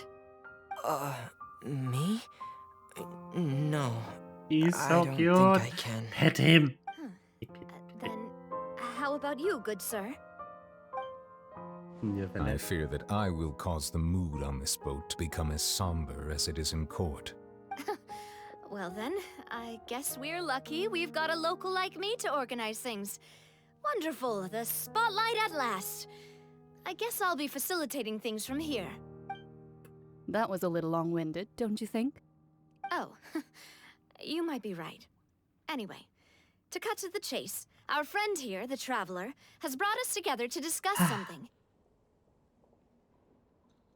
As for what that is, well, let's start by saying that we'll be pooling our efforts together to create a series of traps. Oh, how intriguing. Well, it's just an expression, really. One that I just learned from Chlorand, and used on the spot. So, let's invite her to explain in detail. A round of applause, please. Please. Huh? Didn't you say that you would be facilitating this? Oh, come now. Your work doesn't involve much public speaking, right? This is a good chance to practice. Please. You might even pick up some fancy oratory tricks to impress your boss with in the future. I see. Clap. And what does my boss say? He's right there. He is glad that you consider him your boss. Do go on.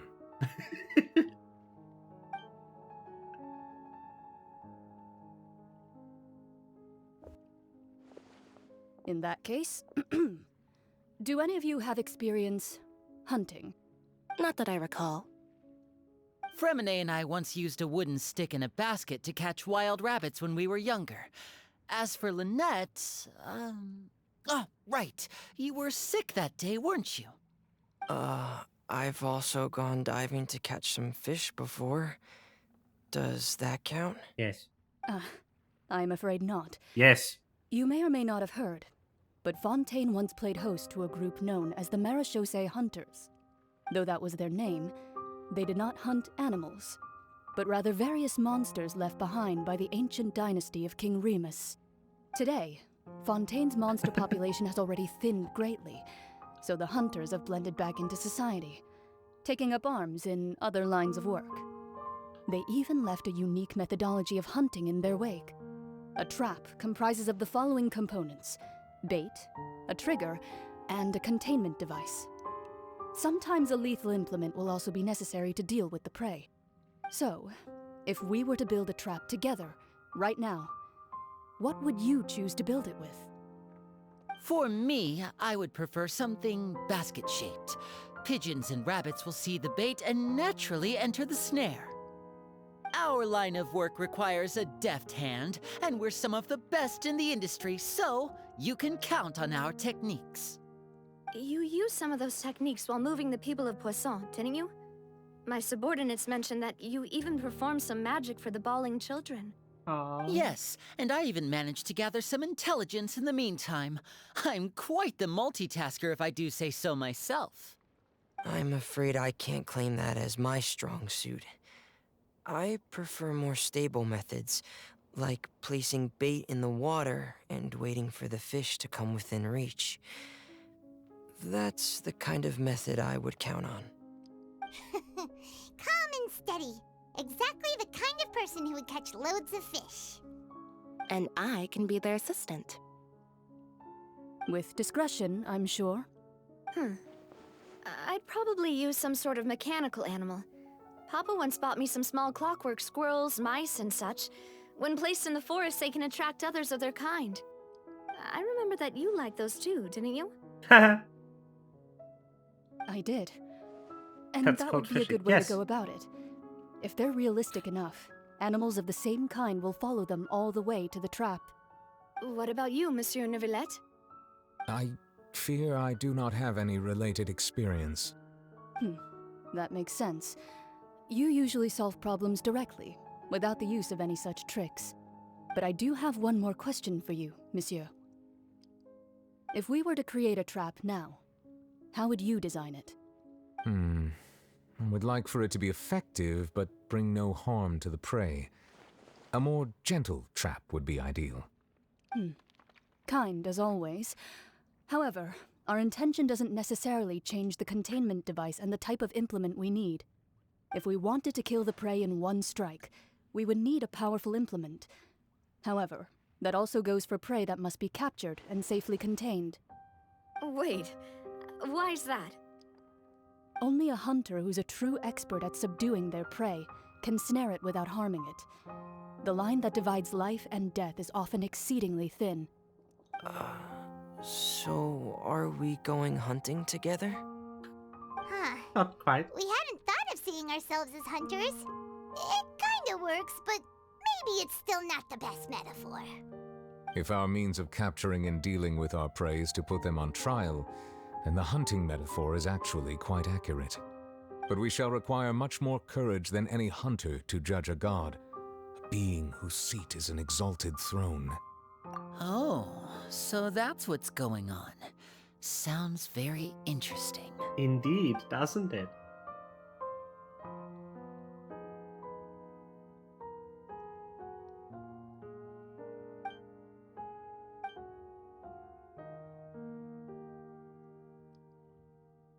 It must be a trap.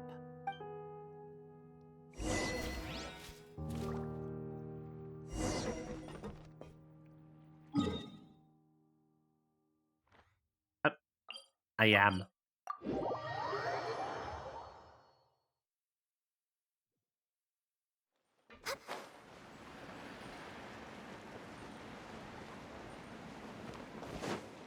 Wah.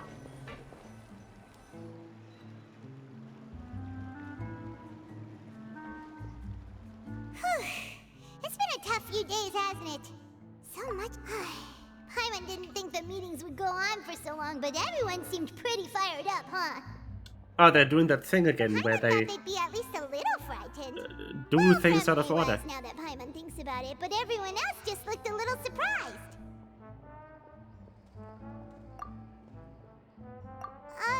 Well, it's hard to say. Paimon doesn't have any experience with this sort of thing. But with you around, Paimon sure will do great. After all, you're the most reliable person in the world, aren't you? Did you just pour some tea? Paimon didn't notice you doing that at all. Is it Rizz? Then what's that? Paimon's never seen that cup before. Don't be frightened. I'm just joining you two for tea. I merely refrained from saying anything till now. I see. Who's that voice? What a strange conclusion, but also such an interesting one.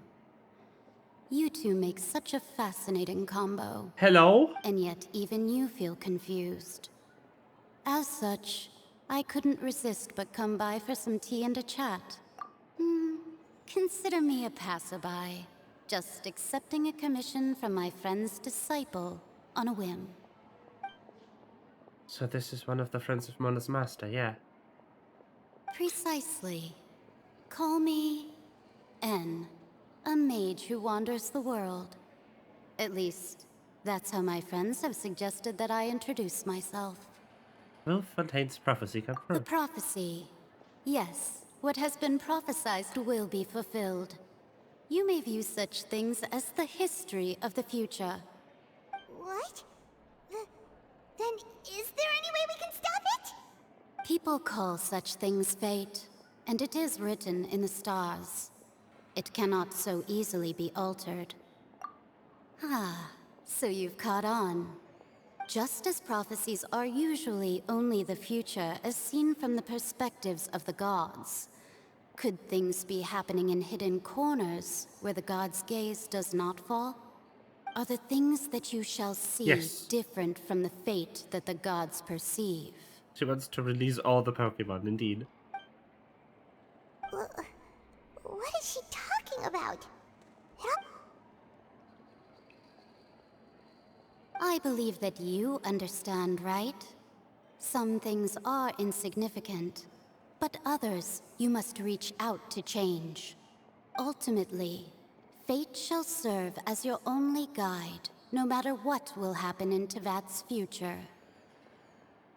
All you need to do is to play your part. This was good tea, by the way. Thank you for your hospitality. Well, that'll be all for today. The voice. It's gone.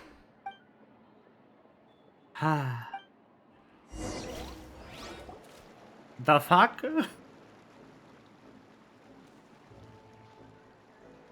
Alright. Hey, it's you who's getting lazy, okay?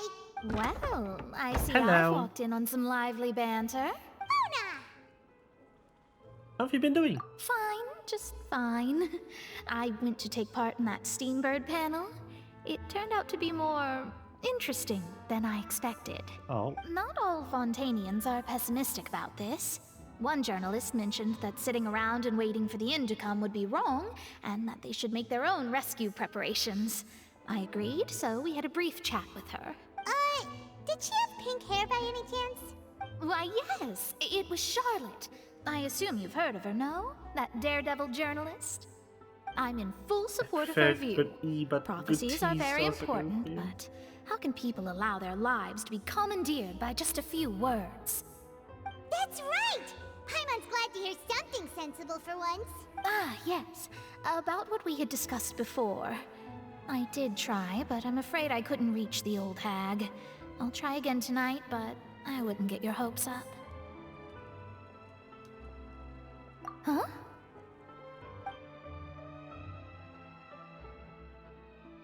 Goodness gracious.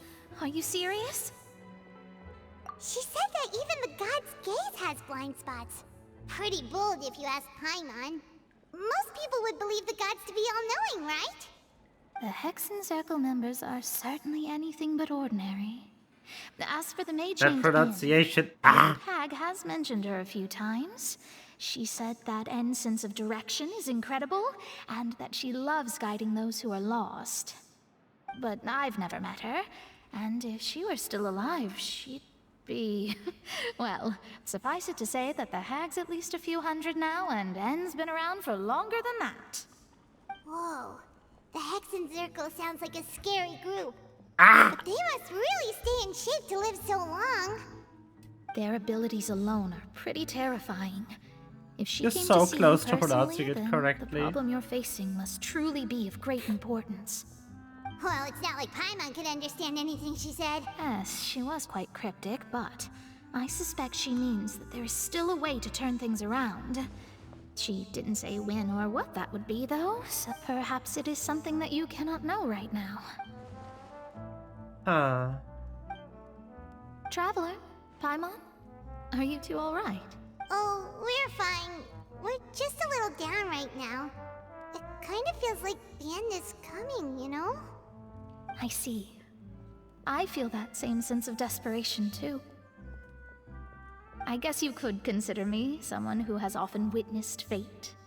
So far as I have seen, it cannot be swayed. But even so, I still hope for, and and believe in miracles. Astrology is eternal and rational. Perhaps that's what En was trying to tell you. Not to lose heart, and to believe that what you are seeing playing out before you is not yet set in stone. I did originally think of steering clear of all this, but I couldn't. Even if this is all futile, I still wish to help everyone. If we don't struggle to the last, then how can we face the end when it comes? Huh. You do have a point. There I go, talking about astrological principles again. Sorry about that. The moment I start talking about work-related stuff. It was worth trying to comfort you, even if only a little. I suppose that might be why we always seem to meet by coincidence. Coink. Paimon feels kind of moved by what Mona said. Yeah, that's what it is. Also kind Because of it works. sad too. Hey, Traveler. Paimon suddenly feels like going outside for a walk. Let's go. Let's walk around the city, shall we? There's a few spots we always like to walk by.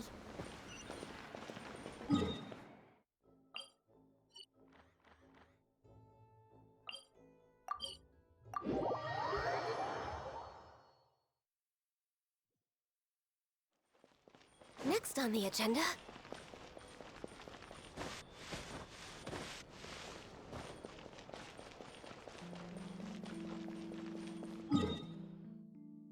Why am I still dying?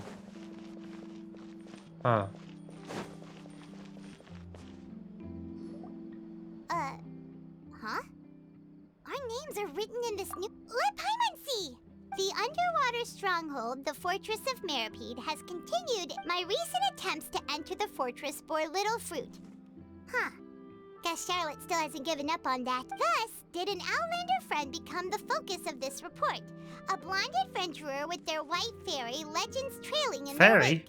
It is said that this mysterious traveler once visited the underwater fortress. So while the fortress's interior remains a mystery behind closed doors, do not fear, for the tales of the traveler contain surprises in spades. Journalist Charlotte's biggest scoop yet, the Traveler's Trail, World Walker. Huh. Charlotte took so many awesome photos of us and we never even noticed her. She hasn't been able to get a hold of anything at the fortress, so since we're easier to find, she's using us as the subject matter instead? Huh. Ugh, seriously? Well, fine. Those headlines and photos do look cool, so Paimon will forgive her this time.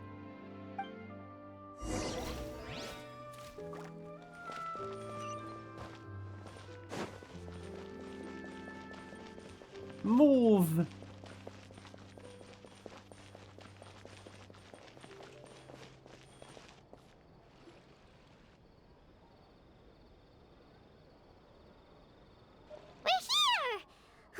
Paimon's hungry.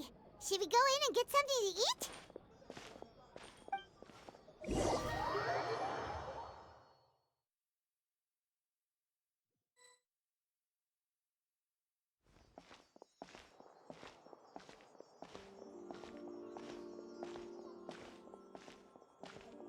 Hey, quick! Look! That's the limited edition only 16 slices a day cake! It was so delicious the last time we tried it! Despite the tense situation we were in, let's give it another go. I'm sure it'll be great! Cake! One slice of cake, please. Someone showed up after all! Oh, wait, you're the one from the Palais Mermonia. Oh, are you here to buy cake too? It seems Monsieur Neuvillette was right. You really can eat. Excuse? Wait, did he really say something like that? That's right. Even he has his own preferences when it comes to food. As for me, I love the cake and coffee here. Do you come here often? Usually every day. Every day? It's part of my daily schedule, apart from work. I shall have my cake and coffee. Then what if someone told you one day that this place would be closing soon, and you wouldn't get to eat cake here anymore? What would you think? But why would it close? Well, Paimon doesn't know either, but maybe... Oh, the prophecy. To be honest, I haven't paid much attention to that. No, still, even if there'd be no more cake tomorrow, that wouldn't keep me from having some today. No. It's the same for eating in general. You might not be able to eat tomorrow, but if you can do so today, then you should carry on. That's what people call living, you know. Huh. Cake. Don't be sad. Excuse me, could I have 2 more slices of cake to go? These 2 slices are for you. Sijuin said that this kind of expression you're making is what humans call being sad. I read Big Sad. Oh, you know Sijuin? I sure do. She was born before me, This and she is what sometimes humans comes call to the Big surface Sad. to teach us things about humans. She said that humans are creatures that are saddened easily, yes, and you can only lift their spirits by feeding them delicious food. So please try the cakes here. I've got something else to do, so I'll be going now. You two try to stay in a good mood after eating, all right? Bye. Free cake. This is highly limited cake. Only 16 slices are sold per day. All right, let's dig in. I'm unsure this cake will be delicious. I hope so. If they only sell 16 slices of it per day, it better be good. It's more delicious than last time, and the flavor gets even better with a sip of tea. It sure would be nice if we could come again tomorrow. Sure would be nice if we could always eat delicious food here.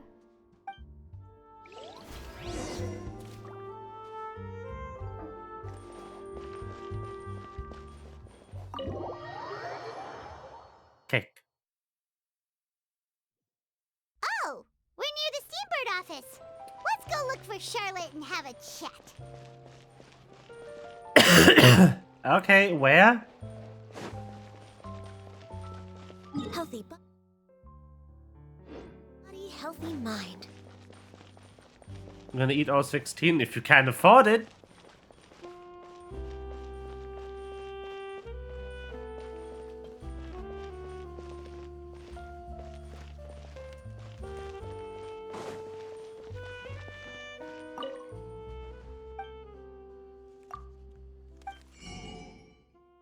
Ah, yes.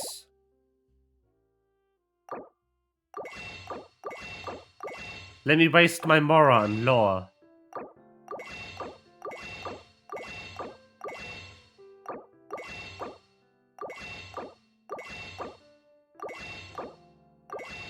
Very good.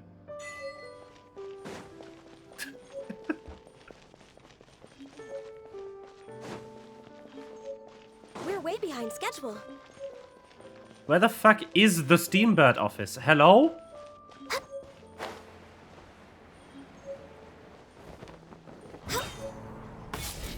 Is this it? No.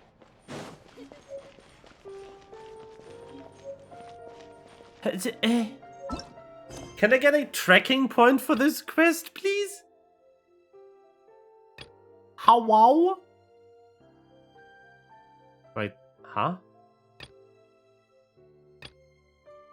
No! Piece of shit. The main story is blocked by this random side quest. I hate this.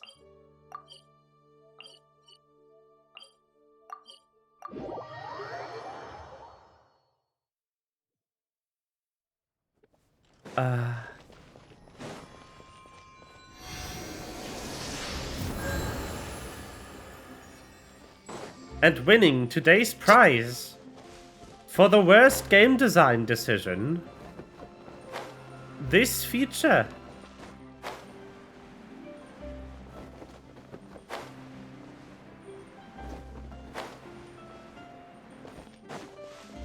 Hello. Yes, truly, whatever. I don't give a shit. If you make your side quests block the main story, I will not care about them.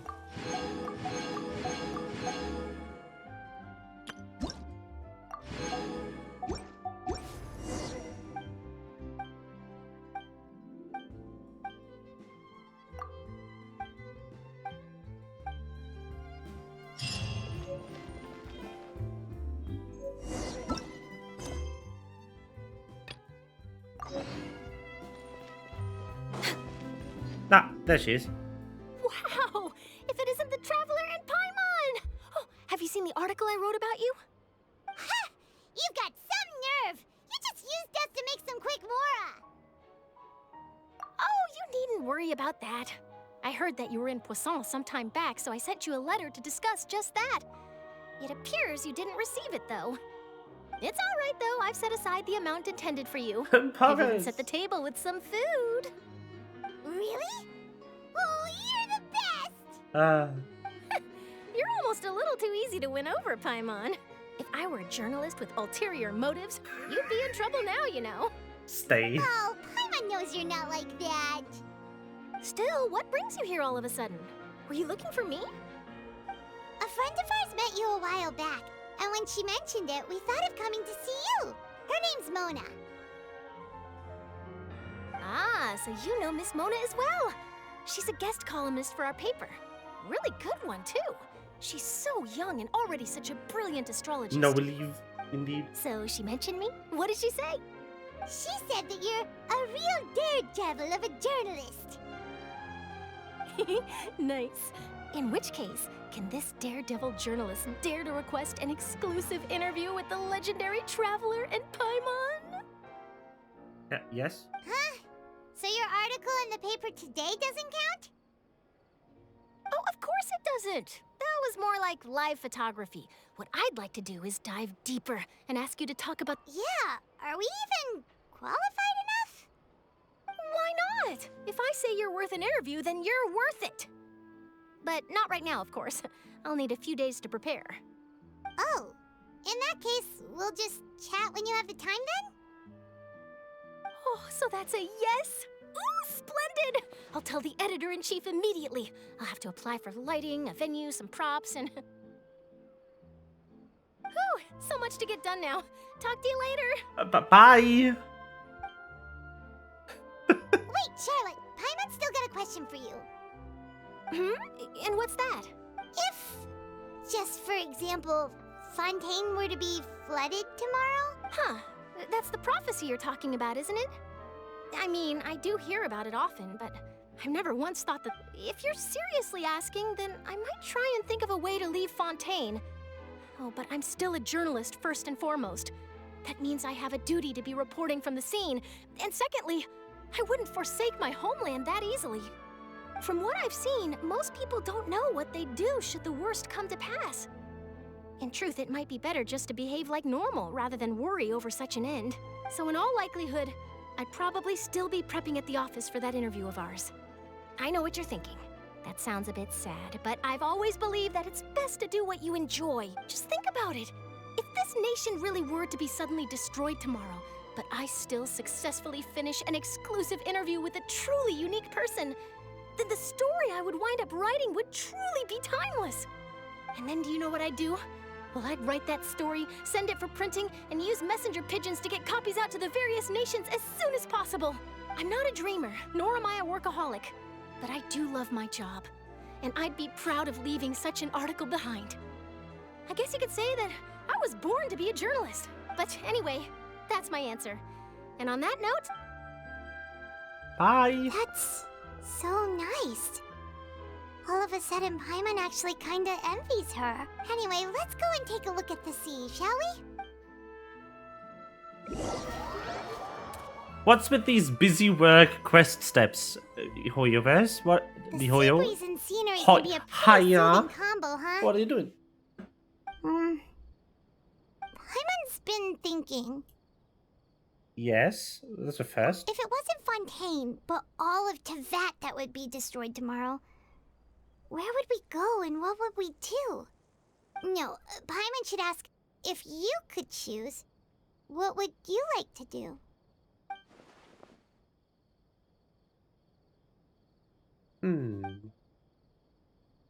We've always been moving to the next destination, so we haven't spent much time thinking about these kinds of things.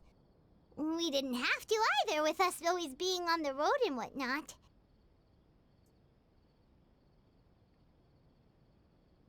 You mean, still traveling? Yeah. Huh. Wait, isn't that what we've always been doing? Yep. Game does sure be protecting.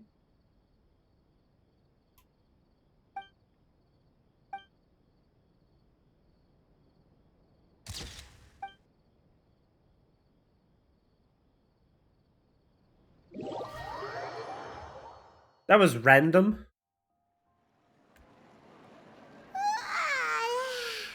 Feels like you'll grow mold if you stay here long enough.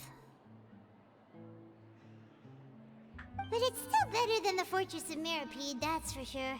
It's not only damp there, but salty too. Ah, so the two of you are still here. Wonderful. Oh, you're from the Palais Mermonia, aren't you? Yes, I'm Isadora. Monsieur Nervillet sent me to look for you two before. I heard that afterward you went to the Fortress of Meropide. Not at all. I'm well aware that you're friends of his. Actually, I'm here to pass along a message from him. Monsieur. Yes, inside the Opera House.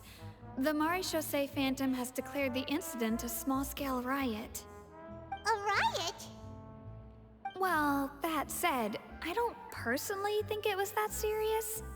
Lady Farina was watching a performance at the Opera House, and while she was resting during an intermission, some other audience members suddenly started harassing her, loudly accusing her of doing nothing about the prophecy crisis. And before she could respond, others started to join in. Oh. The crowd continued to grow, and protests against the Hydro Archon started to break out. So people have started to put the blame on Farina. Guess they finally found an outlet for the pressure they've been under due to the prophecy. I agree. People will naturally rely on gods, as is customary. But the moment people feel threatened, gods are also the first to be blamed. So what happened after that? Is Farina okay? Seeing that the situation was spiraling out of control and that further argument was pointless, she claimed that she'd gotten tired of this and left in a hurry. The Maréchaussée Phantom had their hands full maintaining order and did not catch where Lady Farina had gone. Only when things had stabilized did... So, you mean she... That's right. The Maréchaussée has dispatched many people to search for her, but we don't have any leads yet. Oh. That said, I don't think there's much to worry about. She is a god after all. Even if she were to fall into the hands of rioters, what could ordinary people do to her? Good. Monsieur Nervillet sent me to tell you about the situation, but he didn't say anything else. Don't worry, this is more than enough to go on. Thanks for keeping us informed. Ah, is that so? Well, all right then. In that case, you two take care. Well, sounds like we should hurry over to Poisson then. If we know Farina, she won't try to fix things in this situation. Instead, she'll look for a place to wait out the heat. And, as we also know, she may be loud and dramatic, but she doesn't have a heart of stone. When Nervillet was talking to her in the Palais Mermonia, and she heard about Poisson, she couldn't hide her sadness and remorse. It would be hard for her to ignore being accused by the public today. Paimon thinks Farina's probably taken the opportunity to slip away to Poisson and try to relieve the sense of guilt that she's feeling. Huh! Well, what do you think? In that case, there's not a moment to lose. Okay. Poisson, here we come. Let's go. You can adjust camera sensitivity in the settings. Oh. Guess all the survivors must have evacuated already. All that's left here are signs of devastation. Could Farina really be here? Yes. Well, let's try to find her as soon as possible. She's like right there, Paimon. Bitch, is you blind? Oh, no, not again.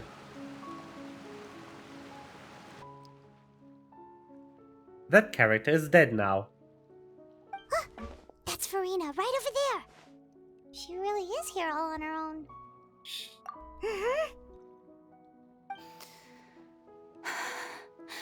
Should I just give up? This is all meaningless. What was meant to happen did happen after all. Everyone's dead. I'm sorry. I am so sorry. Give up, Farina. There's no point in holding out. I'm sorry. But what can I even do other than to repeat meaningless apologies over and over? Hello. Don't worry, Farina, it's just us.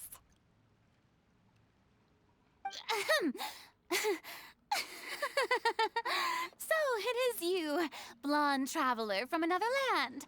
Why, I almost thought you were someone from that mob of my ignorant Farina, you were crying just now, weren't you? The tear stains on your face are obvious. What do you mean, tear stains? Girl. Who did that uncivilized rabble think they were, disturbing my enjoyment of the arts? They even dare to tout their Archon! I must teach them a lesson.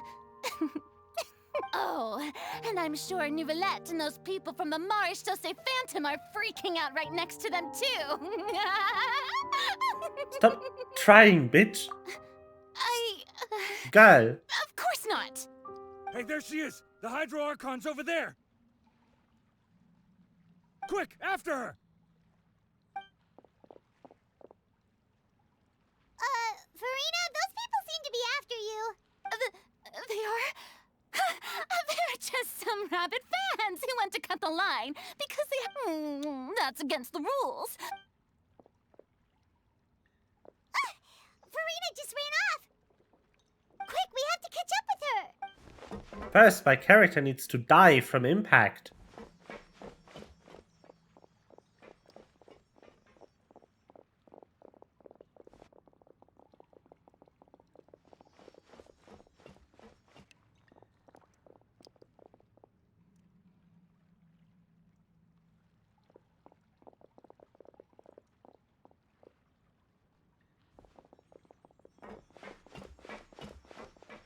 This should be the place, right? Hey, Farina! There's a good hiding spot over here. Quick, come to Paimon before the rest of them catch up to you. What is this? Hurry, they're almost here. Fine. I suppose haste is warranted.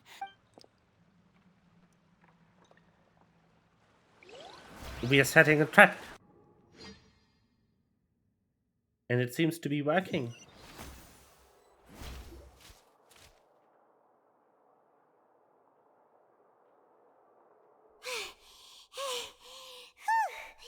Paimon's exhausted.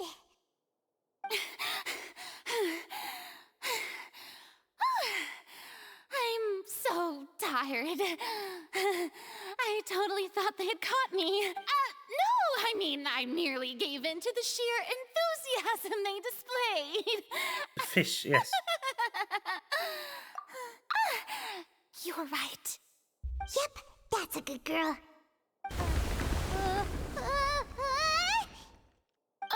What's happening?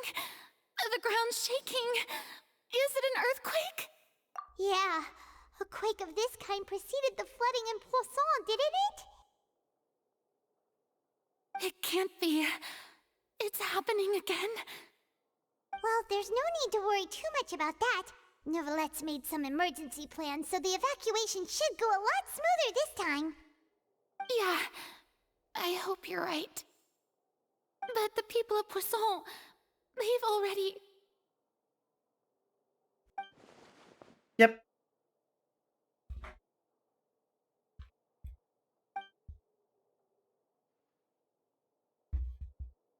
It's true. I've been investigating the prophecy for hundreds of years. I once had informants all over Teyvat, searching for clues and feeding information back to me. I've tried all kinds of ways, too, to hold back the sea. Anything to keep the coastline from advancing.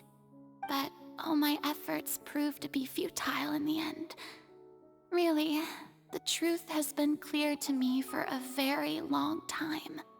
We cannot make an enemy of the divine. No matter what we do, the will of the heavenly principles will have its way, and the prophecy shall be fulfilled. Give up. I do love the sound of that phrase. It would mean finally coming to terms with fate, but also for me to finally be free. Indeed, I've thought about giving up so many times, especially after we almost lost Poisson. Fate is really unreasonable, isn't it? It has no heart and obeys no rules.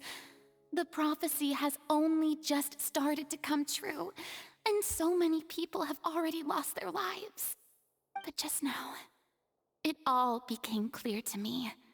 I still don't have the right to come to terms with fate on behalf of everyone else. As long as the final moment hasn't come, it's still not too late. Don't worry. I will keep hope alive for everyone until the very end. Well, that's enough for now. I got the impulse to play the stricken maiden, but honestly, considering my rank and station, don't take any of what I just said seriously. How could I possibly let Fontaine fall to the whims of trivial prophecy? Come on! Paimon could have sworn you were actually being honest just now.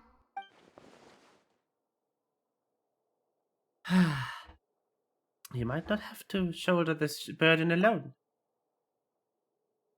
Although I don't know what you might be keeping from everyone, you people are more than willing to share your burden with you. Share my burden. That's impossible. It was fated right from the start that this would be my duty alone.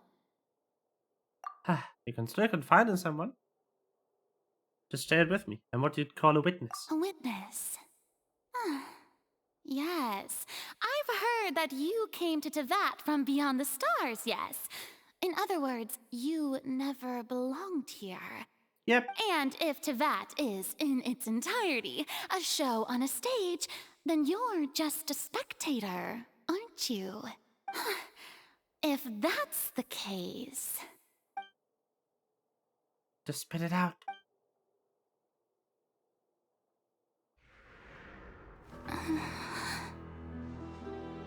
Just give me the law.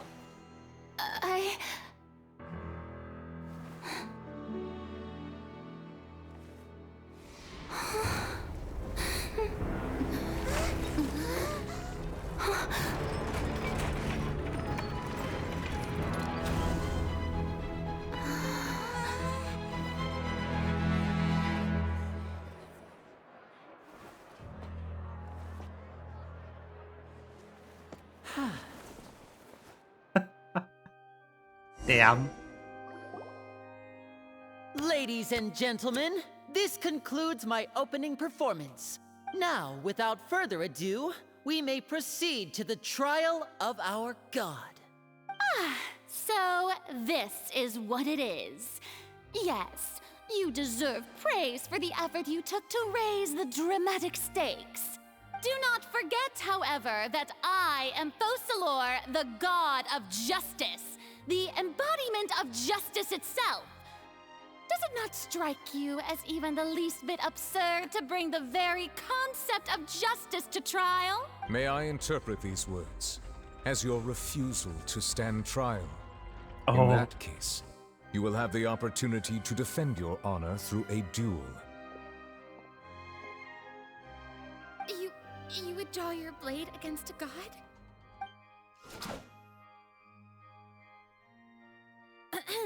I see. It seems like you have made up your mind.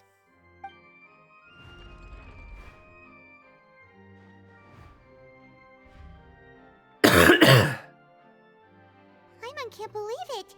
She just surrendered. What the heck is going on? Did I just see an Archon surrender to a human? Yep. How utterly humiliating. Lady Farina, what is the meaning of this? It would seem that there has been a misunderstanding. To be clear... Looking for excuses again, huh? I raised my hands just now to indicate my acceptance of the trial. No duel shall be necessary. I will admit that I've been running away for a long time. I'm sorry, everyone. I was unable to protect the people of Poisson. It is my duty to stand trial for my crimes. You are not the only ones to be disappointed in me. I, too, am exceedingly disappointed in myself. But now, it is time for for the Hydro Archon to show you her courage and resolve. I, Farina, will use this trial to show the world the true meaning of justice! Sure you will. This time, I will protect you. Applaud and rejoice. One of the most outrageous and fantastical events known to the opera epiclese is now unfolding before your eyes. Mark my words, this shall be one of the most exhilarating and brilliant shows ever to grace the stage of Fontaine. The trial of the Hydro Archon, Focalor, will now begin! Woohoo! Oh, now we're making history. Nevertheless, just I feel like Farina fuck just me. took over the whole thing. Like, come on! Didn't she just get forced to stand trial for her crimes? Also, even though she's still acting super dramatic, she is taking this seriously this time, right? All right, then. Who will be my opponent in this trial? The court asks the prosecutor to please take the stand. Thank you, Your Honor. Is that so? Very well. Then please speak, witness of Tivat, my accuser and fated opponent. So close to getting her to tell us the truth, and still turned out like this in the end. It's okay though. As long as we can defeat Farina in court, we still have a chance to figure everything out.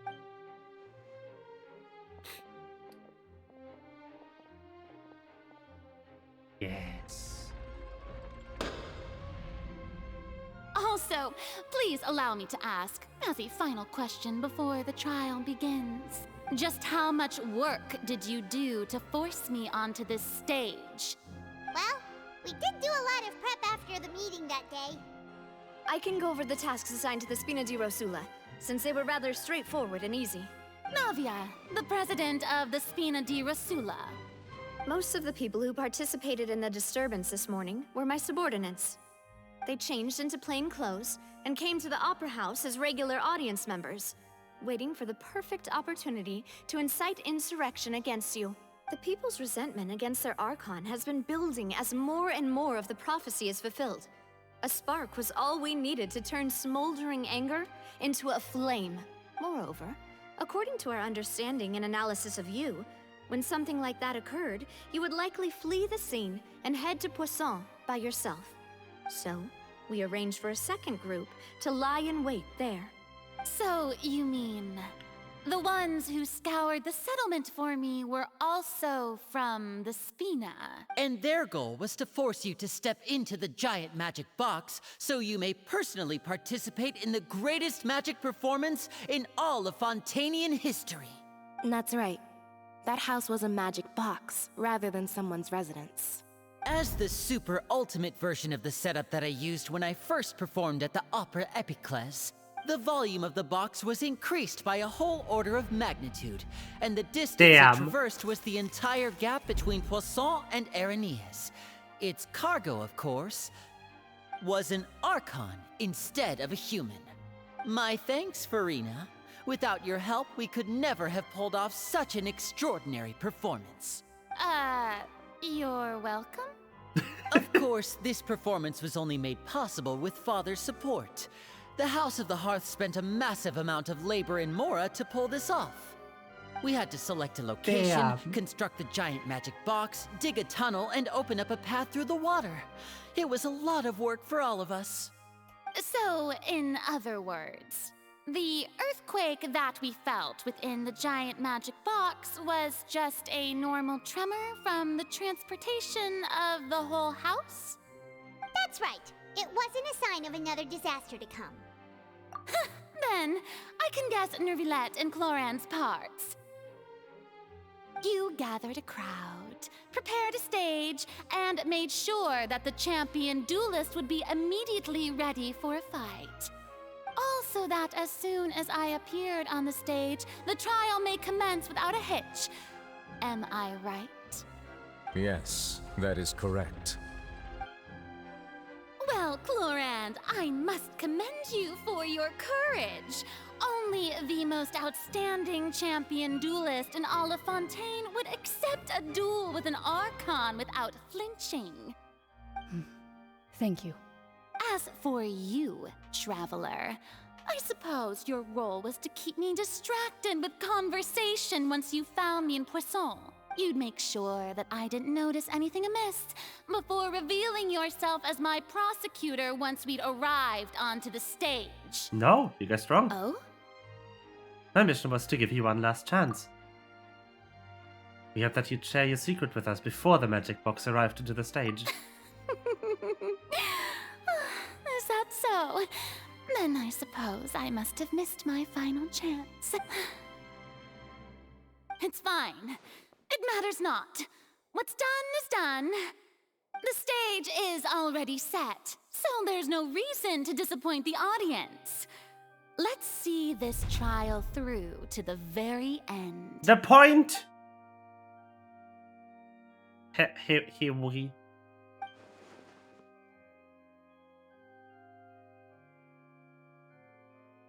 Madam Prosecutor, please allow me to pass this along. This is a document that Miss Charlotte applied for and received permission to share with you during the trial. According to her, it should speed up the proceedings. Huh? Charlotte wanted to give us something? Oh, so she's here too! Hey, Charlotte! Hello. Oh, let Paimon see. Isn't this the exclusive interview that she did with us before? So she's already finished it, huh? Wait, then that means this document is a perfect timeline of everything that's happened ever since we stepped foot in Fontaine! So in other words, we can refer to this anthology of evidence every time we want to use something from our journey as evidence for an argument! Wow, thank you. Let's quickly confirm the information in it. Yeah. Just think of it as a refresher, alright? You defeated the Hydro Archon in the very first duels you took part in at the Opera House. That's one for the history books, all right. I didn't think that you'd wind up getting to the bottom of the case I'd been following all this time. I guess you could also see this as a happy coincidence.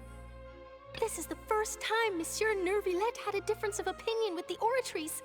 Even the Hydro Archon can't figure it out. A Fatui Harbinger. She's an extraordinary Look at her! Her instinct. Look at her design! The fortress of Meripede was almost destroyed. Oh, the in a hot single people in day. this part of the game. That Unbelievable. I didn't witness that scene personally will always be a source of professional regret, I think. According to Monsieur Neuvillette, both Child and that whale should have been in the primordial sea at that time. I nearly lost my awesome friend Navia. To be honest, that still gives me shivers. The words of someone as extraordinary as a witch can probably only be truly understood when something surreal happens to you. The prosecution and the defense are both in position. The trial shall now begin. I kind of didn't want to play the whole trial yet, though. There's no need to repeat all the unimportant legalese. Just Kind of need to go to bed where the soon. prosecution lays out my offenses. As the defendant and the lead actress of this performance, I still haven't even been informed of my supposed guilt in all of this. Of course, it is only natural for humans to struggle to understand the actions of a god. However, you will need more than that to convict me of a crime. That's true, but my charge here is unrelated to your conduct as an Archon. Instead, I would like to charge you as a fraud who's never been the Archon in the first place. We get voice lines, what the fuck? What was that? Lady Farina's a fraud? Hey, I came here thinking that we were going to try the Hydro Archon for forsaking her duty, but did I hear that right? She's not our Archon at all? Charge accepted. Oh boy. Lady Farina, do you plead guilty to the charge? Lady Farina. I plead not guilty. How can I be guilty? There is no way that I, Focalor, otherwise known as Farina de Fontaine, a member of the Seven and the Regina of all waters, kindreds, peoples, and laws of Fontaine, could be anything other than your true Archon. Yeah. Even though Lady Farina can be rather eccentric, isn't it going too far to doubt her very identity? Yeah, I've never questioned her identity either. Sure, Lady Farina can be super irresponsible, but what grounds does that prosecutor have to make such a huge claim? I have cause to believe that common sense will prevail in this case. Many of the members of the audience have known me as the Hydro Archon ever since they were born. There would be no fooling their memory. See? Even the Oratrice has decided to show me its favor. Are you sure you want to commit to a charge that will never be upheld? If you wish to drop the case, I can promise you as the God of Justice that you will not have to face trial for making a false accusation. We will treat everything that's happened as a dramatic spectacle and move on with our lives. What do you say to that? Huh. An argument with near impossible odds, huh?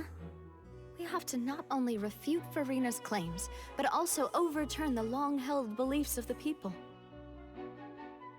Well, I tried to give you the chance to surrender. If you must persist, then let me ask.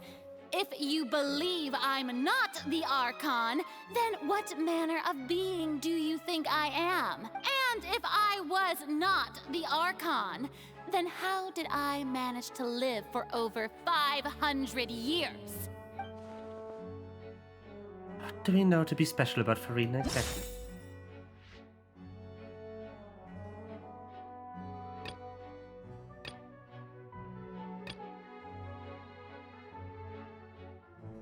She's cursed. First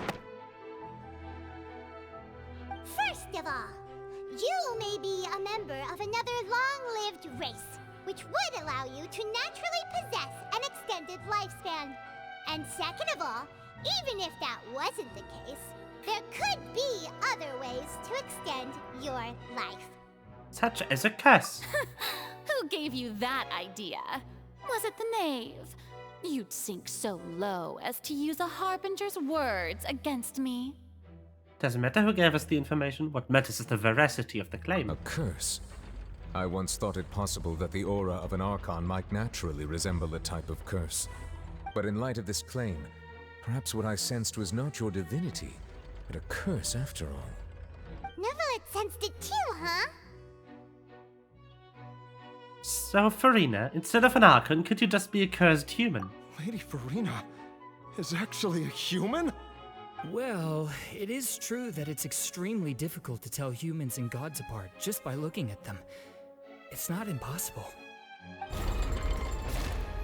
Haha! Well, don't start celebrating too early now. Even if I have been carrying a curse like you said, how does that prove that I am merely a human being? Besides, everyone knows that the main difference between a human and a god is the possession of authority. Gods can do what humans cannot. That's why they're worshipped as gods. For centuries, manifestations of my authority have served the nation of Fontaine. One need only to turn their eyes towards the Oratrice Mécanique d'Analyse Cardinal in the Opera House, or consider the endemnitium that is used in every aspect of life.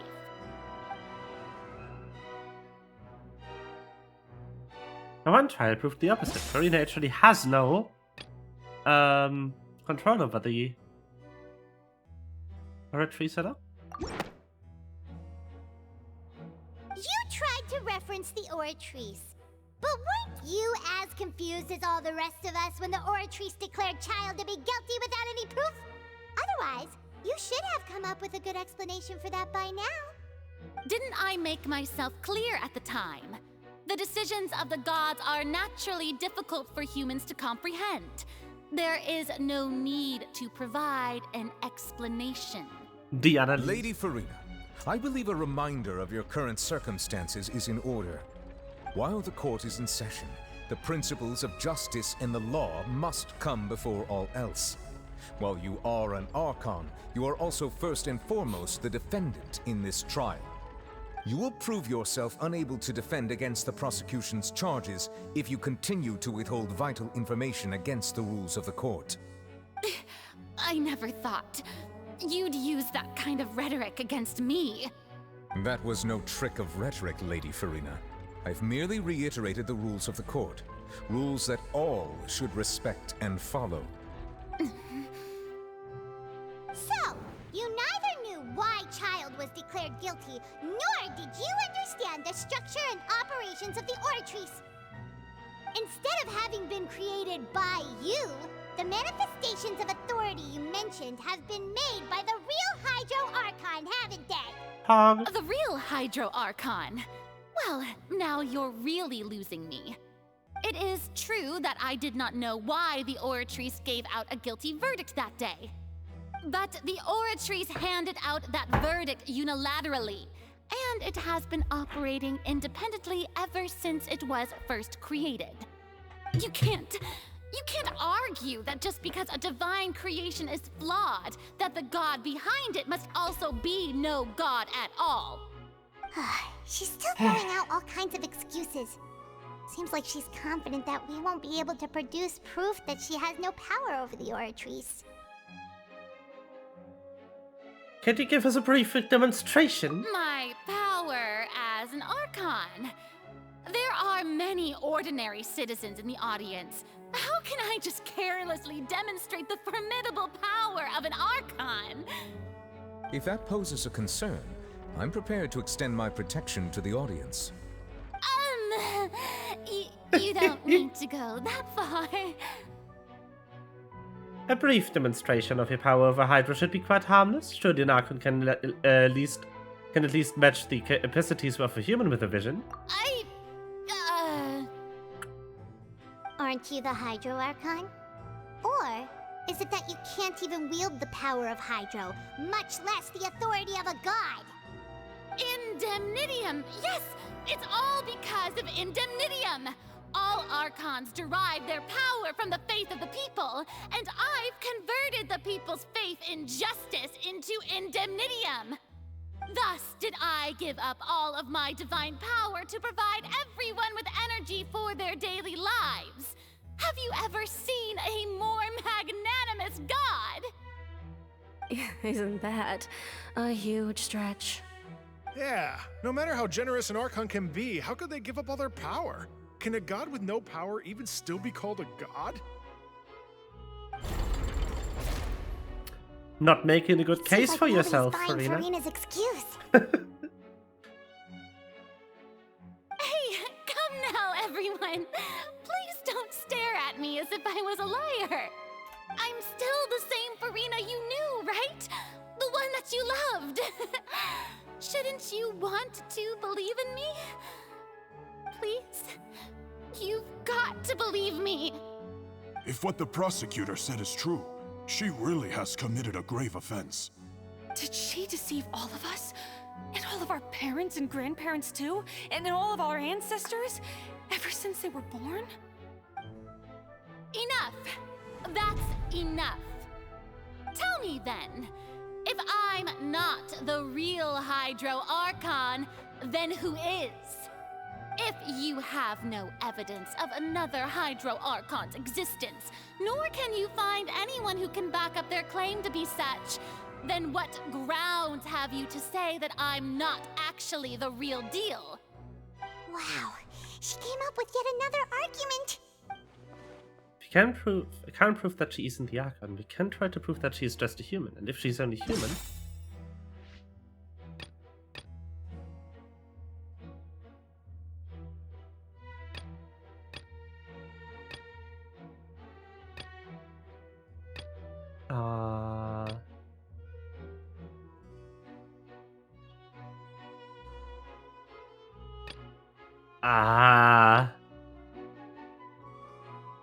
This one? It has been established that all Fontanians can dissolve in water from the primordial sea. And that means... Since you insist on claiming to be a god and not a human, then there's a method that you can use right here and now to eliminate all suspicions of you being the latter. Miss Navia, please apply to serve as a temporary attorney for the prosecution before addressing the court. Though you act in partnership with the prosecutor, you must still adhere to proper procedure. Super sorry, Monsieur Chief Justice. I swear this really will be the last time that I'll speak out of turn. Now, I've brought some seawater from Poisson. As everyone knows, a massive flood struck the area not long ago, taking many lives, including those of some of my closest friends. So, Miss Farina, would you dare to touch some of this seawater? If we are to believe that you are indeed the real Hydro Archon, touching this seawater would have no effect on you. All it should do is strengthen your case. But if you don't dare to touch it, then we would have basically proved the reverse.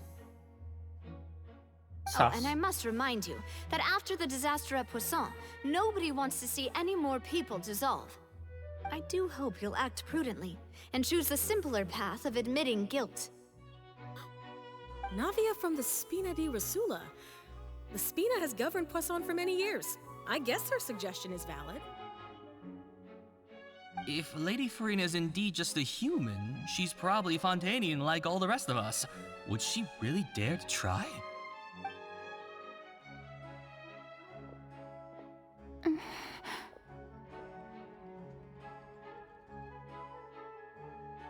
Farina? Lady Farina, this test has been unilaterally proposed by the prosecution. As it falls outside the realm of standard court proceedings, you possess the right to decline participation. Well, of course he had to tell her that. But refusing to participate is basically the same as a confession of guilt. She's just staring at the water without saying a single word. It really does seem like she's quite terrified of it. That could only mean... What's going on? Is she really planning to... That's not what we thought she would... Due to the inherent risk of the test, Lady Farina, you may... What? Hey! She actually...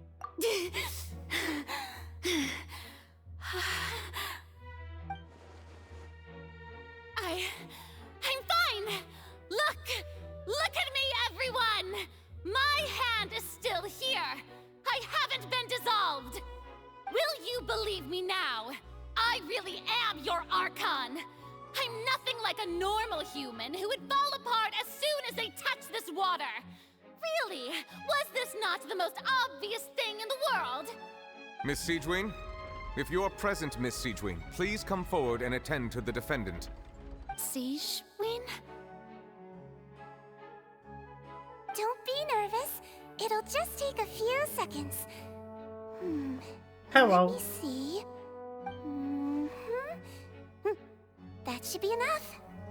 Please announce the results of your evaluation to the court, Miss Siegewin. As everyone doubtlessly saw, Miss Farina was displaying symptoms of hyperventilation and flushed skin. These indicate that she was experiencing the adverse effects of exposure to primordial seawater. The extent to which she was affected is the same as other humans when exposed to primordial seawater of a similar concentration. Thank you, Miss Siegewin. Lady Farina, you may return to the defendant's stand. Oh no! Wait, what did she just say? I didn't get dissolved! Shouldn't that be enough to prove my innocence? Well, considering your tendency to run from your problems, we did originally prepare a direct sample of the seawater around Poisson. However, after extensive discussion, we exchanged it for a sample that is not concentrated enough to dissolve an actual human. After all, on the off chance that something entirely unexpected might occur, we don't want anyone else to lose their life to the sea. Yeah, so out of regard for Farina's life, you secured a low-concentration sample and asked the head nurse to serve as an expert witness. It's a great thing that the direct sample wasn't actually used. Farina could have... Dissolve. I can't believe... you...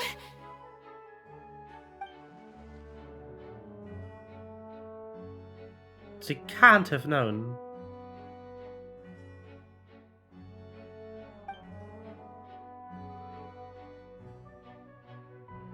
Listen to me!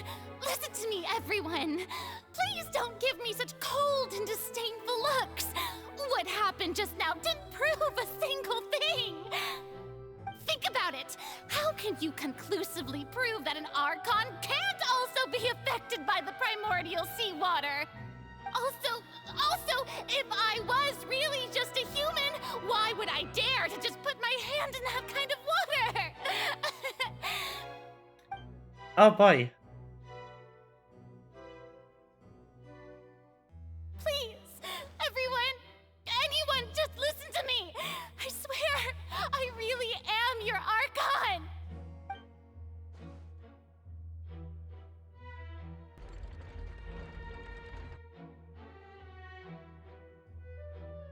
F. I don't think anything she says at this point will sway anyone. The odds are just too stacked against her now. With all the things that have been said, Paimon doesn't think there's any way left for Furina to win. I believe the time for arguments and presentation of evidence has come to an end. If there are no objections, we will move on to the final judgment.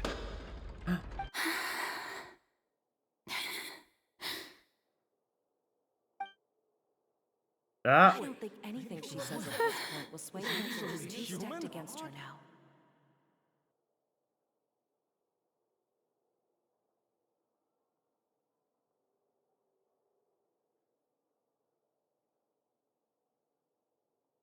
In my capacity as Chief Justice, I shall now render judgment on Furina's misrepresentation of herself as the Archon of Fontaine. As a human who knowingly deceived her fellow citizens, Furina is guilty. F.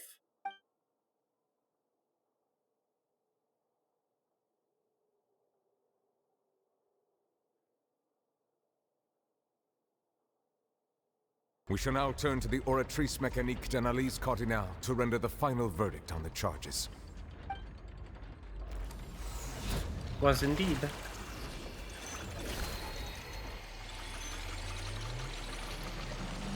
Oratrice Mécanique d'Analyse Cardinale. That is what he said, yes. According to the judgment of the Oratrice Mécanique d'Analyse Cardinale, Furina is... Well, what's wrong? What's the Oratrice's verdict? No, the Oratrice also displays a guilty verdict. Isn't that correct then? However, the exact wording of the verdict is thus. The Hydro Archon, guilty, to be punished via the death sentence. What? The death sentence? That's actually one of the available sentences? I've always thought that it was just a myth. The one and only time the death sentence has been handed out at the court, and it's been given to the very person we've worshipped as the god of justice? What an unexpected twist. Furina's been sentenced to death by the Oratrice? We just wanted to use the trial to show her the seriousness of things so she'd tell us the truth. How did things escalate this quickly? This outcome is indeed quite strange. According to Fontaine's current definitions of justice, as well as its recommendations for criminal sentences, is this sentence really appropriate for the crimes that have been committed? Yeah! Even Fauché wasn't sentenced to death by the Oratrice. You know, the real evil mastermind behind the serial disappearances case. What's more strange is, instead of Furina, the Oratrice rendered judgment on the Hydro Archon. Indeed. Not only is Furina's sentence overly excessive, the very point of our trial today was also to prove that Furina has never been the Hydro Archon in the first place. But now, the Oratrice seems to have deliberately invoked the title of the Hydro Archon.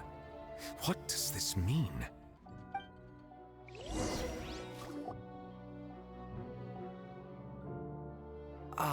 Excuse me, if I may interrupt. Is the trial still going? Fremine! Huh, you finally made it. Mm-hmm. Any mission Father assigns to me. Is A stone that the first prophecy slate? So the knave privately arranged for Fremine to try and find the missing slate. Neat. I looked everywhere and finally found it at the bottom of the sea. It took me a long time to get around some dangerous stretches of water. But has the trial already concluded? Then doesn't that Don't worry, mean I've come not too too late late? not too late for you to shine. Thank you for your hard work, Mr. Fremine. Please allow me to review the record left on the slate. Traveler, I believe that you have already seen the other existing slates, and would like you to come here and confirm their contents.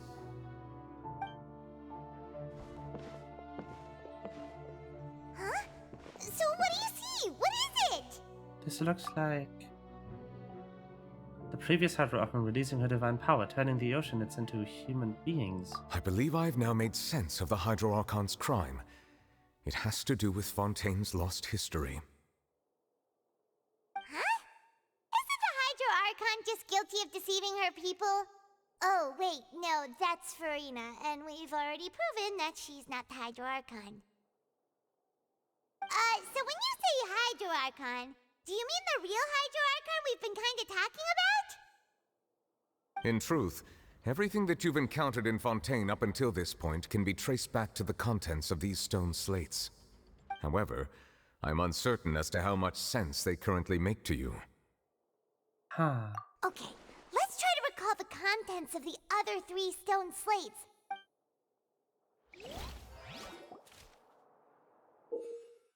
Ding.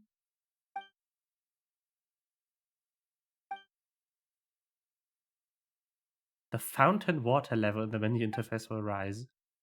You finished verifying all the stone slates. The truth behind the prophecy shall be revealed. Lore! The first stone slate describes what you just said. It seems to show the previous Hydro Archon using her divine power, and then the Oceanids turn into humans. Does that mean that Fontainians are transformed Oceanids? Oh, Paimon wasn't expecting that. But if Oceanids can turn into humans, then perhaps this process can be reversed as well. The second stone slate shows Celestia floating in the sky, and the Hydro Archon and her people worshipping it together. But the heavens still brought judgment down upon them. This must be the point when the Hydro Archon and the Fontainians were branded with their original sin. Does this mean that the original sin and the Hydro Archon sin are the same thing? I guess. The third slate shows the Hydro Archon sinking into the sea surrounded by many people. That reminds Paimon, didn't we also watch that happen to someone else? Well, the fourth slate is the prophecy the Fontainians have been talking about. People dissolving into the sea, the Hydro Archon crying on her throne, and so on. We didn't believe that such a crazy disaster could happen at first, did we? But after that incident, it was just a question of when and not if.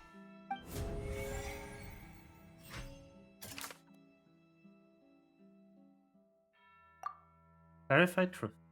Even step for verifies this is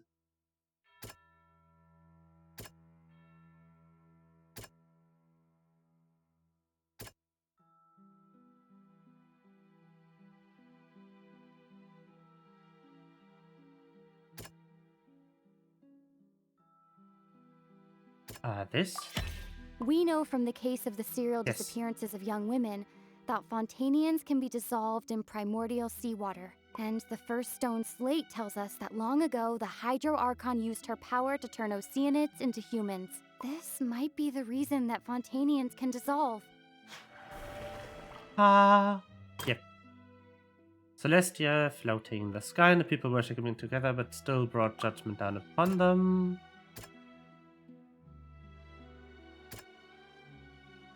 Maybe this? That doesn't sound quite... No. That doesn't sound... I don't know. This? Yes. Perhaps what is about to take place has all happened before. The true sin of the Hydro Archon that Nervilette mentioned, and the... Whoops. And the original sin.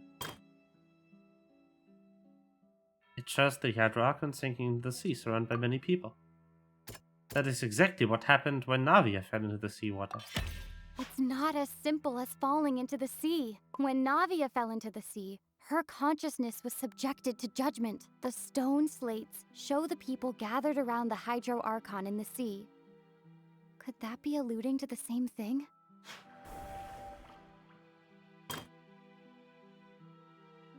Just a scene that's basically identical to that described in the prophecy. Fontaines will eventually be dissolved into the sea, and the Hydro Archon will sit alone on the throne and weep.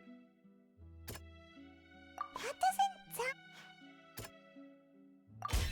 The prophecy from the stone slates found its way into society, but not many people believed it at first. The fortress of Meropide was nearly flooded with primordial seawater, which we know can cause Fontanians to dissolve. It seems increasingly likely that the prophecy may come true. If we hadn't dealt with it in time, things could have gone very badly. Yes. One of the coolest scenes of all time. They'll dissolve into the primordial sea but won't cease to exist. Their essence will flow in the seawater, converge, and take the form of an oceanid.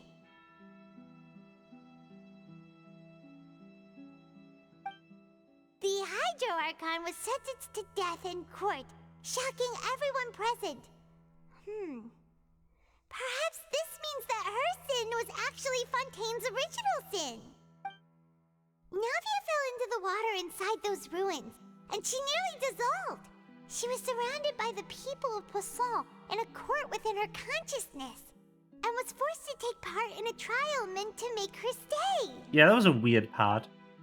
The eruption of the primordial sea at the fortress of Meropide was the surest sign that the prophecy Look was at him about to being come all to pass cool. no matter what. The stone slate's contents can all be verified by recent events. If we combine what we know together, loads of truths should come to light. Ding!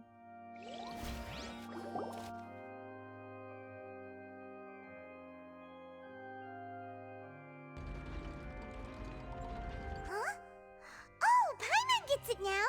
So that's how you... But then it feels like we're going to have to share some truly shocking revelation. Let's hear them. The first slate reveals that Fontanians are not real humans. Incredible. Linny, did you hear that? We're not real humans. All Fontanians were originally created by the late previous Hydro Archon, with oceanids as their basis.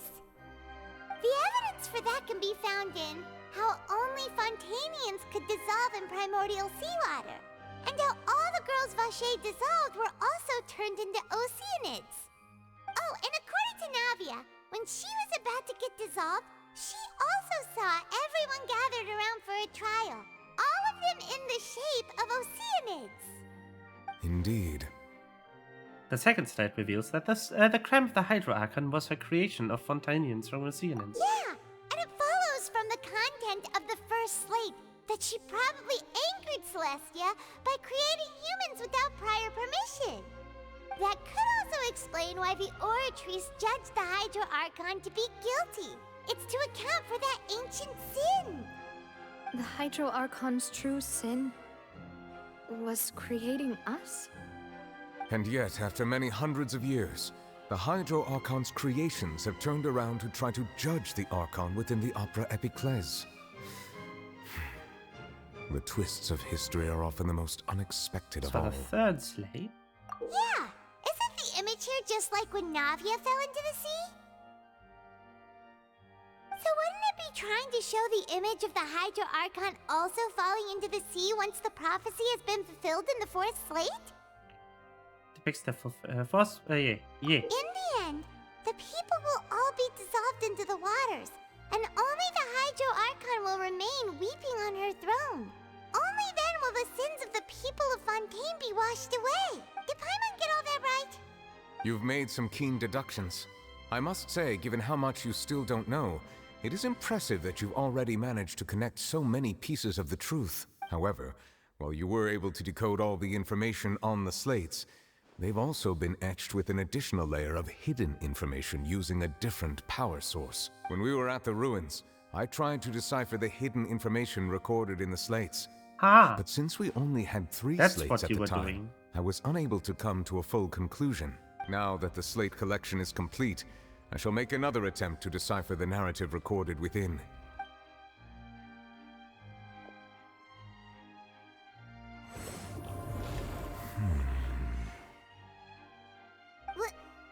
Well? I believe I should share this truth not only with you, but with all the people of Fontaine as well.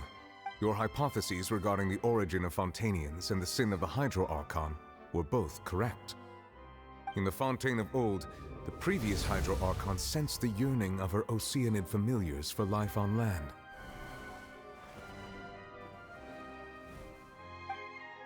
The Oceanids were enamored with the beauty and romanticism of human beings, and wishing to have those experiences for themselves, expressed to the Hydro Archon their desire to become of a similar kind.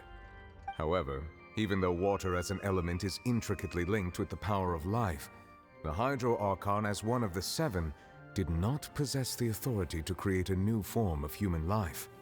Not one to give in, she eventually found a way to create permanent humanoid bodies for her familiars by appropriating the power of this planet's primordial sea. She poured primordial seawater into the Oceanid's blood vessels, creating humanoid mimics in the process. But if Fontanians were to ever come into direct contact with water from the primordial sea, the power within their bodies would escape these artificial restraints and return to the sea. As a result, their forms would collapse, and they would be reverted to their original forms as Oceanids. Of course, the Hydro Archon never received permission from the heavenly principles to create a new human race. And thus, the Hydro Archon and all of her creations came to shoulder the original sin of appropriating the power of the primordial sea. That is the true history of how the people of Fontaine first came into being. So we were all Oceanids before we turned into human beings? That's way too much information for me. I think I'm just going to pretend that I never heard a single thing. Mood. Wait, but if that's the truth, we can't let the Hydro Archon be sentenced to death. After all, her only sin was creating us. This really might be too much information for your regular Fontanian, but it does answer a lot of our questions. Alas, your hypothesis regarding the 3rd and 4th stone slates was inaccurate. The slates' respective positions are, in fact, correct. Huh? A key point of the visual on the 3rd slate is how all the individuals depicted in the water are humans rather than Oceanids. They have not been dissolved, which implies that the water depicted in this slate is not water from the primordial sea. The nation of Fontaine is the nation of Hydro, as well as the nation of trials and justice. Instead of being the literal element, the water in the scene symbolizes judgment and justice. You may also recall Navia's experience. When she fell into the sea, her consciousness was surrounded by that of many others who intended to hold a trial to determine her fate. Therefore, the meaning of the 3rd slate is the very trial we just held. The people of Fontaine shall try the Hydro Archon at the court of justice. Yes, it refers to our present literally situation. just did that. I think I'm following now. So, what you're saying is, even though we decided to put on this trial to avoid fulfilling the prophecy, in truth, everything we've done has happened exactly as the prophecy foretold. So now, it seems, we're the ones making sure it comes true. What should we do? Huh. No matter what, the prophecy will be fulfilled.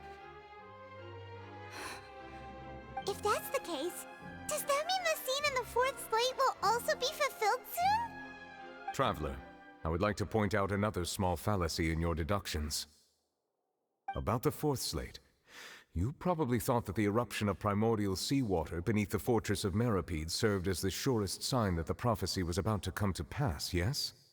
However, I believe that rather than being a sure sign, that eruption could in fact only be a small warning of something far worse to come. As for the root cause of the catastrophe, I believe you've already encountered it once before. The whale? Oh, come on. This eruption was just a small warning of the things to come. We must find the root cause of the disaster.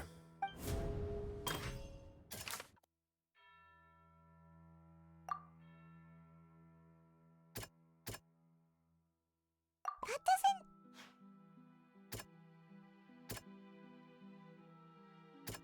The fucking whale. It was both dream and reality. Yep.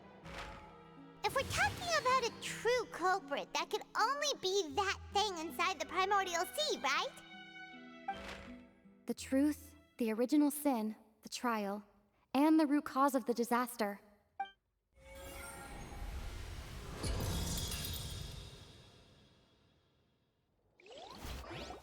The whale.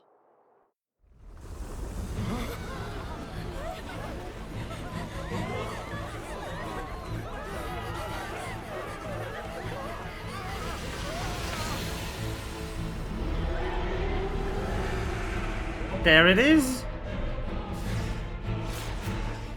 Go, Nivelet.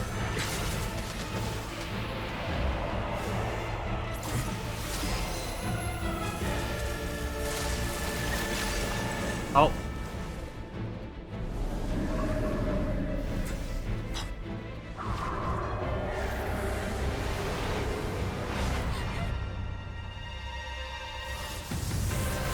Oh, hello.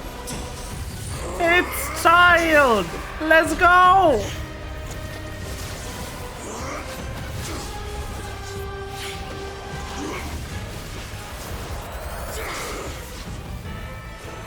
There you are, you fuck!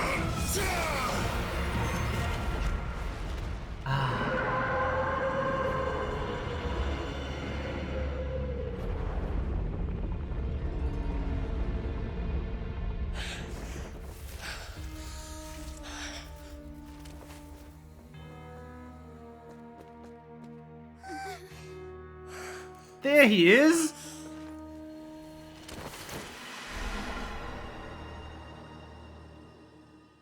Hole. That was way too close! How did that thing just burst into the Opera House? Wait, was that the huge whale you saw in your dream? Yep, there's also the one Child saw when he was young. So we've met it at last. I understand very well why it has chosen to make an appearance here. That whale does not belong to Teyvat. It is a monster that has traversed the stars, weeping all the while. It has been greedily consuming the energy from the planet's primordial sea, using it to grow. That is the main cause for the rising sea levels. And once it has finished consuming all of the energy contained within the sea, its next step will be... You said that when the Hydro Archon first created Fontanians out of Oceanids, she filled their blood vessels with primordial seawater. Precisely. That whale finds the blood of Fontanians nigh impossible to resist. Therefore, when it left the primordial sea, it decided to make its next stop a packed opera house full of food. Food in the form of Fontanians. We just barely managed to push it back, right? In that case, won't it come back to target the people again once it's managed to recover its strength? That is correct. Indeed, it is more accurate to say that we should thank that Harbinger for buying us some time. Without him, the whale would have likely come onto land far sooner. From the way he looked, he must have been fighting the creature for quite a long time. That battle maniac. We've always known that he had a special connection with that whale, but we definitely didn't expect it to help us out like this. Anyway, now that we know that this whale is the actual cause of the disaster recorded in the prophecy, all we need to do to stop the prophecy would be to find a way to beat it up, right? It is too late. What do you mean? It had already absorbed too much of the primordial sea's energy before we could notice it. At this point, it has become practically integrated with the sea itself. Even if the entirety of Teyvat were to be destroyed, it could still survive and swim off towards some other world. That's not something I will accept. We've already done everything we can, and we even found the true culprit. We've come so far. You can't just tell me that the last hurdle is some impossible foe. Indeed, that's not how a grand performance should end. I'll fight it to the end, no matter what. So the prophecy will be fulfilled no matter what, huh?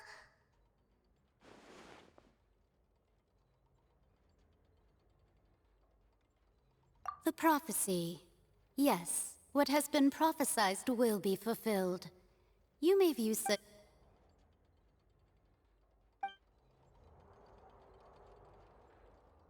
Wait, but if this is all fate? Just as prophecies are usually only the future as seen from the perspectives of the gods. Could things be happening in hidden corners where the gods' gaze does not fall? Gaze! Ultimately, fate shall serve as your only guide, no matter what will happen in Tevat's future. All you need to do is to play your part. Yep. Did I miss something? Wait, I forgot about Farina. What was that she wanted to say at the last moment of the magic box? What is her real secret?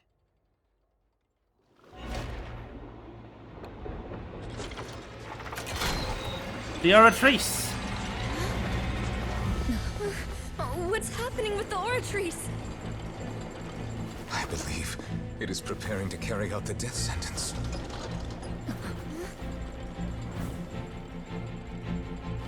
Farina!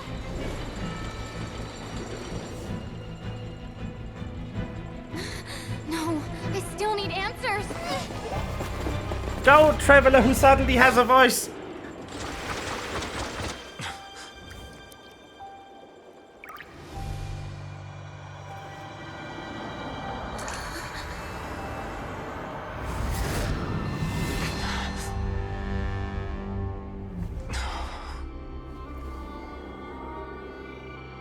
Hello?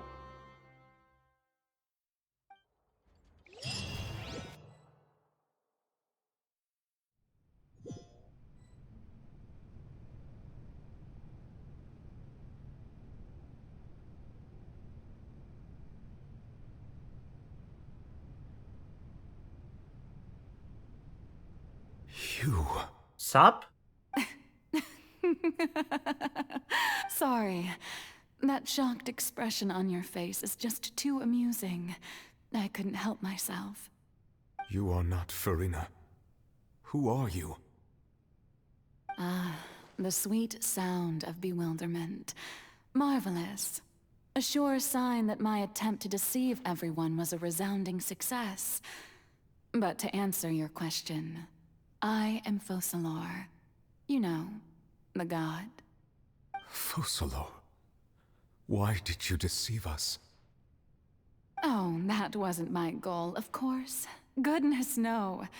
But I had to fool everyone else too, if I was to stand any chance of deceiving the heavenly principles. Oh. Deceiving the heavenly principles?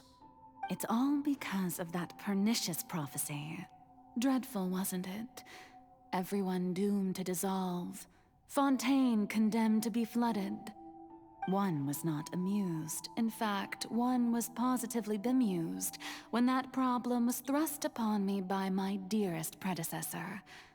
That's the former Hydro Archon Egeria for the uninitiated. It hardly gets more disastrous than a preordained national catastrophe, now does it?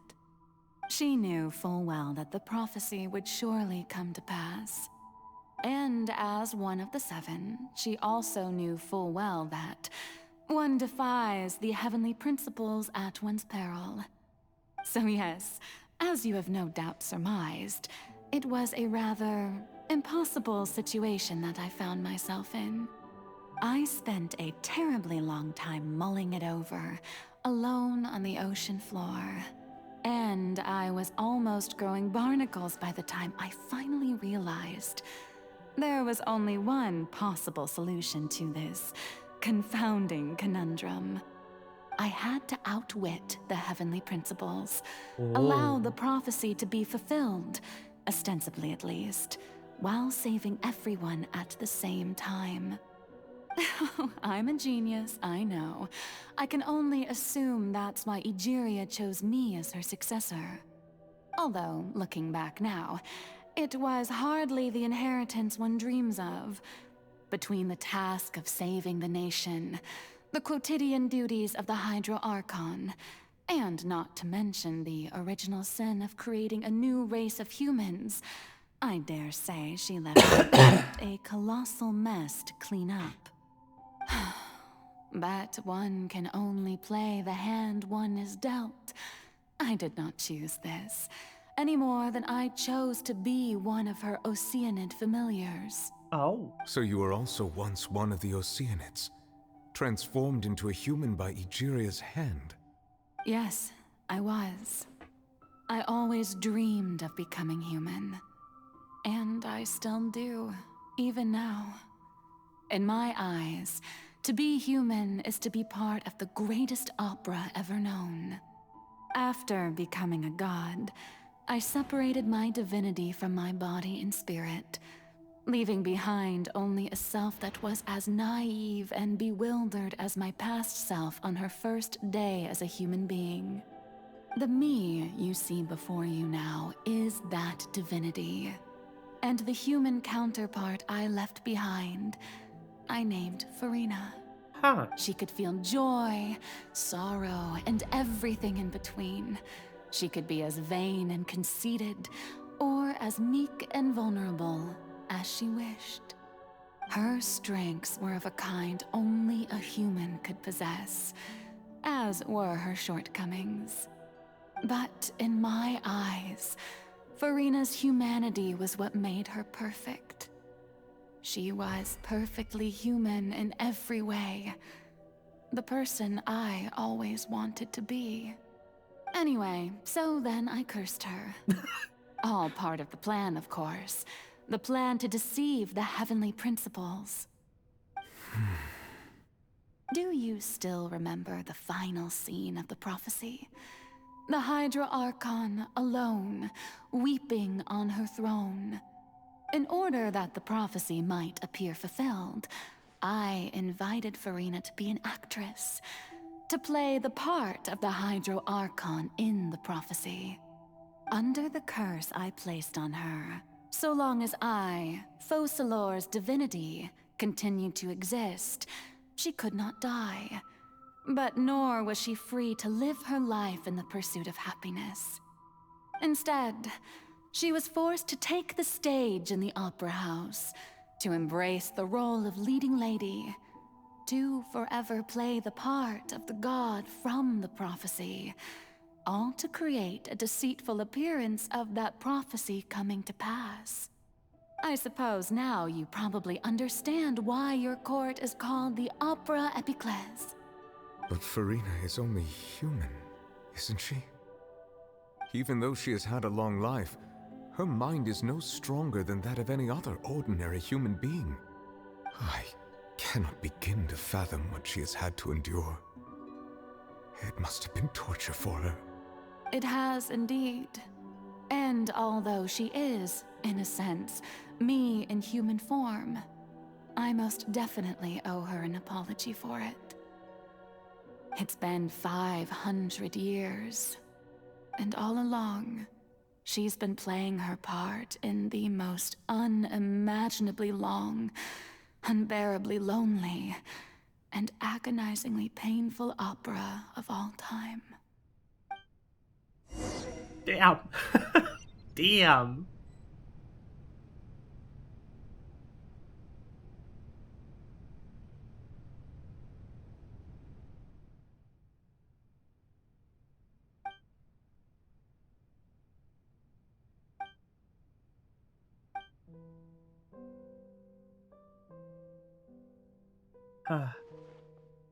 Can directly speak to that self. I might be able to easily get what I wanted to know. Give me for answers.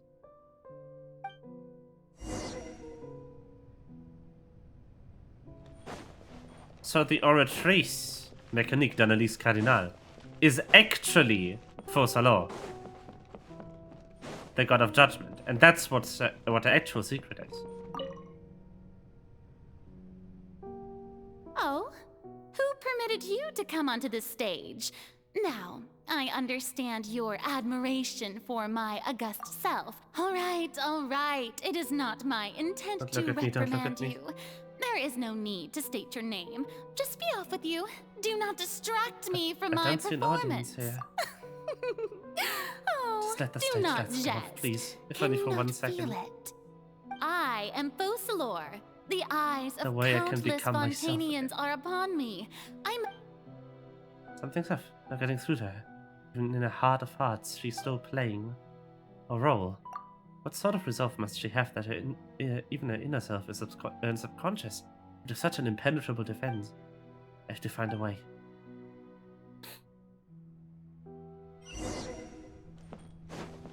Turn off all the spotlights. Dear audience, the performance is experiencing a technical difficulty, but worry not. The guards shall resolve it soon enough.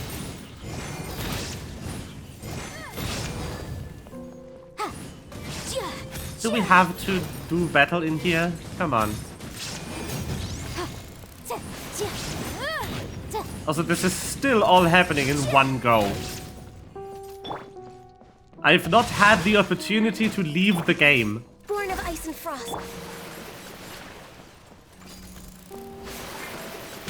There is no escape. Incinerate.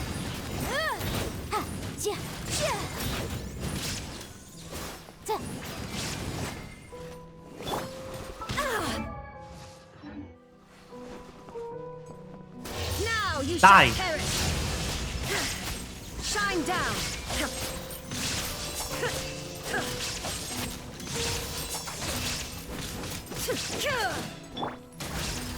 Motion to compel. Ta-da! Okay, give me the next one. What gives? The Yeah. audience is still watching me, you know. Guards? Wait, where are the guards? Guards! Powers go wild. Incinerate! Inadmissible evidence!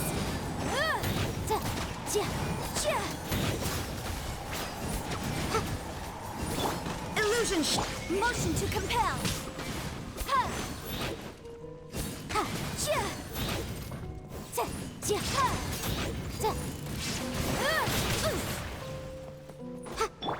Inazuma Die. shines eternal. Thank you. There is no escape. Incinerate! Thank you for dying. Good. One more? No. All the spotlights turned off. Farina saw. It must have symbolized the eyes of the people on her. One of which I just received some sort of signal. Is that a true voice? A ticket. When did that end up here?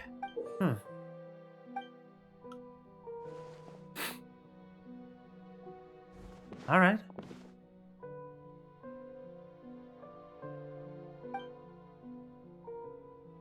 Damn. Scene 1, before a mirror, Farina.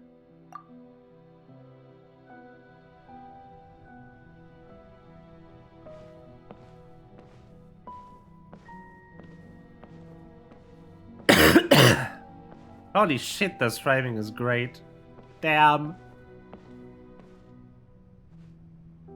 Farina. Farina. Huh? Who's that? Who's calling me? Where are you? Be not nervous. Be not afraid. I am before you. Wait a moment. You're mirror me? How can this be?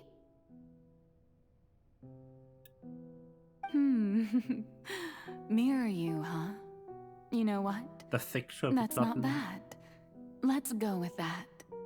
Mirror me. What do you wish to say? The prophecy. Have you heard of it? What prophecy? Wait. I know. I think... I don't know why, but it's in my head somehow. The people will all be dissolved into the waters, and only the Hydro Archon will remain, weeping on her throne. Only then will the sins of the people of Fontaine be washed away. Oh, very good. You know it well. What's going on? I can't seem to remember anything clearly. The only thing I know for sure is this prophecy. Will it really come to pass? Yes, it will. And that is why I've come to you. Disaster will come to Fontaine sooner or later. Things will develop just as the prophecy declared. There is no escaping it. But doesn't that mean everyone will die? I'm a Fontainian just like them. Will I dissolve too? Oh, don't worry.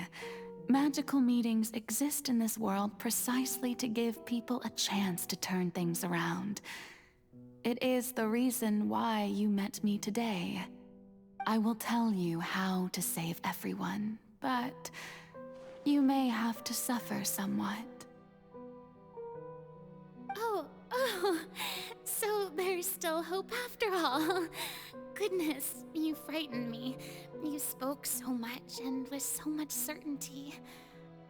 As for the suffering, well, I will admit that the first thing that came to mind was, why do I have to be the one to suffer?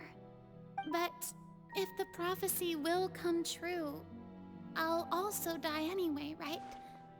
So if I've already met you as my magical meeting in this world, if there were scales, with all the people of Fontaine on one side and my pain on the other, is it not obvious where the scales should tilt? You truly are the perfect human. My ideal. I suppose this would also be the justice that belongs to you. Huh? Don't worry, it's nothing. Listen well. Fontaine has just lost its Hydro Archon. I need you to play a role. That of the new Archon. Play as a god? That's right. You must begin a never-ending masquerade. You must never let anyone suspect your identity. If you can keep it up, then I shall have my way of defying this prophecy. But should your identity be revealed, then all hope will be lost. But how will I do this? A human assuming the role of a god without being exposed. Don't worry. What you must do is not to turn yourself into a real god. You simply need to play the role of a god as humans imagine them to be. Being a human yourself, I'm sure you already know what such an entity would be like. Remember, your true challenge will not be pursuing divinity, but contending against humanity. I'm still not sure I understand, but I'll try. I'll try to do this. So, how long am I going to have to play this role? To accomplish this mission, you will have to stay on the stage for many, many years. You will endure and not grow old until your task ends. But I promise you, all will eventually end in a magnificent and dramatic trial, and everyone will be saved. A trial, huh? How exciting. I'll be looking forward to it. So that's why she was so distraught when the people stopped believing in her being the Archon. Because she thought she failed, when she actually succeeded.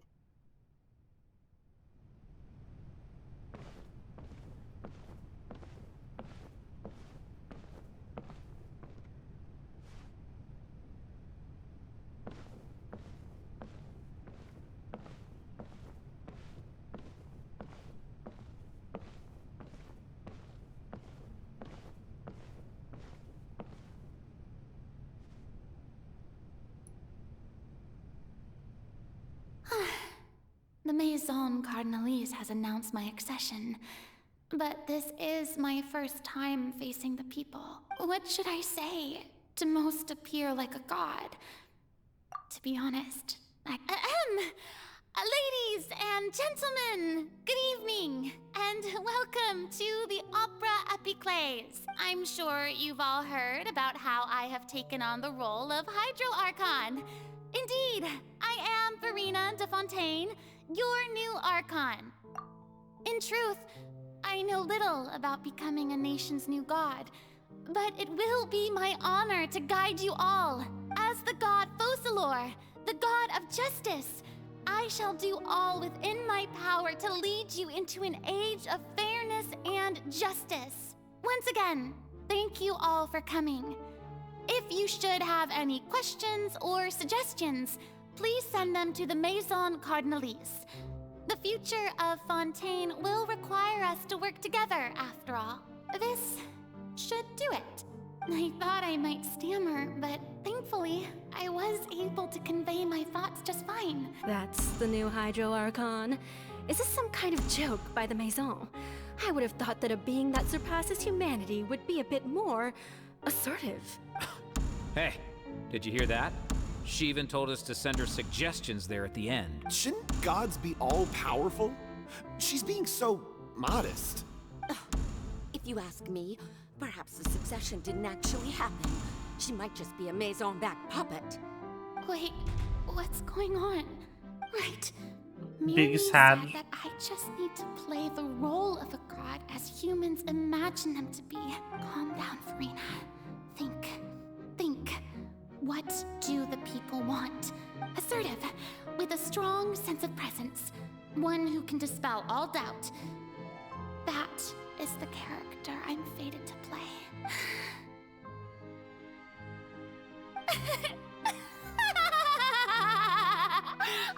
Oh, very good, my people. God. Only ones such as you are deserving of my rule. Now, I was wondering if some weak puppet were to one day come onto the stage and claim ownership of this opera house, would the children of Fontaine follow them? Well, it seems that you would all see right through them. Having passed my test, you are qualified to witness wondrous trials alongside my august self, here in this opera house. You may consider my previous act a door gift of sorts. I thought it was a debut that suited the atmosphere. Now then, let us be reintroduced. Ah, so that was just a performance. How could I have forgotten that we were inside an opera house? Her personality. It's quite shocking, to be honest, but I suppose it's a better look than before. Such a fascinating and bold deity. How wonderful! Her future may yet be bright after all. It seems I've turned them around. Best follow this flow and restart my accession speech.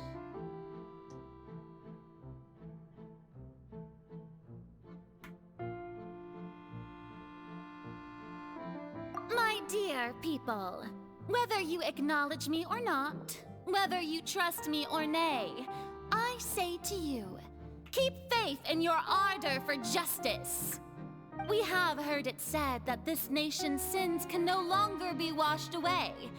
Well, I say that justice is most fragrant when it blooms amid sin. Huh. The scales of justice should not weigh heavy in the hands of its god. On one side, it must carry fairness and justice. And on the other, praise and applause. May law be the prayer on our lips. May judgment be our worship. Let us light the fires and drink to the future of Fontaine. There is no trouble in this world that, so long as I, the Archon Focalor, stand within the Opera Epiclese, so long as I stand before the Oratrice, I shall even judge the gods of this world! Damn.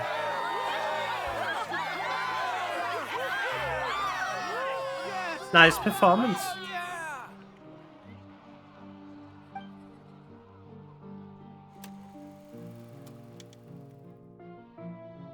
More? Really? Ah. Okay, I do need to go get something to drink real quick.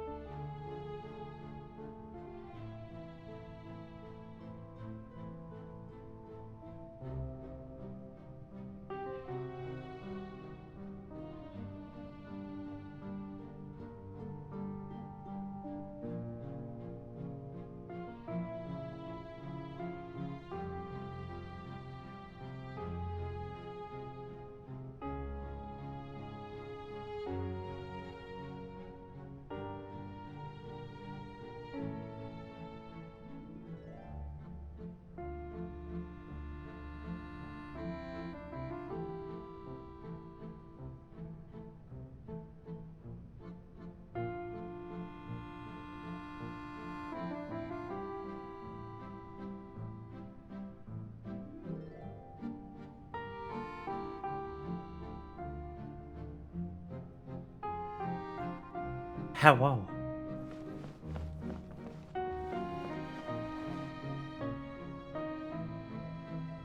Lady Farina, here are today's case reports, as well as a summary of the follow-up for your perusal. Come now. Was I not just at the Opera House in person? Leave these kinds of things to Neuvillette. Besides, none of these trials were the one that I'm looking forward to the most. If I may be so impertinent, what kind of trial are you truly looking forward to? A magnificent, dramatic, and wondrous trial. A trial to end all things. How could you hope to understand? That's true. I fear I lack the ability to grasp your divine thought, Lady Archon. No need for fright, and do not take what I said before too seriously. Go now, do your duties. The trial I await. It will come one day. It will, yes. It has come.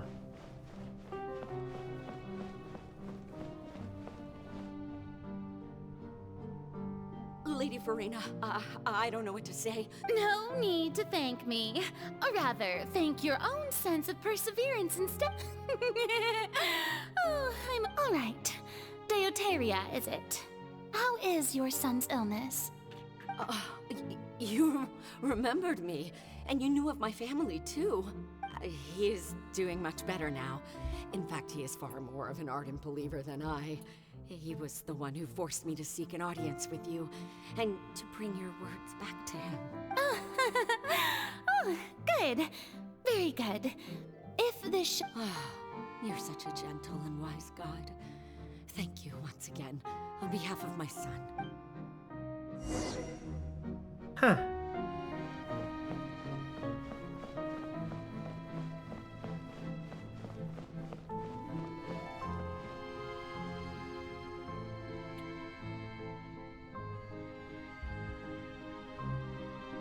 Lady Farina, here are the latest hydrological reports. As for the specific parameters you asked to take note of, I'm afraid things still don't look good. I see. It's as I thought then. As your god, I did already expect this, but I wanted to see how far your human wisdom would allow you to analyze it. All manner of signs indicate that the prophecy will still come to pass. Forget it. That's not something you need to worry about right now. Well, as I understand it, the Fontaine Research Institute is also trying to find a way to counter the rising water levels. Really? Have they found anything? I'm afraid that they haven't found any effective solution thus far. Oh, is that so? Well, no wonder. This issue has reached the realm of the gods, after all.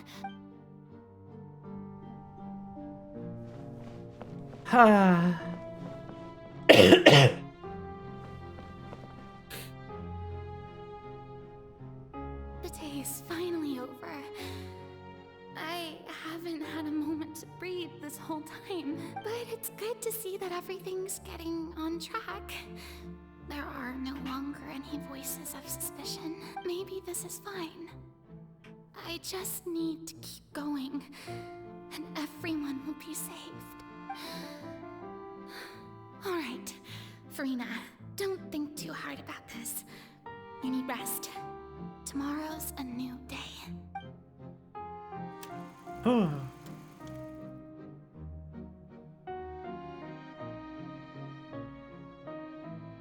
Lady Farina, here are the new trial reports for the latest cases as well. There'll be no need for that. I've seen them already. There's no need to go back over scenes I've witnessed in person before.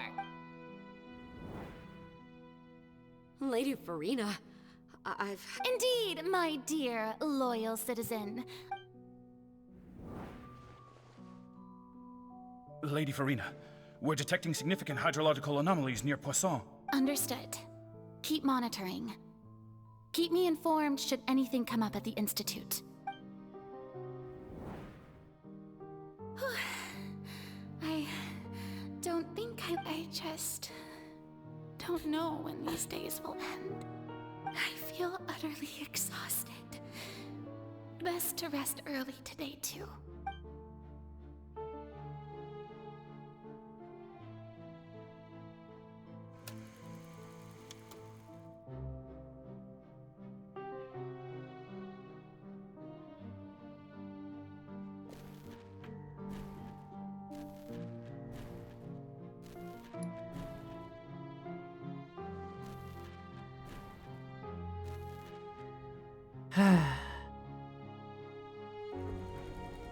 Damn. Scene 182,375. It's like a dream being able to speak with you up close like this. I've heard that the first member of our family who was honored to receive an audience with you was Madame Deoteria, almost 20 generations ago. And what a fine family yours is indeed. It brings me great joy to meet such a faithful believer, a descendant of a line most ardent. Surely you... my lady? What is it, good citizen? Are you crying? Oh, really now? I didn't even notice.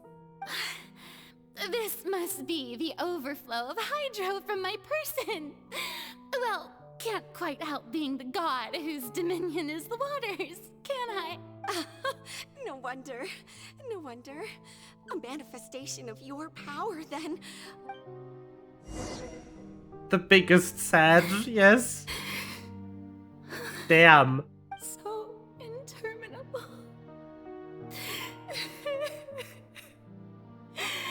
So lonely. Her voice actress back must hurt, considering all the heavy lifting she's doing to carry these scenes. Holy shit. Perhaps the show must go on for hundreds more. I never imagined. that it would hurt so much. Have I reached my limit? No. Perhaps I reached it long ago. Today I didn't even notice my own tears. I want to tell someone, anyone, about this. But would that not destroy all I've done so far? I've conducted so many investigations across the centuries. But there's not even a sliver of hope that we might break the prophecy. Give her a raise, yes. All I can do is keep heart. I must maintain this act. It is the only way to save Fontaine. Or rather, rehire her with a better commission. Because she's not, you know, employed by MiHoYo. She's an independently contracted voice actress. Rehire her with a better commission. Do it. Farina, Cowards. You don't have to shoulder this burden alone.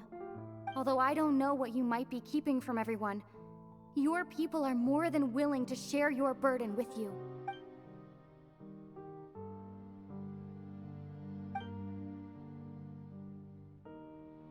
Share my burden. That's impossible. It was fated right from the start that this would be my duty alone. But even if your burden doesn't need to be shared, you can still choose to confide in someone. Just share it with me. I'm what you'd call a witness. A witness? Yes. I've heard that you came to Tevat from beyond the stars, yes. In other words, you never belonged here. And if Tevat is, in its entirety, a show on a stage, then you're just a spectator, aren't you? If that's the case... Convenient. She's right. I could confide in her, couldn't I? But if things don't play out as expected, the people of Fontaine will be the ones to pay the price. No, Farina. You shouldn't be selfish. But what if it's really alright? Farina, you've worked so hard for so long. Surely it would be okay to put yourself first for once. Is it such an outrageous thing to do anyway? To find someone in whom you can confide your frustrations and sorrows? Surely it could not hurt. If you let this opportunity slip through your fingers, it might never come by again. Think about it long and hard.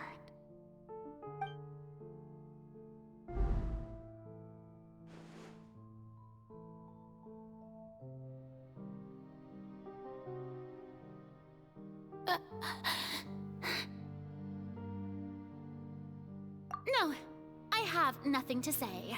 All you need to do, dear spectator, is to witness my performance until the curtains fall.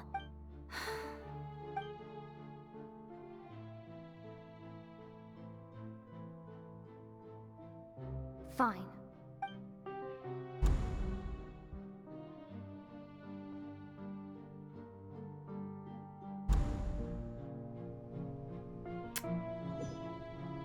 Girl. So even Farina doesn't know the truth? You've never once let her in on the full plan? Yes, it had to be done. To deceive the heavenly principles, you must first deceive yourself. She did very well.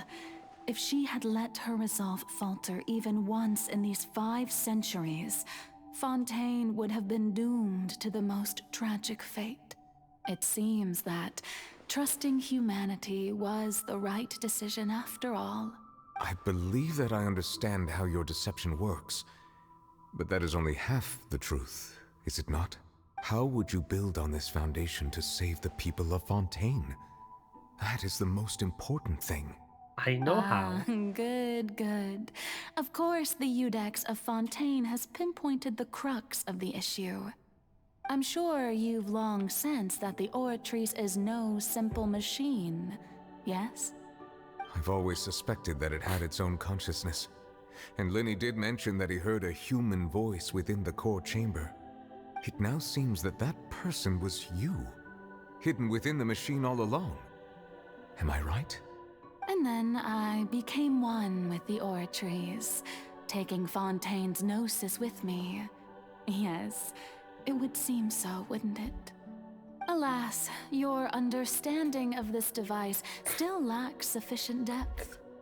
In truth, it is no enactor of justice.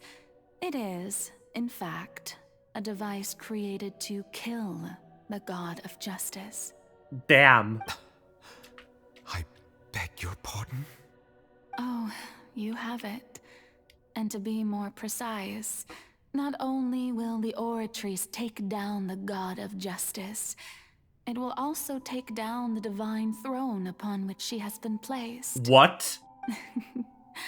I mean, did you think I would be the sort to enjoy peaceful repose while Farina suffered? My work over these last 500 years has been to constantly accumulate indemnitium within the Oratrice.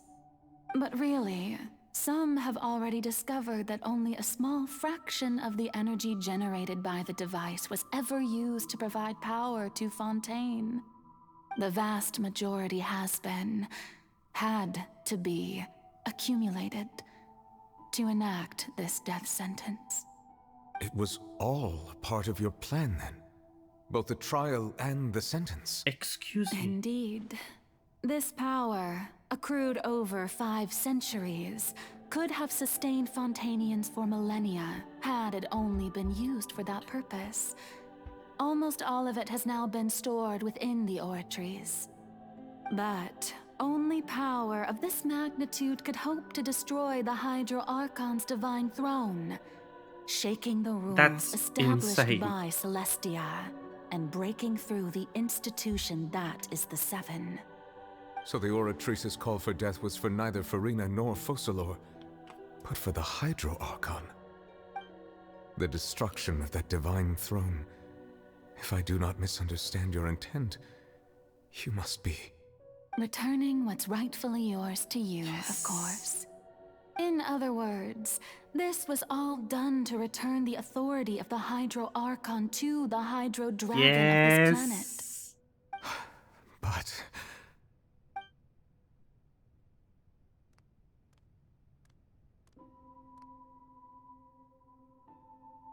Oh, what? Getting sad again, are we?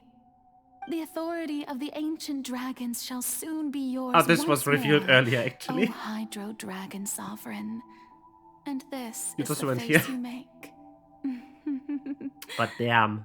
all you've done throughout the years is just so you can sacrifice yourself at the very end. I've never quite seen it that way, you know. Even now, The plan I'm wasn't, though, quite just that pleased he's a at dragon. How well my deception worked.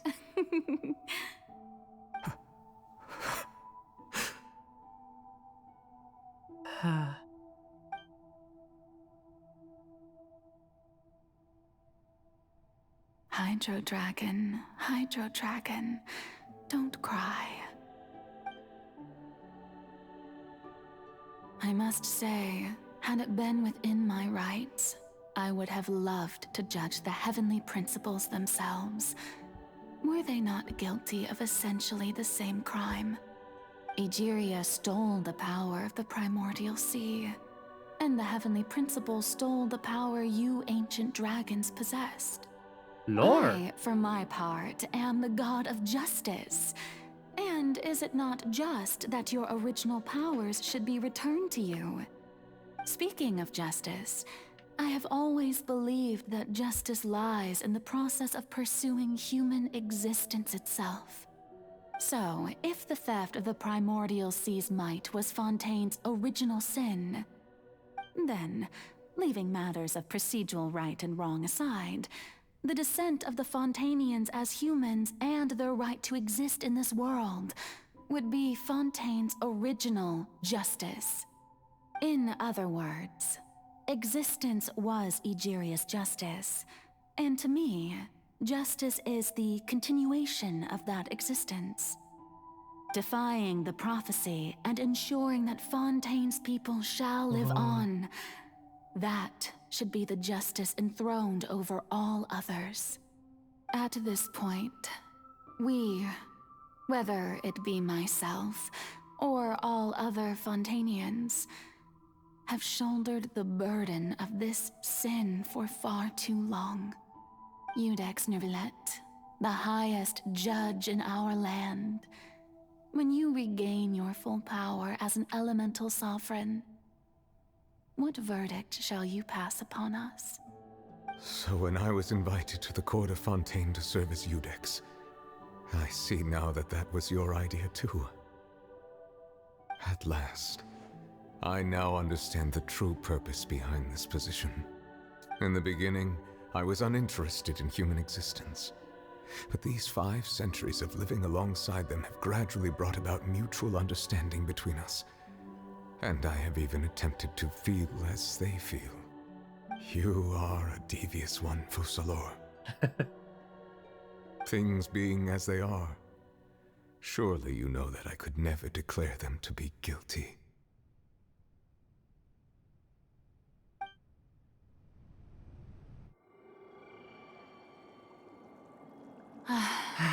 The hour of my execution is almost here. For the sinner, the curtain call has come.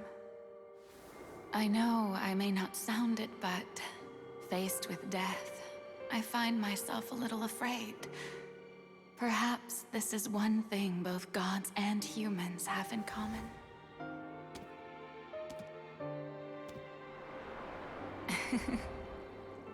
Farewell, Nervilette. I hope you've enjoyed the part you played these 500 years.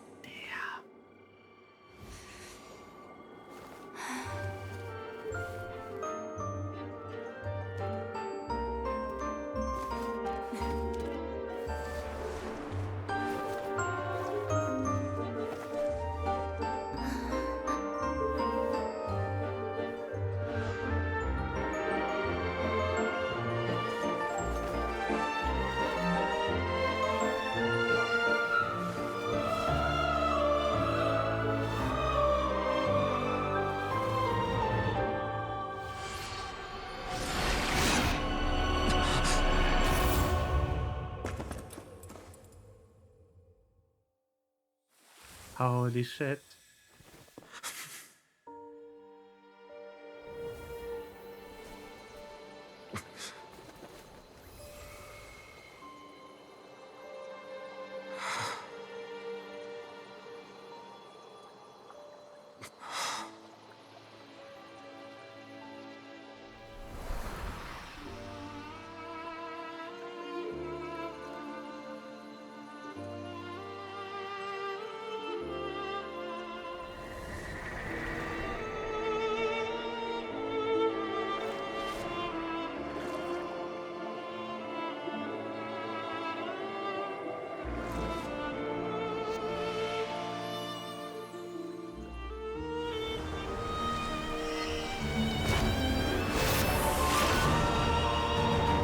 There he is.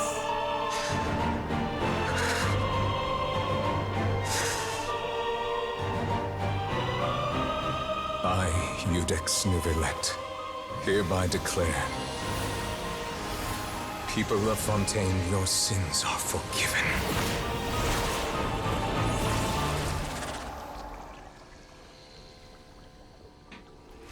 Damn.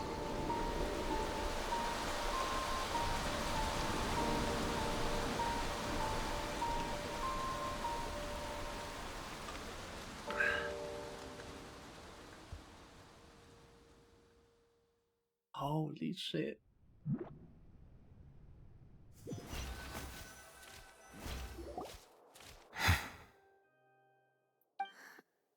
What just happened? Has the death sentence been carried out? Was that bright light some sort of misdirection? I have a feeling that something huge just happened. But since we're all still alive and haven't been dissolved, I assume whatever happened was good for us. It's time to end this. We must mete out punishment to that beast. Didn't you say just a moment ago that it can't be defeated? I have gained the strength sufficient to deal with it. Through certain means, I now have the ability to separate the power of the Primordial Sea from that creature. We should seize the opportunity to pursue our quarry. Traveler, now that the oratories can no longer function, I require an executor to help me mete out justice. The root of the calamities befalling Fontaine, the beast that enacts the prophecy. Its name is the all-devouring Narwhal. Come with me, traveler. The hour of execution has come. Come. Seriously, you're making me do the combat now too? I don't think I fucking can. My word level is too high.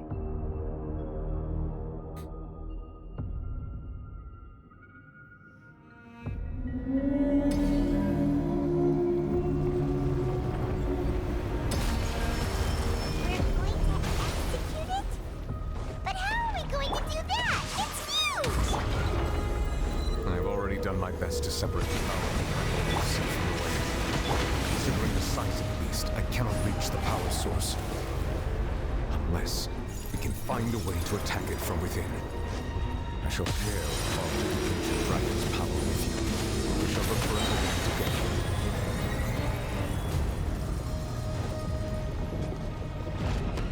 together. Holy shit.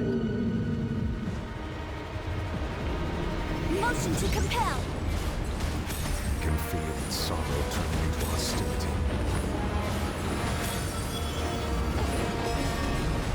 Time for your arraignment!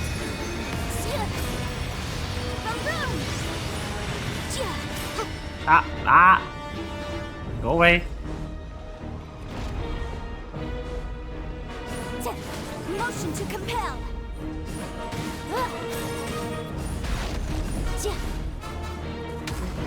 The all-devouring Narwhal cannot resist its need. Continue to trigger its hostility. A chance will present itself.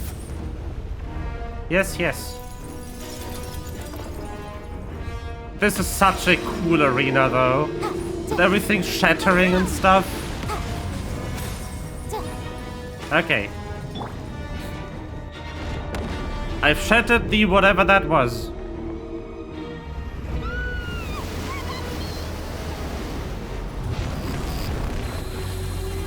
Suck.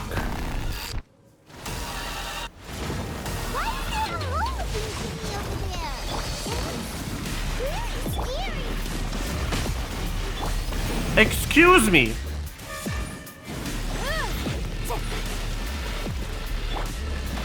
For Rex Lapis! I have granted you my protection. Do not fear. Seize the moment and use my power to suppress its roots from within. I got what? Now you shall perish! Illusion shattered!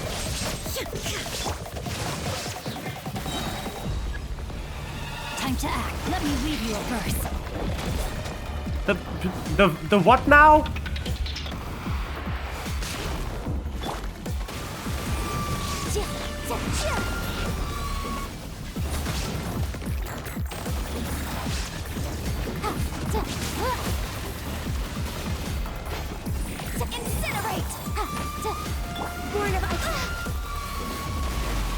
Manifest the authority of the ancient dragons. How? Witness the might of the primordial sea.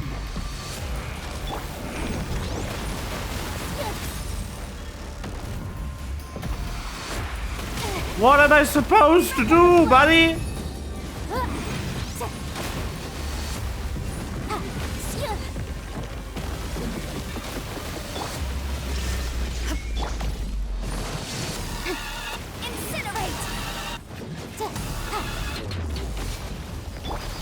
Body and mind. Motion to compel! I don't fucking know, it's working though. No touching. We're way behind schedule. I'm also immortal because the game keeps scripted healing my ass, which is nice.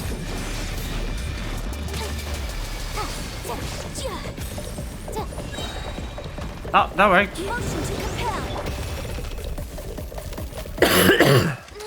Whoa. That music slapped though, holy shit. There he is.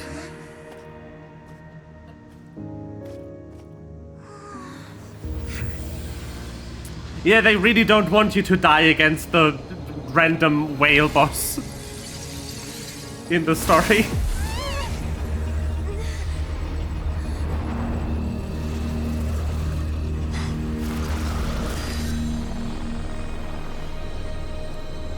Hello. Who are you?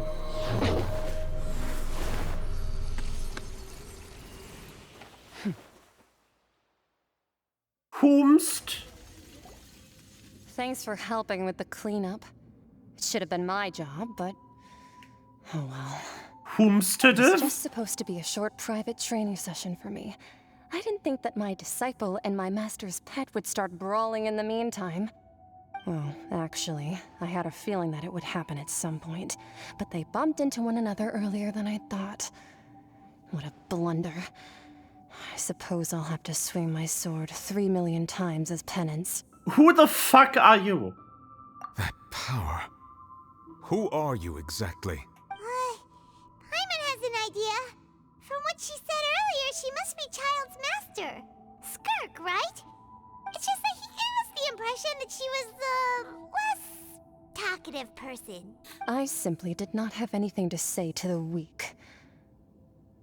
But you, on the other hand, managed to defeat the all-devouring narwhal without using power from beyond this world.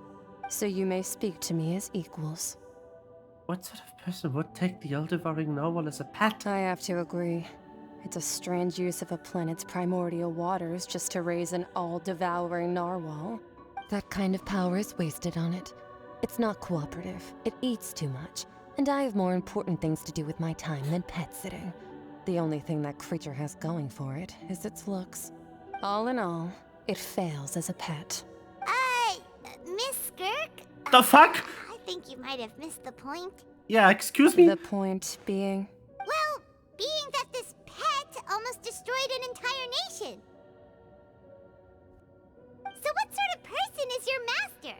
Well, Child's master's master. Oh, right. So you don't know him. Sorry, I assumed you did. His name is Sertologi. Whomst? Huh? I am unfamiliar with that name. Huh. So Master isn't sufficiently famous. How should I describe him then? Have you heard of the name The Fowl? Oh shit. Fowl? I have. Still nothing? Well, how about the Visionary? Vetterfalnir then? Or Gold Rhindaughter? Ooh, that one we've heard. Rhindaughter's part of the Hexen Circle. She's Albedo's mom, right? Oh, so you do know that name. To be honest, I also heard all of those names and titles from my master. I don't actually know them either. But I suppose you understand now, yes? My master is likely a similar sort to Rhindaughter. They are both pursuing some form of perfection. Wait, didn't you also mention a visionary person? Paimon didn't quite catch their name. Actually, never mind that. I believe it expedient to inform you that the all-devouring narwhal used up nearly all its strength fighting you. Such roiling hydro energies will prove difficult for the planet's deep seas to digest. As such, the fontaine back on the surface has most likely been thrown into chaos. In other words, the prophecy that you've been fretting over should now be in full swing. What?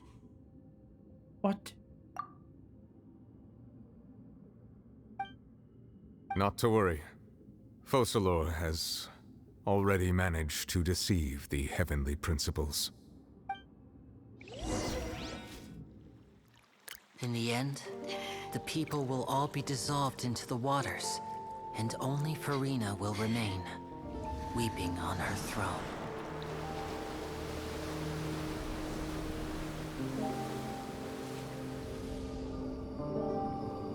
Oh. Only then will the sins of the people of Fontaine be washed away. Are they all on Wriothesley's boat?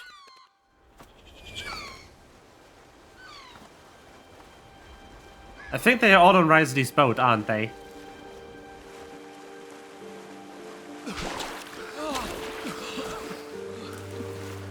Because it's not primordial seawater, it's just water. Help! Over here!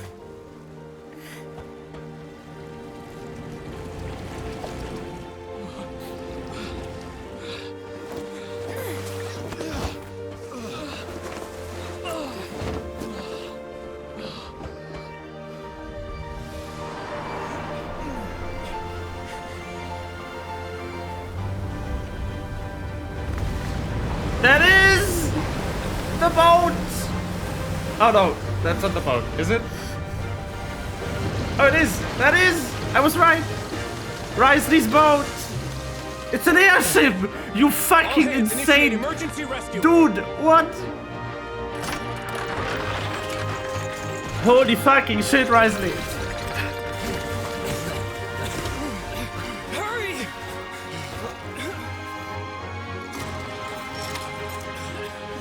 Hey, lend a hand. That's why he needed an engineer who was specialized in gravitometers to make boat fly.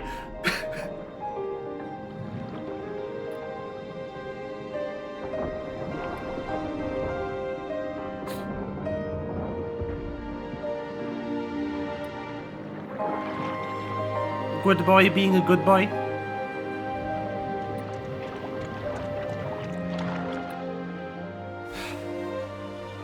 Look, the water's receding.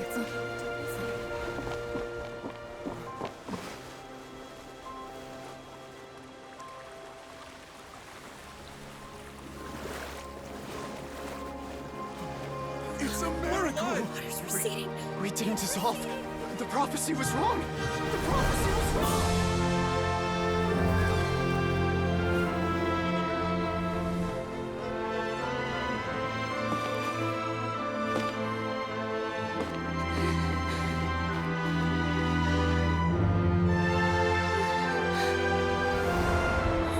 Are you alright? We're saved. The prophecy was wrong.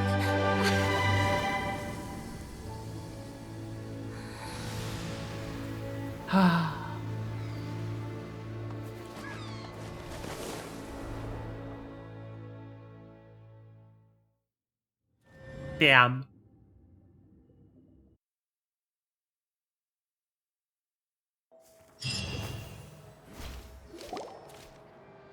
The Solo renewed. The Suite de Rasula attacks post-disaster rebuilding. I recently visited Poisson to meet with Miss Navia, spokesperson of the Suite de Rasula. Old soil can still give birth to new bloom, Miss Navia stated. Hope is like seeing a small cookie when you're starving late at night. You just need a little of it. Skyship Winglet, lunar brain of the Fontaine Research Institute. The various disputes that have arisen on account of Mr. Edwin have suddenly become a shield over the Institute, with Jurier turning out to be a once overlooked hidden gem. People always call the first researcher mad, but few know what to call the second. And should that latter person achieve a miracle, they would find it all the harder to find a word with which to classify him and his team. Wow! Paimon barely recognizes the people in the reports. Are those really Jurier and Navia? They sound like real big shots. What do you think? Pretty enthralling, huh? The Steambird's idea was pretty simple. With the disaster just having passed, we would print a free edition packed to the margins with good news to calm people down. The value for these big scoops lies in their inevitable follow-ups. We'll publish further reports and go into the stories behind those people. Capitalism. Edward's assistant, Jurier, created a true flying ship, while Navia is leading people in the reconstruction of their home. I'm sure that these stories could draw even your well-traveled eye. Yeah. Hyman's curious too! Wait a minute. Didn't we watch everything happen from start to finish? And that's exactly why I'd like you to come conduct interviews with me. You're the best incubators of news, if you haven't noticed. And also, with you around, I'm sure I'll get to see that Duke. Are you sure? Hasn't he turned you down several times already? Oh, this time will be different. Come on, let's head to Poisson first, and then make a trip to the fortress. Ha. What an ending.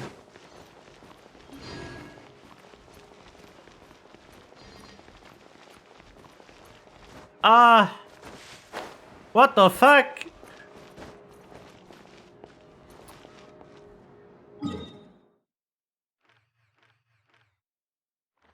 Okay, we're going there. I want to finish this. I don't want to end right in the happily ever after. Welcome back to your internet.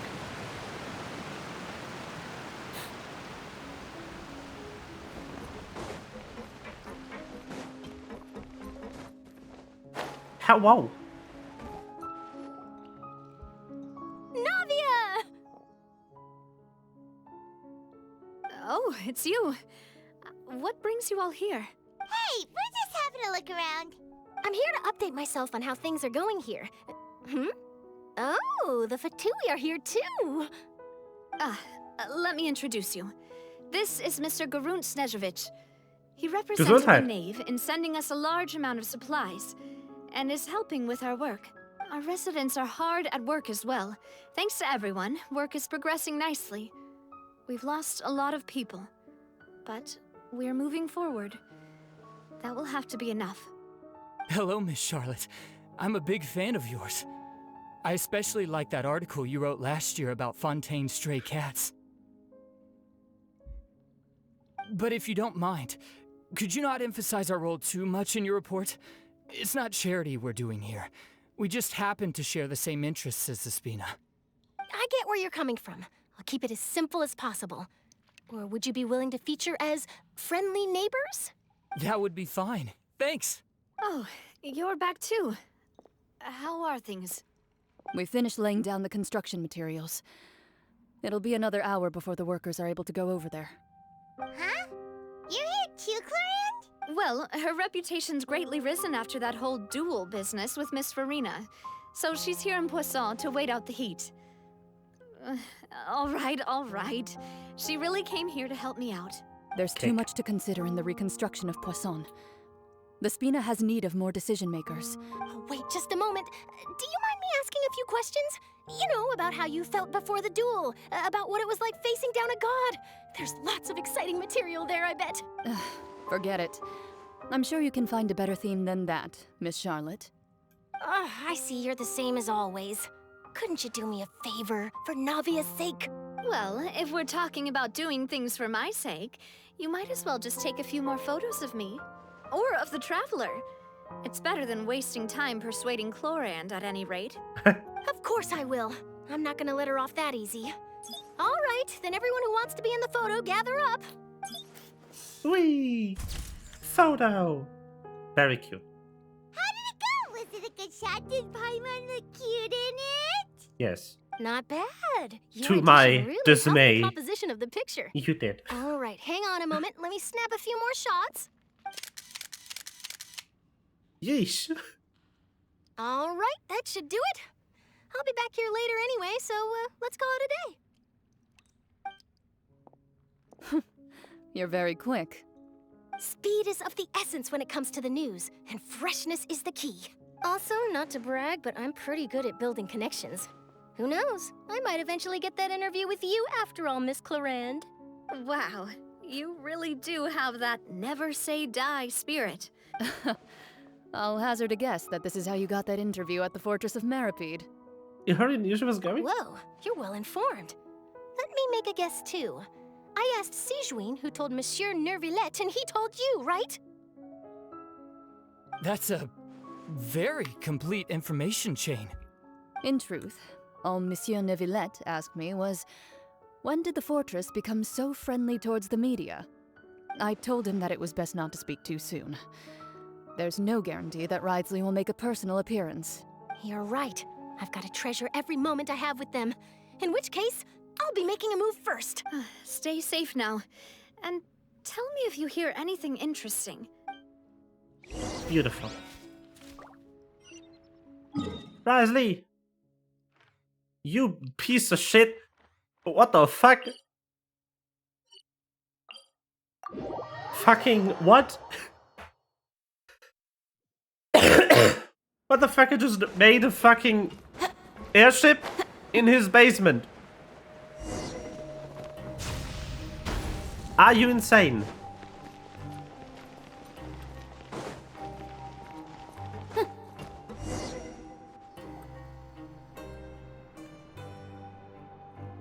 Wow, guess we're here again, huh?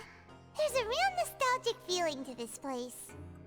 Looks like you've been missing us. Duke! Did you come all the way to the entrance to greet us? There he is. Of How course. Wow.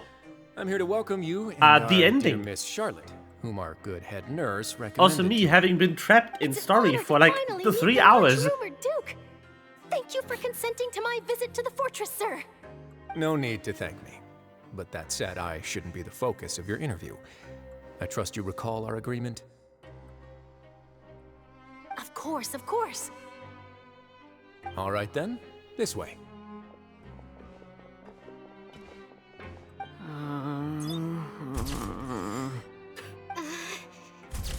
F. Hey, no need to be so, Charlotte. It would seem that Miss Lorvine doesn't want her face to appear beside that of Mr. Jurier, Sir, please don't say things like that. But it looks like dear Mr. Jurier denies it. Might this interview be very important to you then? No, I just... This is my first time being interviewed, and I'm very thankful to the Steambird for... Now, I might not look it, but I actually did meet Mr. Edwin once. And I'll be honest, I enjoyed chatting with you more. You've definitely got more of that genius vibe going on. The boat that brought about a miracle, the ark that saved the people. Why, you recreated a myth back there, like an emissary of legend. Still, if I might ask, where's that flying ship now? Huh! Looks like Charlotte's trying to get herself another exclusive scoop. I have to apologize, but that ship is presently in the bowels of our factory. I'm afraid it won't be easy for you to get a shot of it. Really? Well, then in that case, could I have an interview with you to make up for that loss? Oh no. She's got you now, Wriothesley. She has you.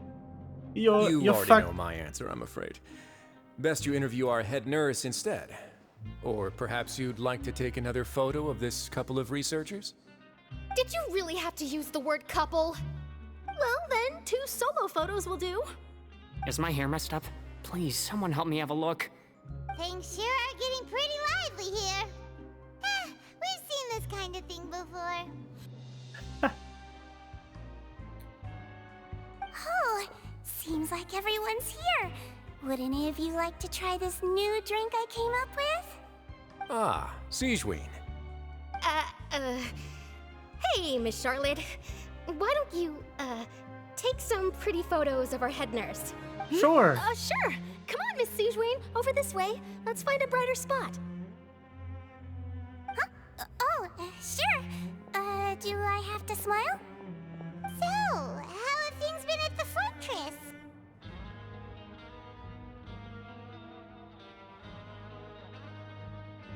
Same old, as you can see. Fontaine's undergone some changes, but this place is still more or less the same. Other than Indeed. that flying ship, it got a tad too much attention, I think. That's why I decided to let the interview go through. We should direct more public opinions toward the behind-the-scenes heroes. Am I right, Mr. Jurier? Miss Lorvine? You're too kind, sir. I believe that you too should have your day in the sun. Not that you would want that, which is a pity. I'll just leave the spotlight to you two. I see. Lots of things happened that day, huh? Anyway, regarding that Harbinger, I'm not sure you remember, but his 3 young followers are still waiting for his return. He sure did win them over, huh? I'll tell them that there's good news and bad news. The good being that their boss seems fine, and the bad being that they must face extended sentences for abetting his escape. F. Oh, actually, what about you? Are things gonna change for you too? What change can there be? The fortress will keep chugging along, and so will my duties. As to what Miss Farina's departure will mean for the nation, and if our laws and governance will be transformed, we'll leave those to the folks in the overworld. Hey everyone, the photo shoot's done. Departure? Did she leave? Good. In that case, let's call it a day here. Thanks for your cooperation. Come on, Traveler, let's go. There'll be a next... Maybe. Who knows? I might write a story about the underwater factory next time. Until then... All right, last stop, the docks. Ah. There. So Farina is leaving, huh? Just exploring the world. Now that she's no longer pretending to be an Archon.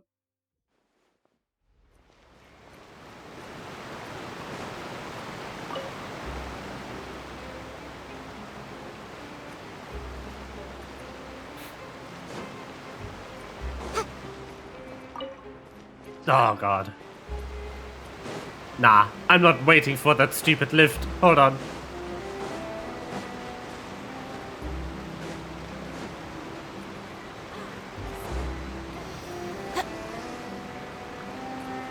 Sup, fuckers?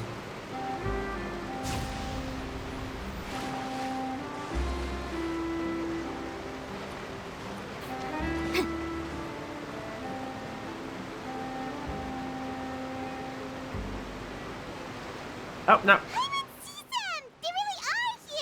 Navia mentioned that she stayed in touch with Linny and the others after working together. Apparently, they've been at the docks distributing these strange pockets the whole time since. Traveler, Paimon. Ah, and Miss Charlotte, too. Would you like a magic pocket? What sort of gadget is it? It's a wondrous bag that can be used to carry many things.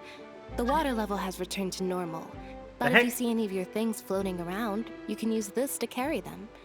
Or you could trick a friend into doing it for you. Trick a friend? I wonder which of my friends would fall for that.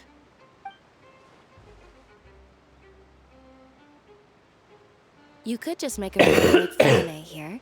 Isn't that right, Fremine? Is this what you meant by, I'll help you make some more friends? To be honest, that sounds pretty sweet. Could I have your contact, please? Sure. Lynette sure is working hard to help Fremine socialize. He was the one who proposed doing this. He even wants to assist in our magic shows. Ah. Yes, I was planning to first introduce Pear as an assistant, and later Fremine himself. In the future, I think we can leave underwater escape magic to him too. That said, would anyone want to see a diver escape underwater? Oh, it'll work out. Every journey begins with the first step. Lynette, could you come over? Miss Charlotte says she wants to take a picture of us. Got it. My, that Charlotte is rather perceptive. She got rid of everyone the moment she realized I had something to say to you. So, how have things been, Traveler?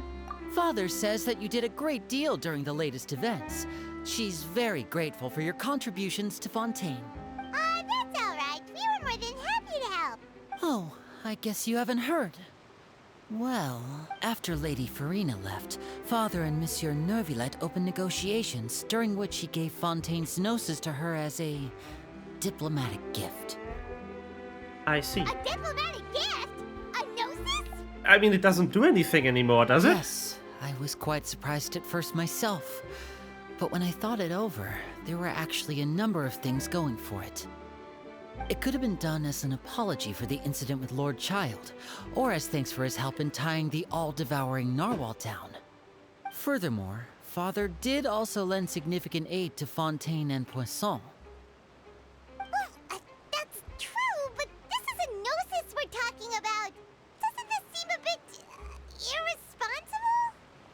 I would agree, but I've also heard that it seems that Monsieur Neuvillette has had a significant change of heart regarding the matter. So there's some reason for this that only Neuvillette knows about? I suspect you'll have to ask him about that yourself. Ah, yes, speaking of which, I did see him strolling around the entrance to the Fortress of Meripede a while back. Isn't he real busy and stuff? But back to the topic. The Gnosis was given to the knave, right? What about Child? They say that he's returned to Snezhnaya to recover from his wounds. I hear that the recent disaster really did a number on his health. Huh. That's true. When you think about it, we've had loads of run-ins with the Fatui. To think we'd be allied with them this time. So shocked by such a simple switching of sides? Yes! Father! There she is! Well, well, what do you know? Come to the docks to see how my children are doing and meet the Traveler by chance. Please do not pay my accomplishments in Fontaine too much mind.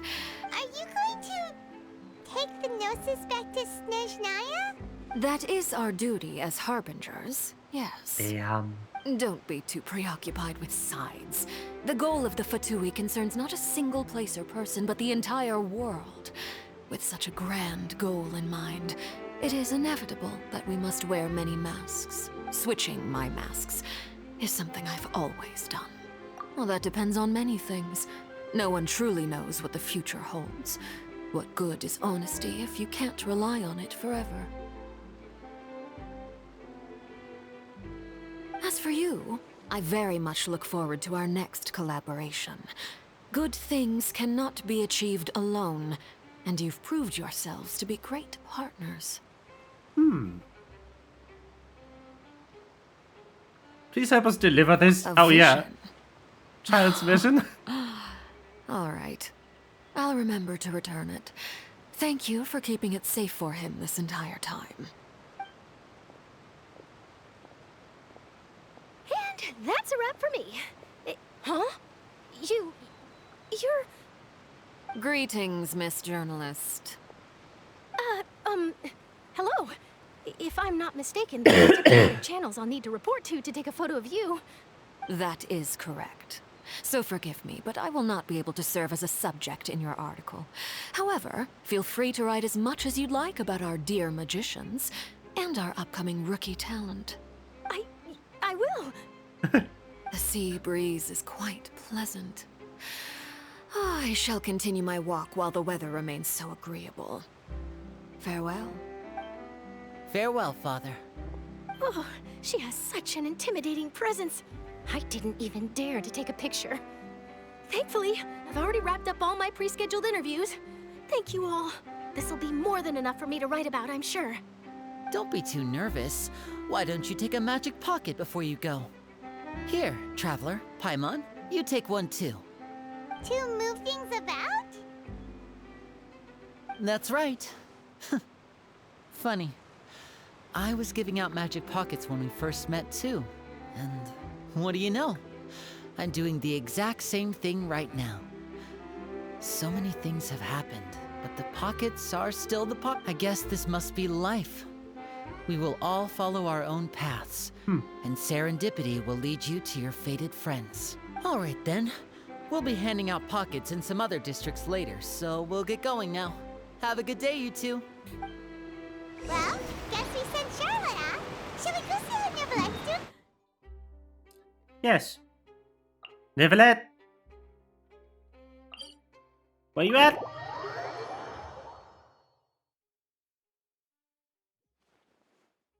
Whee. Look for Neuvillette. Anytime.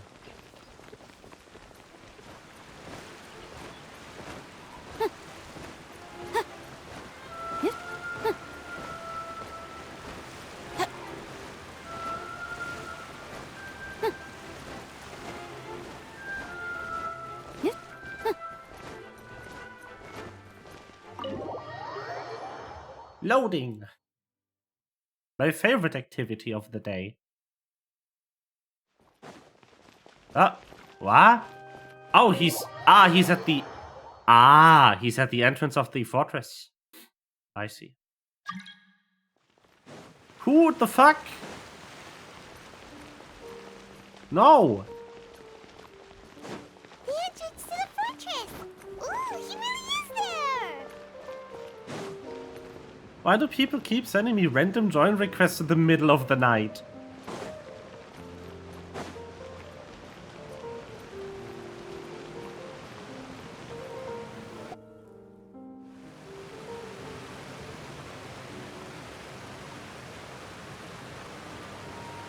So, you really are here, Nervalette! Paimon didn't think you were going to have free time this hour of the day! Really? Oh, I suppose you must have met Mr. Linney. He took the time to greet me earlier when he passed this way. In any case, you came at a good time. I was just considering reaching out to you to set up a meeting, so I may explain some things that I haven't had the time to before. Aw, Paimon's glad that you remembered! Thank you for keeping us on your mind, what with you being busy and all. Alright, let's have it then. How was Fontaine actually saved? The whole business is still quite the mystery to us. It is strange how words can often leave a bitter taste in the mouth when it finally comes time to say them out loud.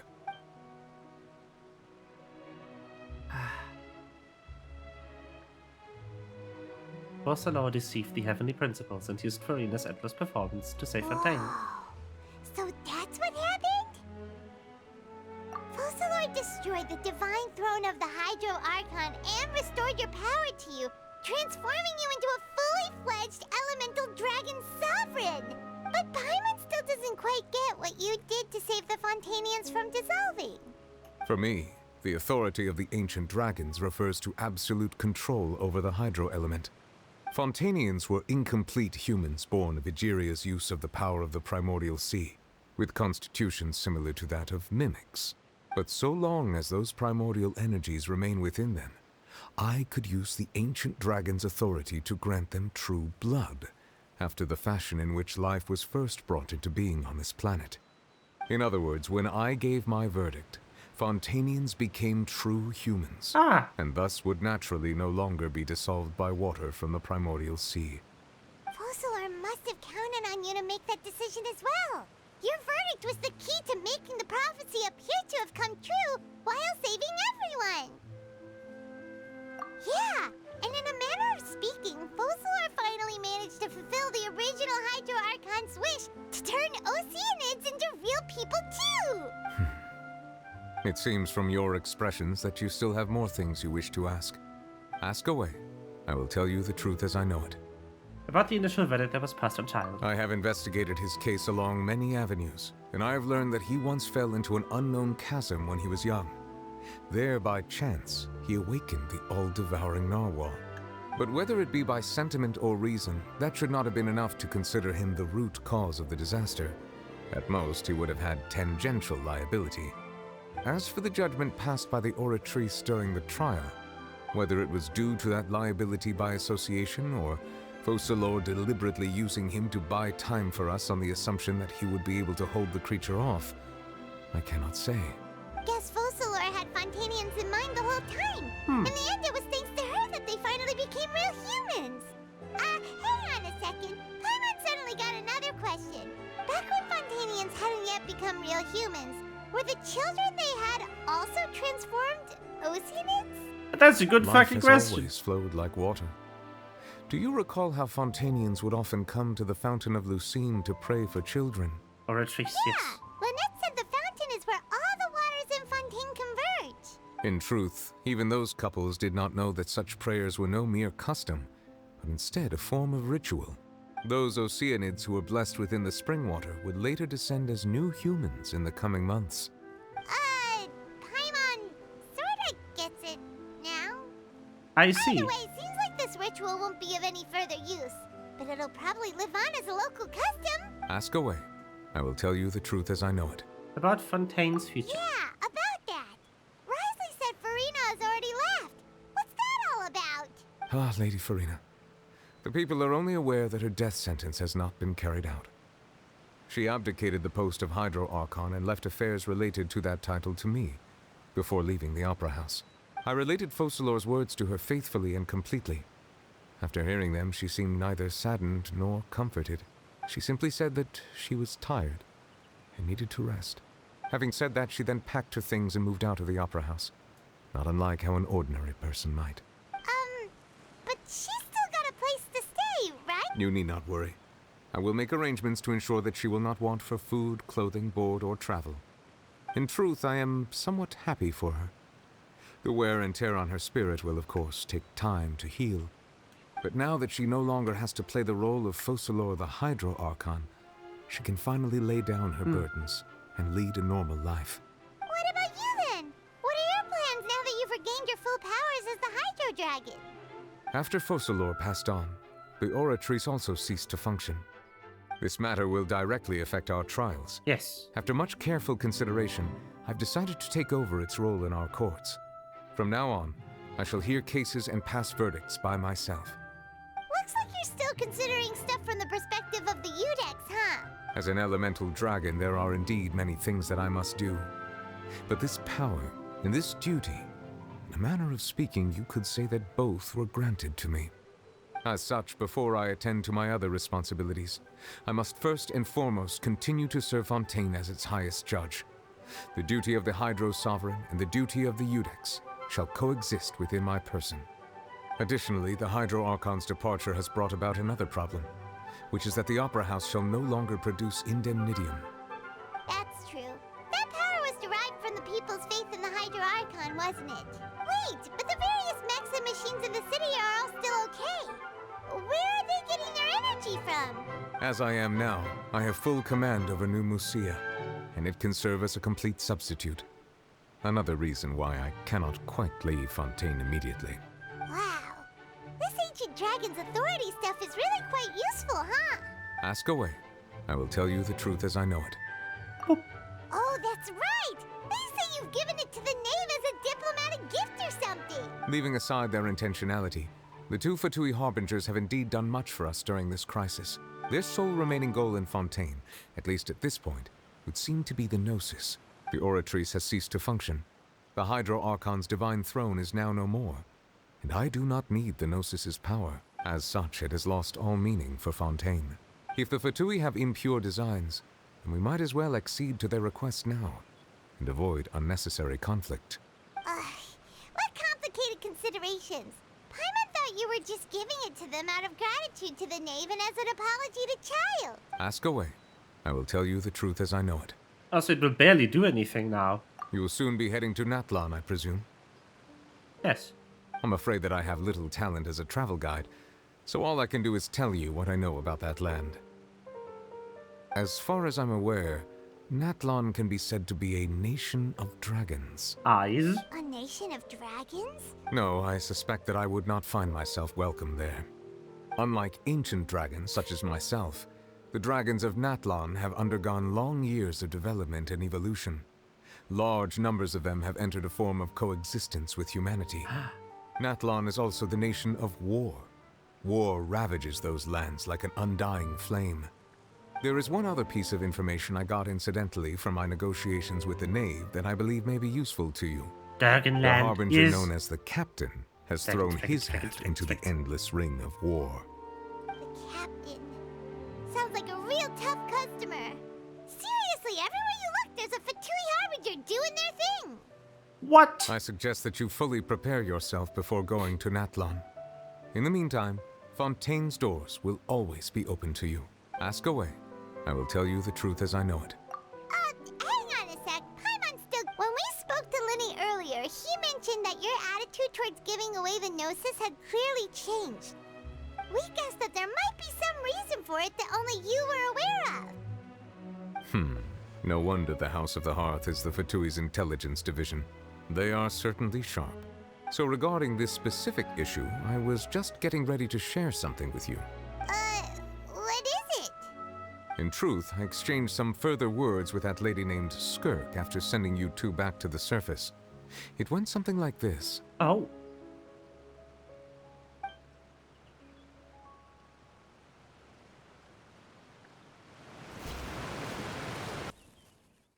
뭐라? We're dining well tonight. Well, we're going to head topside.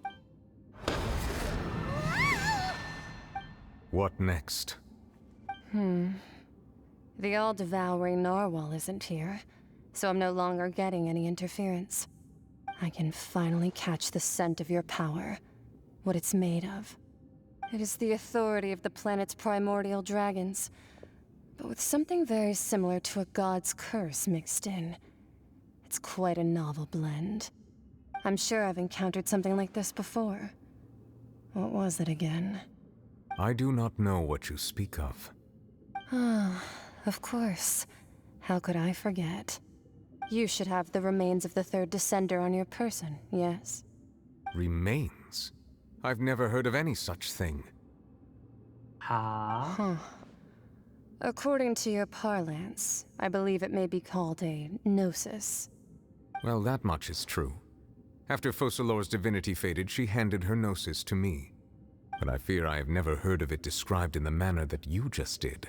I've been training with my master, the Foul, ever since I was young, and I have never returned to the surface since. So most of the information I possess, I got from him. It is only natural for those who are greater than humanity to possess a different sort of common sense, which is why there are so many problems in our attempts to communicate with humans.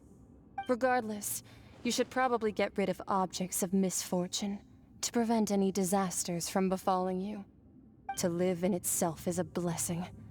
But once a person dies, the bonds he once had with this world shall all turn to curses. What do you mean by that? No need to fret. These are just my personal thoughts, and my reason for no longer wishing to return to the surface. This third descender you refer to, who are they? And when did they die? Master never mentioned them to me. Perhaps it just wasn't that important for me to know. If you're interested, though, I could ask him. I'll be sure to pass the answer on to you next time. Next time? You believe we will meet again? I do. Wait. I have a disciple of my own, don't I? He can be the messenger then. Pog. Child, let's go.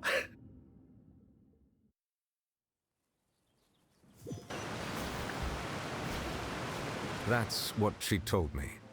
Whether it would prove useful or not, I wanted to pass that information on to you. The remains of the third descender? So that's what the Gnosis actually are. Paimon just thought they looked like chess pieces. How could they be a person's remains? All the same, assuming that there was no misunderstanding or special metaphor at play, that is what she meant to say.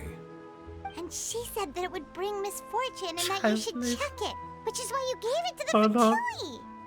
If she speaks the truth, then I would simply be putting Fontaine at unnecessary risk by keeping it here. Descender.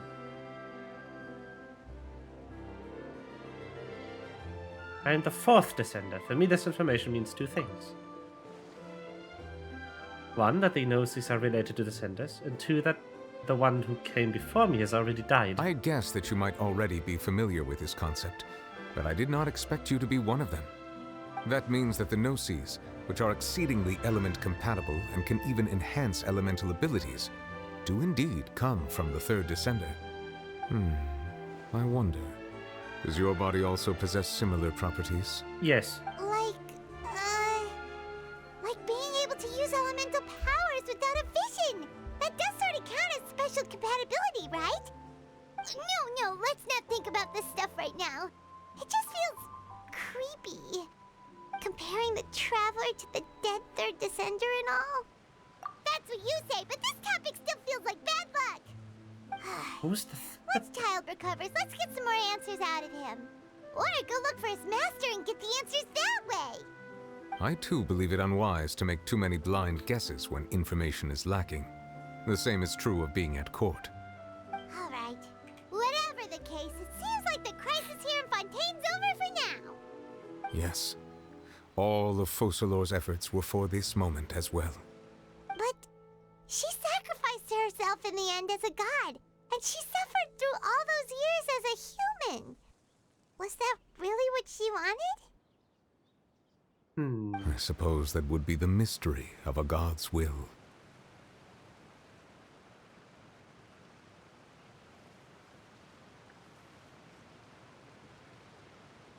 I suspect not. But once in a while, I too would guess that if wishes were like the clouds in the sky, they will one day return to the earth as raindrops.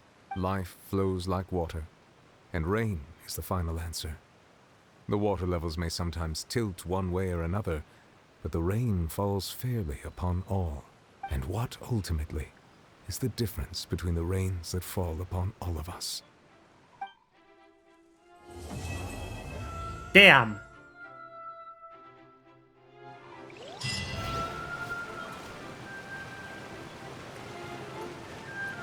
Holy shit! Ooh. Alright, that will be stream for today. That took forever. I almost streamed 2 streams in one stream. Crazy.